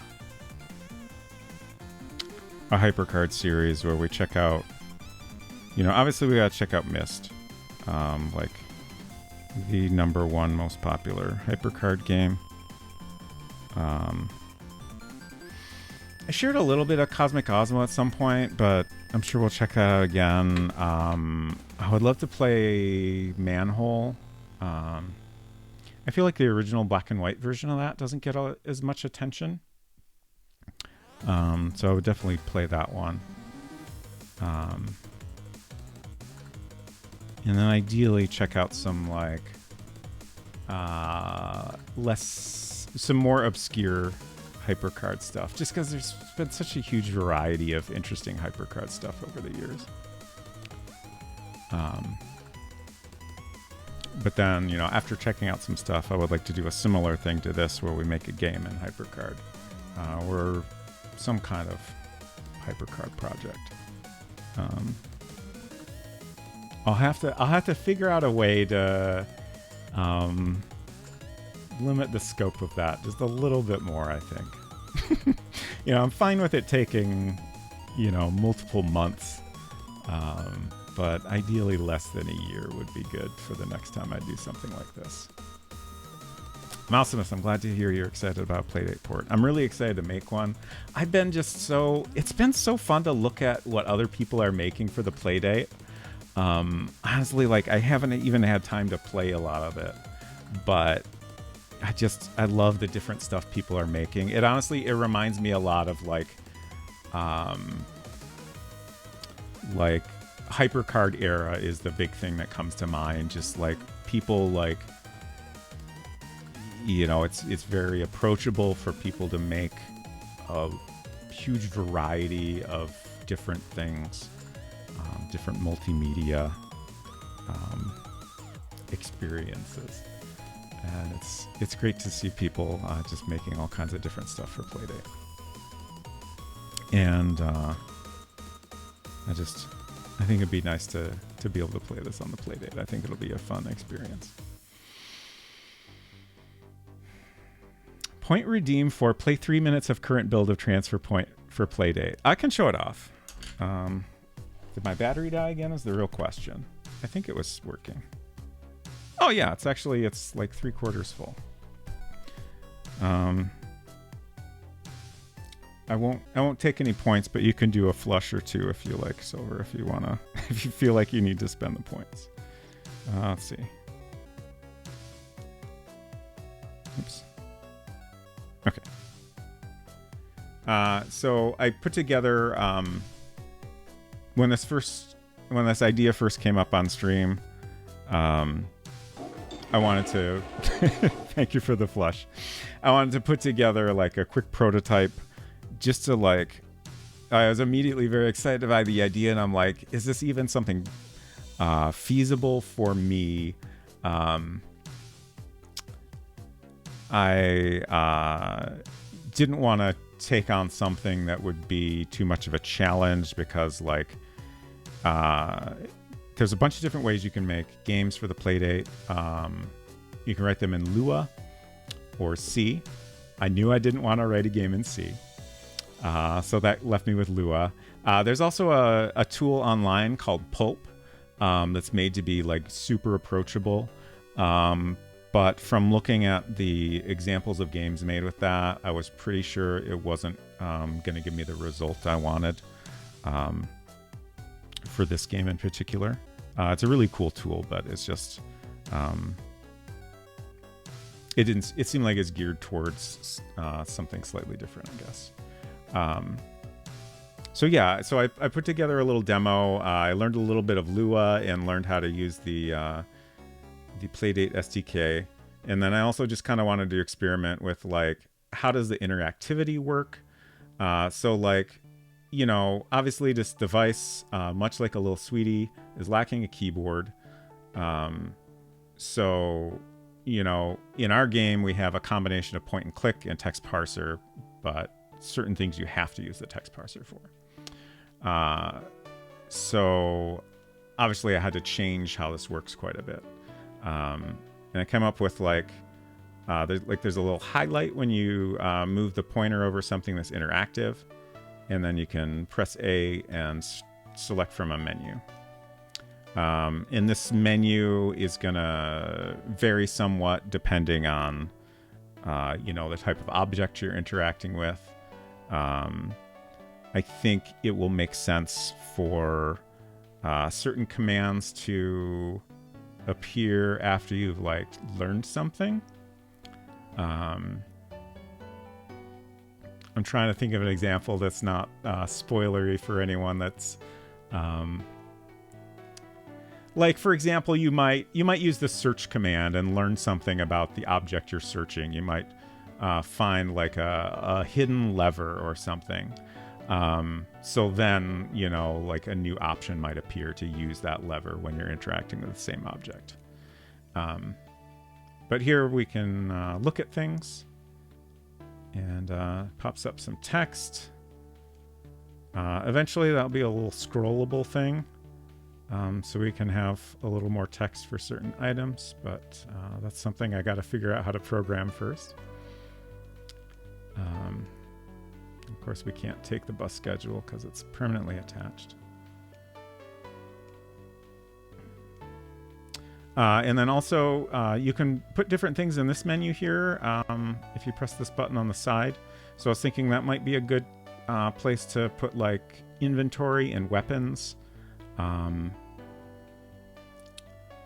know, kind of anything that we need to interact with that's not necessarily going to be on the scene. And then for navigating, you can move your pointer over to the side here and just press A to go to the next screen. Eventually we'll have a nicer transition there. I'd like to do kind of a push and dissolve, ideally, I think. But I just added a simple fade for now.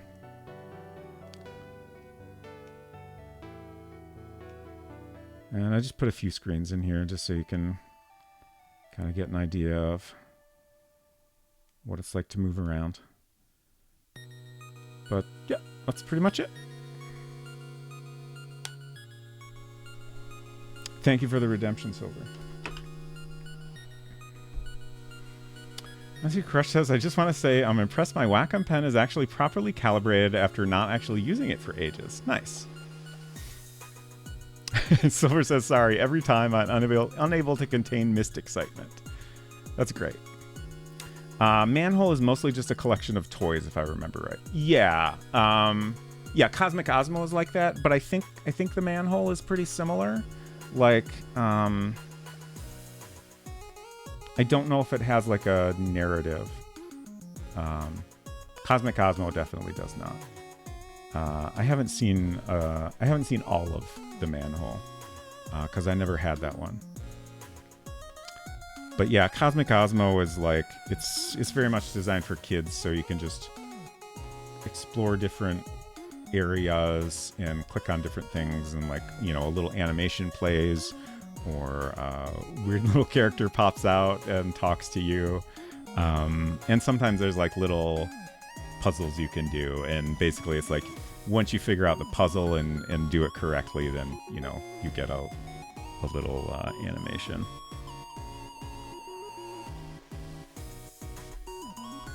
But I'm pretty sure there's not any like ending to Cosmic Osmo, unless there's a secret one that I just never knew about.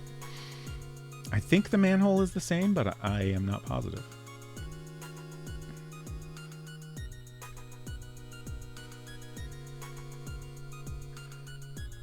We should just make a bigger Spelunks. That's another one that I honestly, like, I know even less about Spelunks. Open call to make rooms for a community-run Spelunks. Someone says, I hope someone makes a Raylib module to allow for Playdate export target. Raylib is probably the main engine I'd recommend for anyone wanting to deal with C, or to generate C code without having to code in C, since it has bindings for a billion languages. Interesting. Someone put together a... I'm trying to think of the right term, but a package that you can use to write Playdate games in Swift. I haven't really looked into exactly how that works, but my assumption is like they're compiled in the same way C would be. Like, I think it's kind of translating between Swift and C, if I'm understanding it correctly. Since I'm very familiar with Swift, that's a little tempting. But I think since I've already started learning Lua and writing some of it in Lua, I think I'm just going to stick with that. And I kind of, I generally tend to prefer like a first party tool kit than something third party. Even if it's open source, like, you know, if the person that created it stops like supporting it and then you run into a problem, like, you know, if it's open source, sure, you could fix it, but then you have to learn a bunch of new things that you weren't really planning on. So I try to avoid those situations, and like, to me, using any third-party code is like, I gotta be really sure it's worth that potential headache.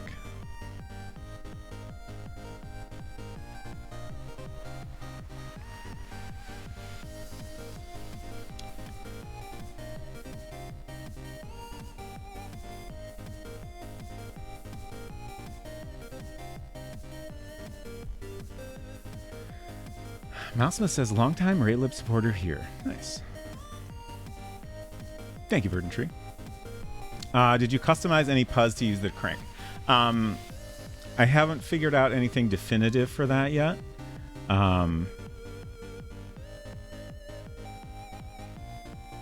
It'd be great to come up with something fun that uses the crank.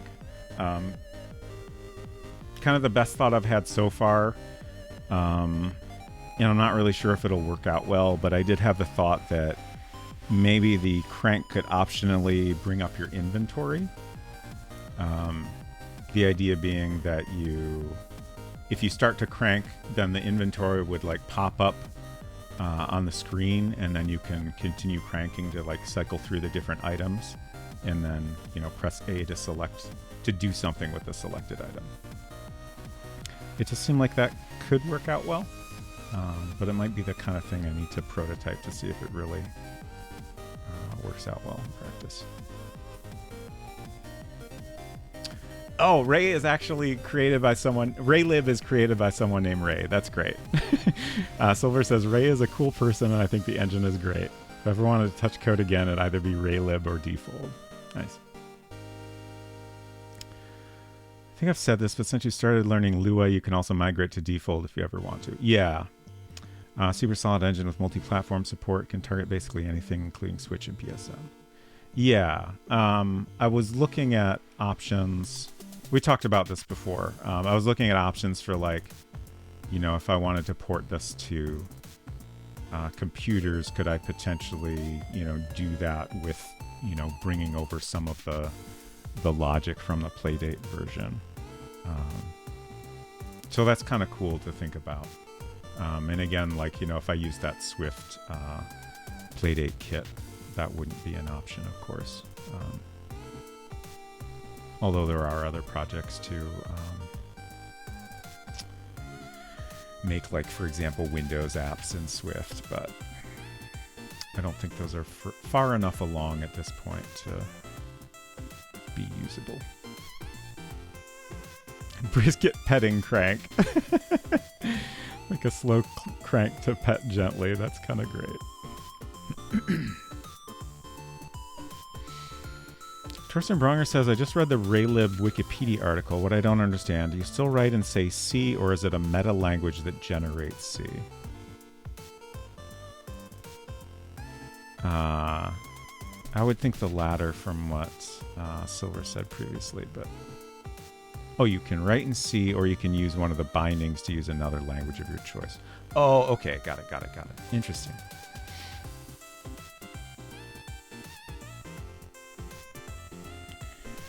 Okay. Wow, it's almost 2, huh? I shouldn't go too much longer, but let's try to get slightly more detail in here. I'm just going to continue drawing as much as I can just to kind of help me visualize what's... I also feel like the Playdate the little sweetie got cut off. So, like, if this is something I use, I think I'll bump it up so that's not cut off. So crop it down here more.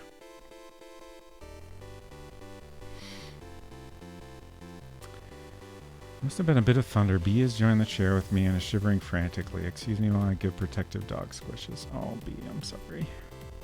Oh, Bee.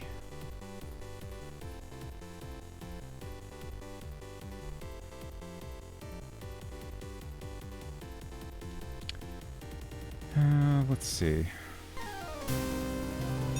Jim2.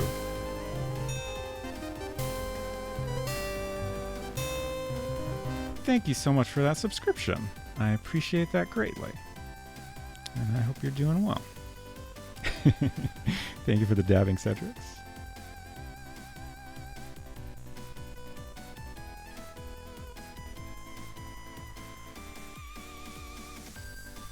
I'll definitely need to figure out an actual jacket here as well, so I can draw something more realistic without constantly making up slightly different details. But my thought is, like, I like the kind of puffy sleeves of a bomber jacket, and I like kind of pushed up a little bit, which gives you some nice, like, bunching up here. It feels like it fits with both something that she would wear, and also kind of looks interesting visually.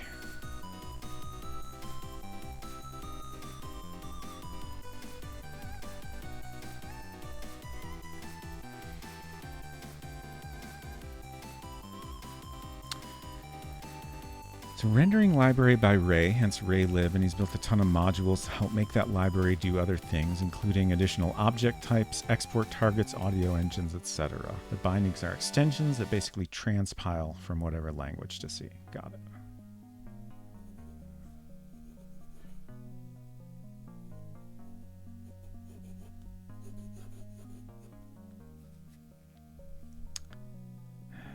I'm trying to think of, like, how the heck does this jacket actually hang?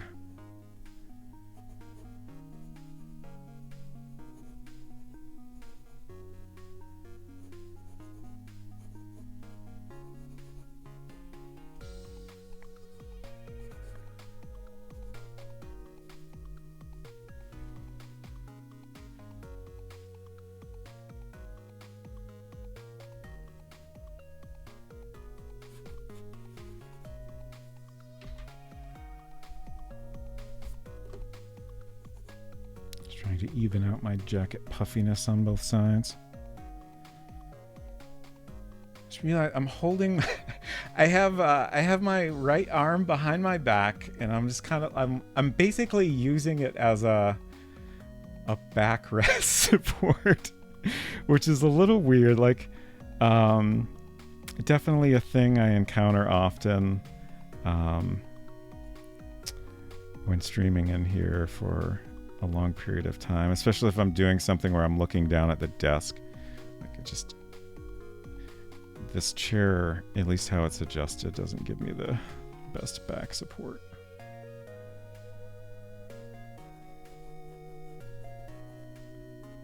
Perhaps someday we'll get a better chair in here, but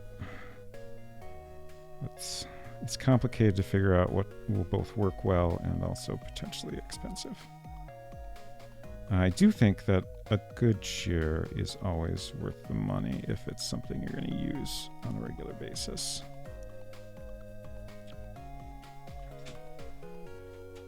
Hello. I've come to see this advanced shrimping technique for myself. Oh, I don't know if I'd call it advanced. It's a life hack. Okay. Also, just wondering how much, like, back support are you wanting? Sure. I mean, a drawing stream like this is very different from usual streaming concerns. What? I need that hair reference. I guess I drew this coming down a little bit too much. Her bangs are not quite that long. Oh. Deep Crushes brought a pillow in. Oh yeah, that's pretty good actually. Thank you. That's much better than my arm. For some reason. Like, I didn't even think about it until I noticed that I just kind of kept resting my arm back there. Here is kind of high, I guess.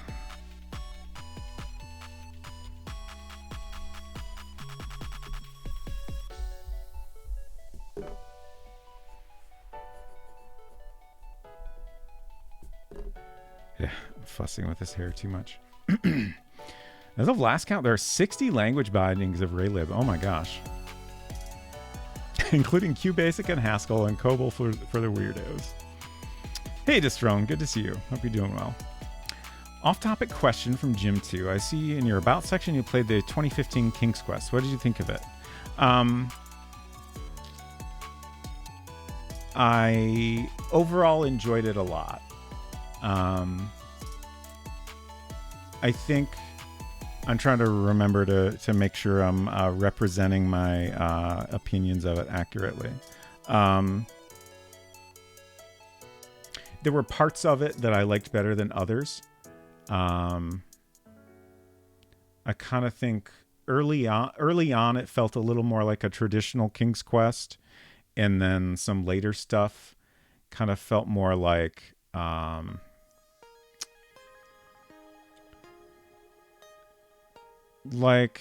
prefer an adventure game that feels like I'm exploring. Like, I really like exploration as a gameplay element in almost any game.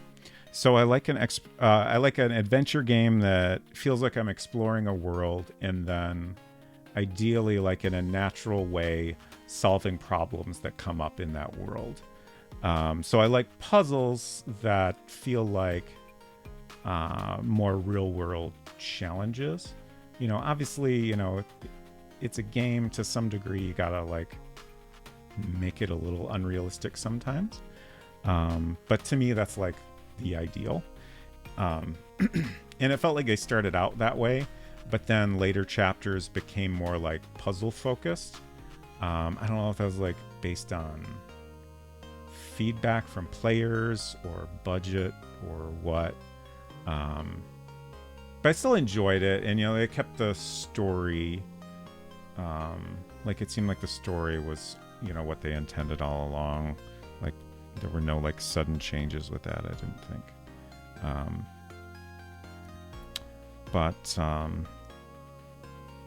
Yeah, overall I enjoyed it. Like I kind of wish it had gotten a sequel, or like I would love to see more stuff like that, honestly. Like, these days, like, there's so many, like,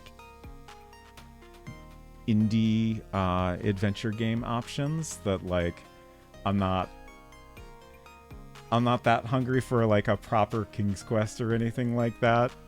But it's still fun to just, you know, see that those characters kind of explored more, and something a little bit different done with it.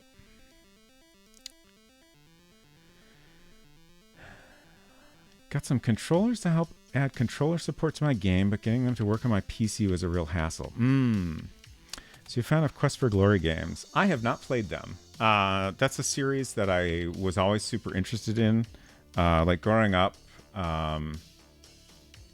I read about, like, I got the like Sierra magazine and later Interaction magazine. I read those cover to cover multiple times. So like I was always aware of like every Sierra game. A lot of them didn't come to Mac, especially during like a certain time period when Apple was struggling a bit. And then just also like, you know, as a kid, I couldn't afford to play every game. I just had to, you know, occasionally ask for one for Christmas or whatever. So yeah, I never played any of the Quest for Lore games. I watched Silver play the whole series a while back, although I tried to like, whenever I'm watching someone that I like enjoy watching their streams and they're playing a game I'm interested in, it's hard to describe the way I do that, but like I try to enjoy it in a way that's not paying too close attention to like things that are gonna spoil the experience for me later.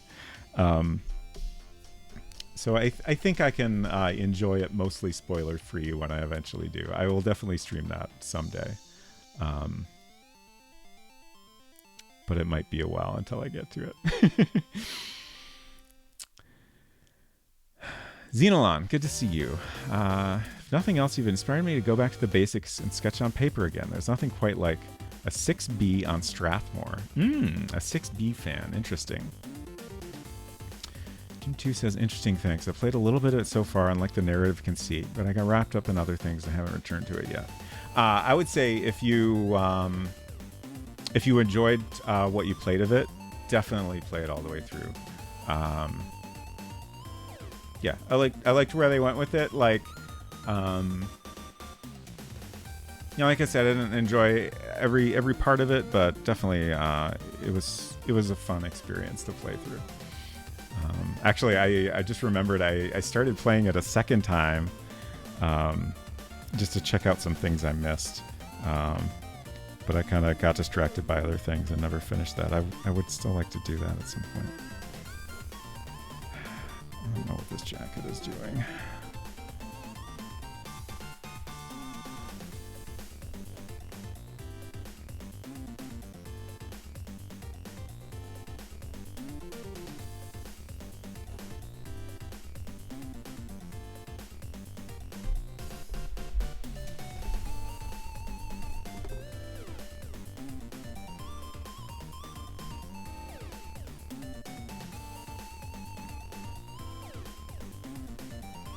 Let's see. We did this kind of a thing with the shirt. I don't know if we're necessarily going to commit to that, but we'll stick to it for now. It's kind of tucked in on one side, and it's like a kind of loose fitting shirt, so it's draping down a lot on the other side. Kind of dig that. Like it looks a little more like, I feel like the reason Nathan Drake tucks half his shirt in, it just kind of it looks a little more interesting. Yes, I have played Mystery House. That was a lot of fun. I played, out of the early Sierra games, I streamed Mystery House and Wizard and the Princess. And I liked them both a lot. Like,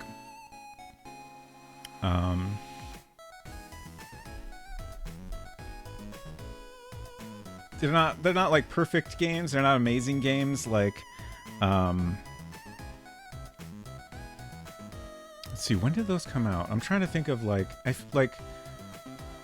during that time,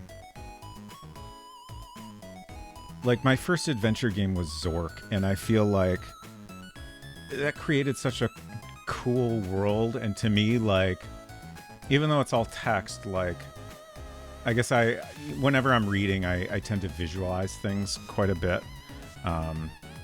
So like not having graphics was like, didn't matter to me. Like it created such a detailed world to me. So it's like, it's weird to compare like, something like Zork with, something like Mystery House or Wizard and the Princess, where like you have these, kind of amateur graphics, in like, not a lot of space for text to describe things clearly. So like if I'm choosing between the two, I'm going to pick like the text game that, can describe things in as much detail and as it needs to. And, lets you picture exactly how things look. But it's still cool to see like, like those games are definitely an important piece of history. So it was neat to finally experience them. And they definitely did some interesting things.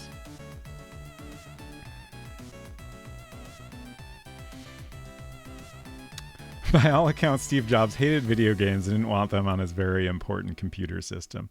Yeah, Apple's history of games has always been a little weird. I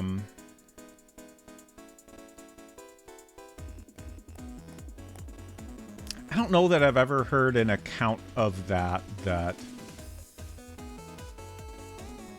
confirms that that's really how he felt, like that he really hated computer games and didn't want them on the Mac. I mean, like, there were games on the Mac from the start. A lot of them were, you know, like Enchanted Scepters, Airborne, Dark Castle. Like, Silicon Beach released so much interesting stuff early on in the history of the Macintosh. And I don't know that Apple necessarily like cared about that, but you know, they certainly made a computer system that, you know, was capable of a lot of, you know, interesting multimedia stuff that games were able to use effectively.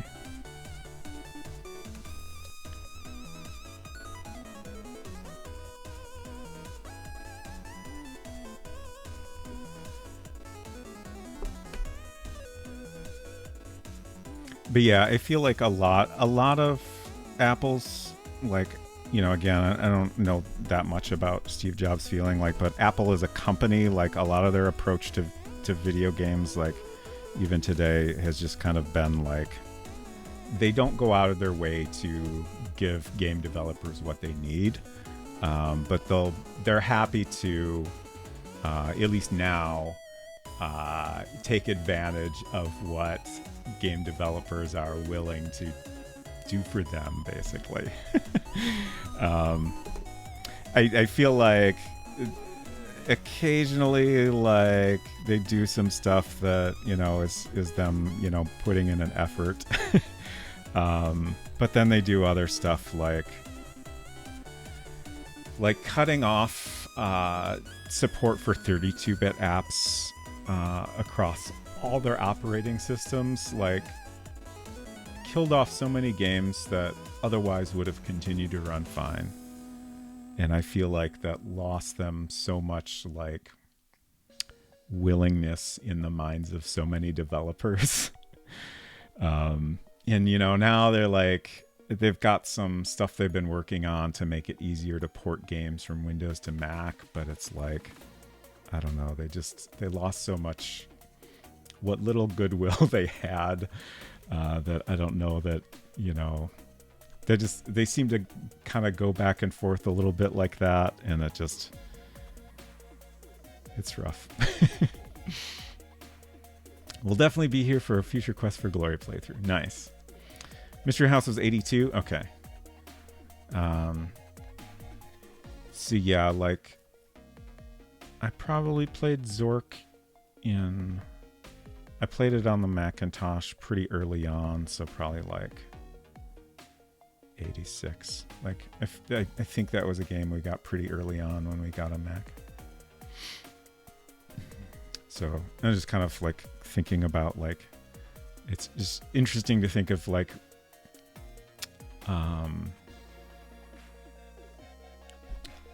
like, I've always had my own experience with gaming, especially on the Mac, and then recently I've started to, like, kind of understand the history of things better. It's just always kind of interesting to think of how things line up. Will you upload your Mystery House experience on YouTube? Yes. So I've been gradually uploading all my past streams to YouTube. I'm currently I'm uploading my Colossal Cave series with Silver. So that was beginning of last year. I can't remember when Mystery House came in, but I think I'm getting close to that. I'm doing it kind of chronologically until I finally get caught up. Ideally, I'll eventually catch up, and then I'll start uploading stuff pretty soon after it's streamed. You know, like, hopefully I can keep, you know, no more than a month behind at any given time. Hopefully I'll work out a process eventually. Silver, good night, if you're not already gone. I appreciate you hanging out, and I will see you tomorrow. My iPad went to sleep on me.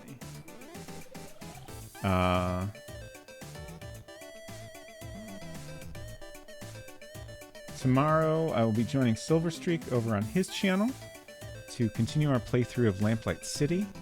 We started that last week, and I enjoyed it a lot. Jobs worked at Atari. Did I know that? Yeah, I knew that.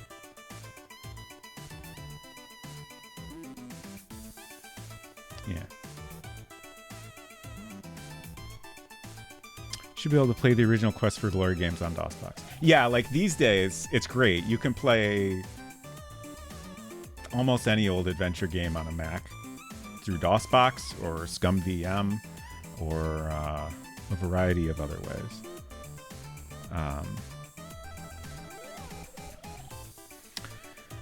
So it's nice that we have that now. But back when you know, I was growing up and these games were first coming out, that was not an option for me, unfortunately. Also, there's no real reason to cut off 32-bit applications. Yeah, I don't really know, like, I don't understand enough about things to understand a lot of Apple's decisions like that. But I do know, like, they tend to very much, like, aggressively cut off support for old technologies. When it comes to, like, apps and stuff, I can understand that.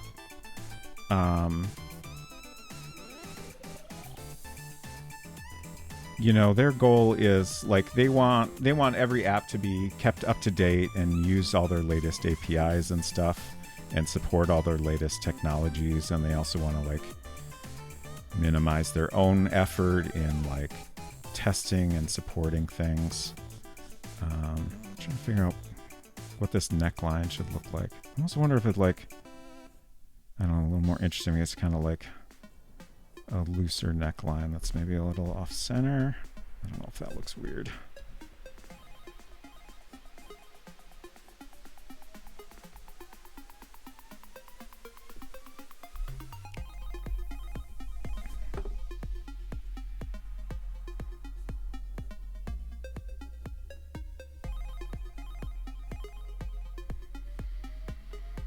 See the most recent One Shred Eye video on King's Quest? Yes, I did. Actually, I ended up watching it twice. I watched it on my own, and then Unsecret Crush played it the other day.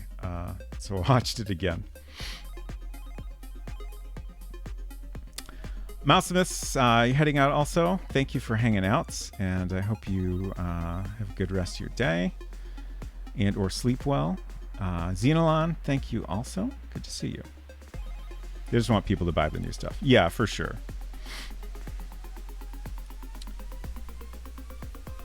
I should really wrap up. It's very late. Maybe we should just call it there. Let's try to draw a tiny bit of a face in here.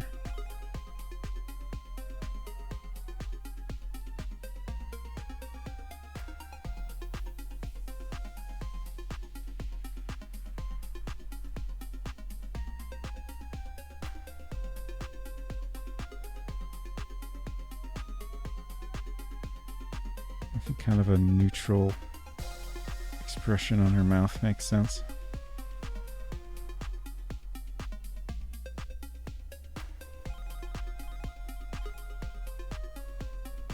This is definitely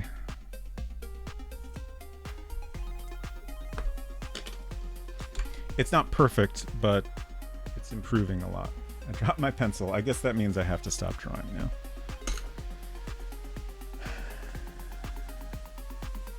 I kind of hope to make more progress today. I especially hope that we would have a chance to do some color studies. I do think I should do that soon.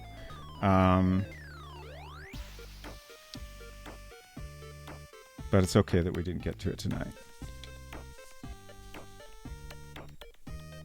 I want to do color studies because, like, I think once I'm able to, like, figure out what colors everything is going to be, that's going to potentially affect, like, the right composition.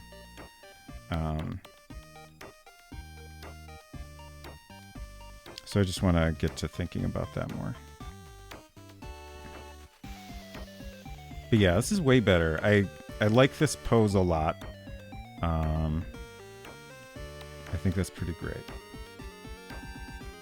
Obviously it's very loose, but we'll refine it more over time.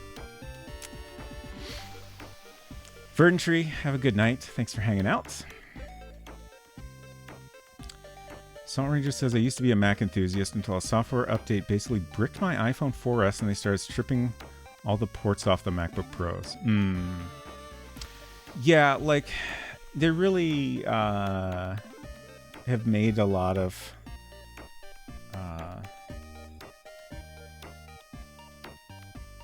decisions that have lost them a lot of longtime fans. Honestly, like, I occasionally think, should I move on from Apple? Like, I get frustrated a lot by like stuff like bugs that they don't seem to care about. Like, I feel like everybody's got, like, it reminds me a lot of like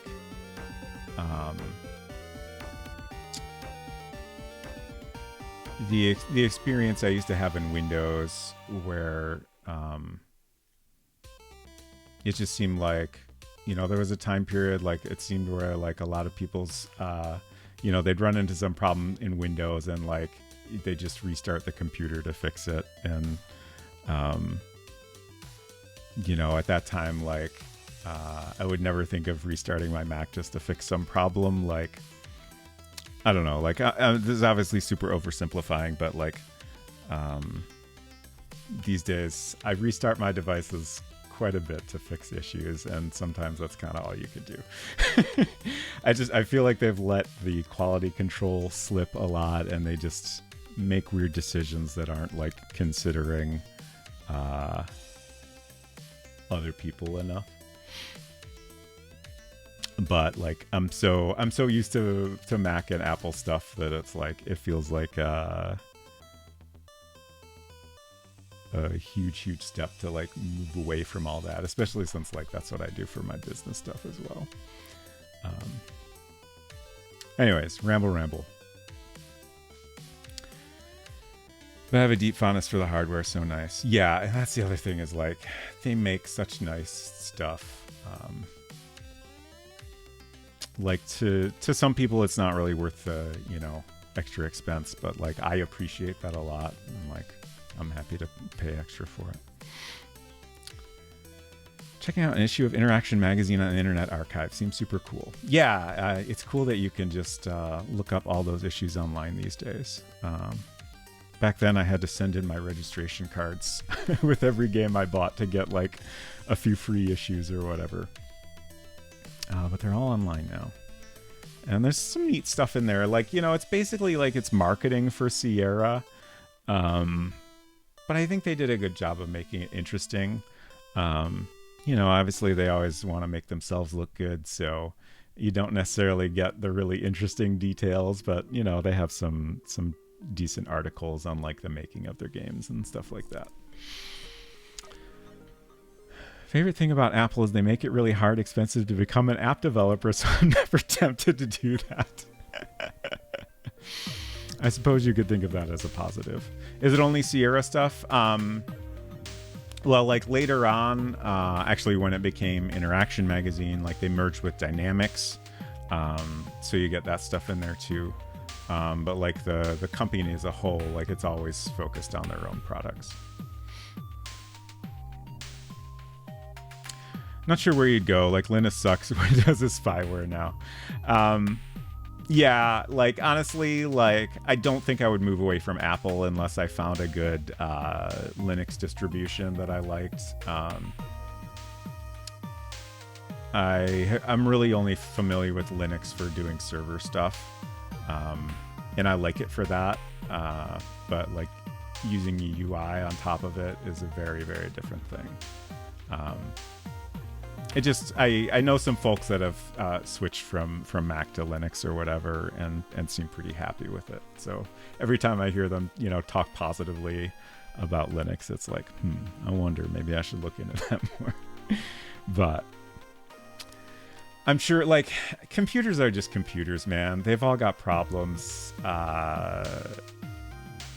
Nobody really, like...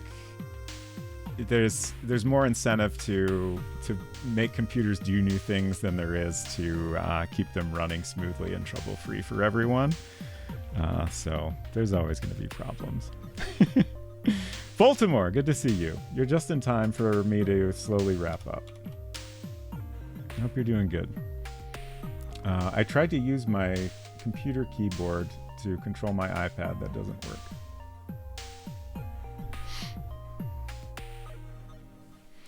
Oh, Disthrone says, so is this art for a game you're working on or is it standalone? So it's art for this game here. So I won't show a lot of it, but I'll just kind of poke around a couple screens here just so you can see a little bit more of it. This is made in World Builder, a program from 1986. And this is a save kind of midway through the game. But just to show you kind of an idea of what it looks like. So like you can click on things. Let's click on the egret a second time. We clicked on the egret once and it said, the egret looks at you angrily before you've even formed a complete thought about approaching it. This is probably a very bad idea. Let's mess with the egret's eggs. No regrets, you shout as you dash toward the nest and try to grab the largest egg. The egret is much faster than you. One regret you think as you are slowly and mercilessly pecked to death. Game over. So yeah, I finished up the game last week on stream pretty much. I've been doing some little odds and ends to kind of polish it up a bit. But it's pretty much done now. And we're working on a cover art image. We're pretending like it's 1986 and we're going to release a boxed game on an 800K floppy disk with plenty of room for all your saves.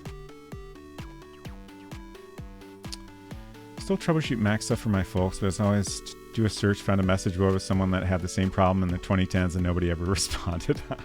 Yeah. Yeah. I have that experience more than I would like these days.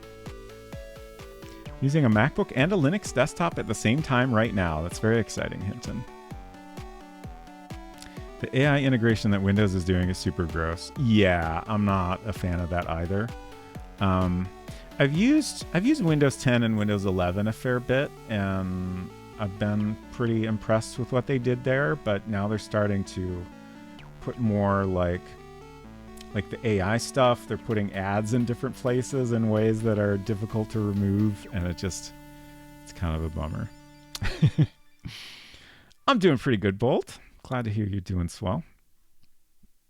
I feel like I spent 75% of the time talking, but we made some good progress somehow tonight. So that's nice. Have to make pizza, have fun solving everyone's Mac bugs. Enjoy your pizza, Hinton. Thank you for hanging out. So I should switch to this scene. Find somebody to raid here. And wrap things up for the night. So schedule. As I mentioned, I will be joining Silver tomorrow over on his channel for Lamplight City. That's on my schedule on either of those links there. If you want to see your local time, for me, it's 7 Eastern. And then next week we'll have Tuesday, PD Island, of course, until the end of time or when I beat it, whichever comes first. And then a week from today, we'll continue this art. And the plan for next week, I'm going to try to get some better reference images. I'll probably make Unsecret Crush pose and or make her take pictures of me. So we'll improve the drawing and then hopefully get to some color studies so we can get a better idea of what the finished piece will look like and make sure that the composition is going to work well when it's in color. Is the game up for download on itch or something? Not yet. I'm going to release it after we're finished with the art, and once I do one more thing to polish it up, I'm going to get a couple people to play test it, and hopefully they won't run into too many problems. But if they do, I'll fix things up a little bit more. And the plan is, since this is a program for early Macintosh computers, like you will need either a Mac or an emulator setup to play it. And most people aren't going to have that. But I've learned what I need to know to make a version that's playable online. So I'm going to put it up on robotspacer.software. And you'll be able to play it there totally free, of course. Like, since this has been like kind of a community project, you know, I want to just make it available to everyone. And then I'll also put it up on itch, but in order to play that version, you will need to, you know, get it into your own either actual Mac or emulator setup. But that's the plan. Hopefully in like a month or so, but like that's definitely not a promise. That's just kind of a dream. One more thing forever until the end of time. Sure. That's me. That's me in a nutshell. Emulators aren't that hard to set up. Sure, yeah, like it's definitely pretty easy to do, and I will certainly point people in the direction of you know, what they need to do, what they need to know to set that up if they want to. But you know, I know some people, you know, they just want something they can open up and run without having to do the setup involved. So that's what the web version will be for. Oh, this looks interesting. I'm looking at who we can raid here.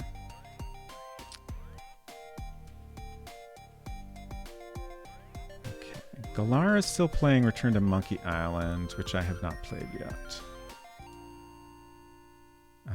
We raided Fractal Mind Dev a couple times recently, and Ghoulbait's playing a game called The Bunker from 2016. It looks... I'm only seeing a single screen of it. Oh, it's FMV. Okay.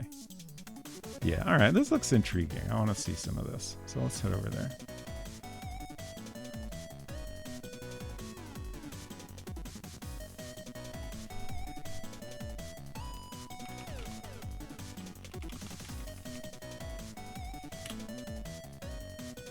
Thank you all for hanging out.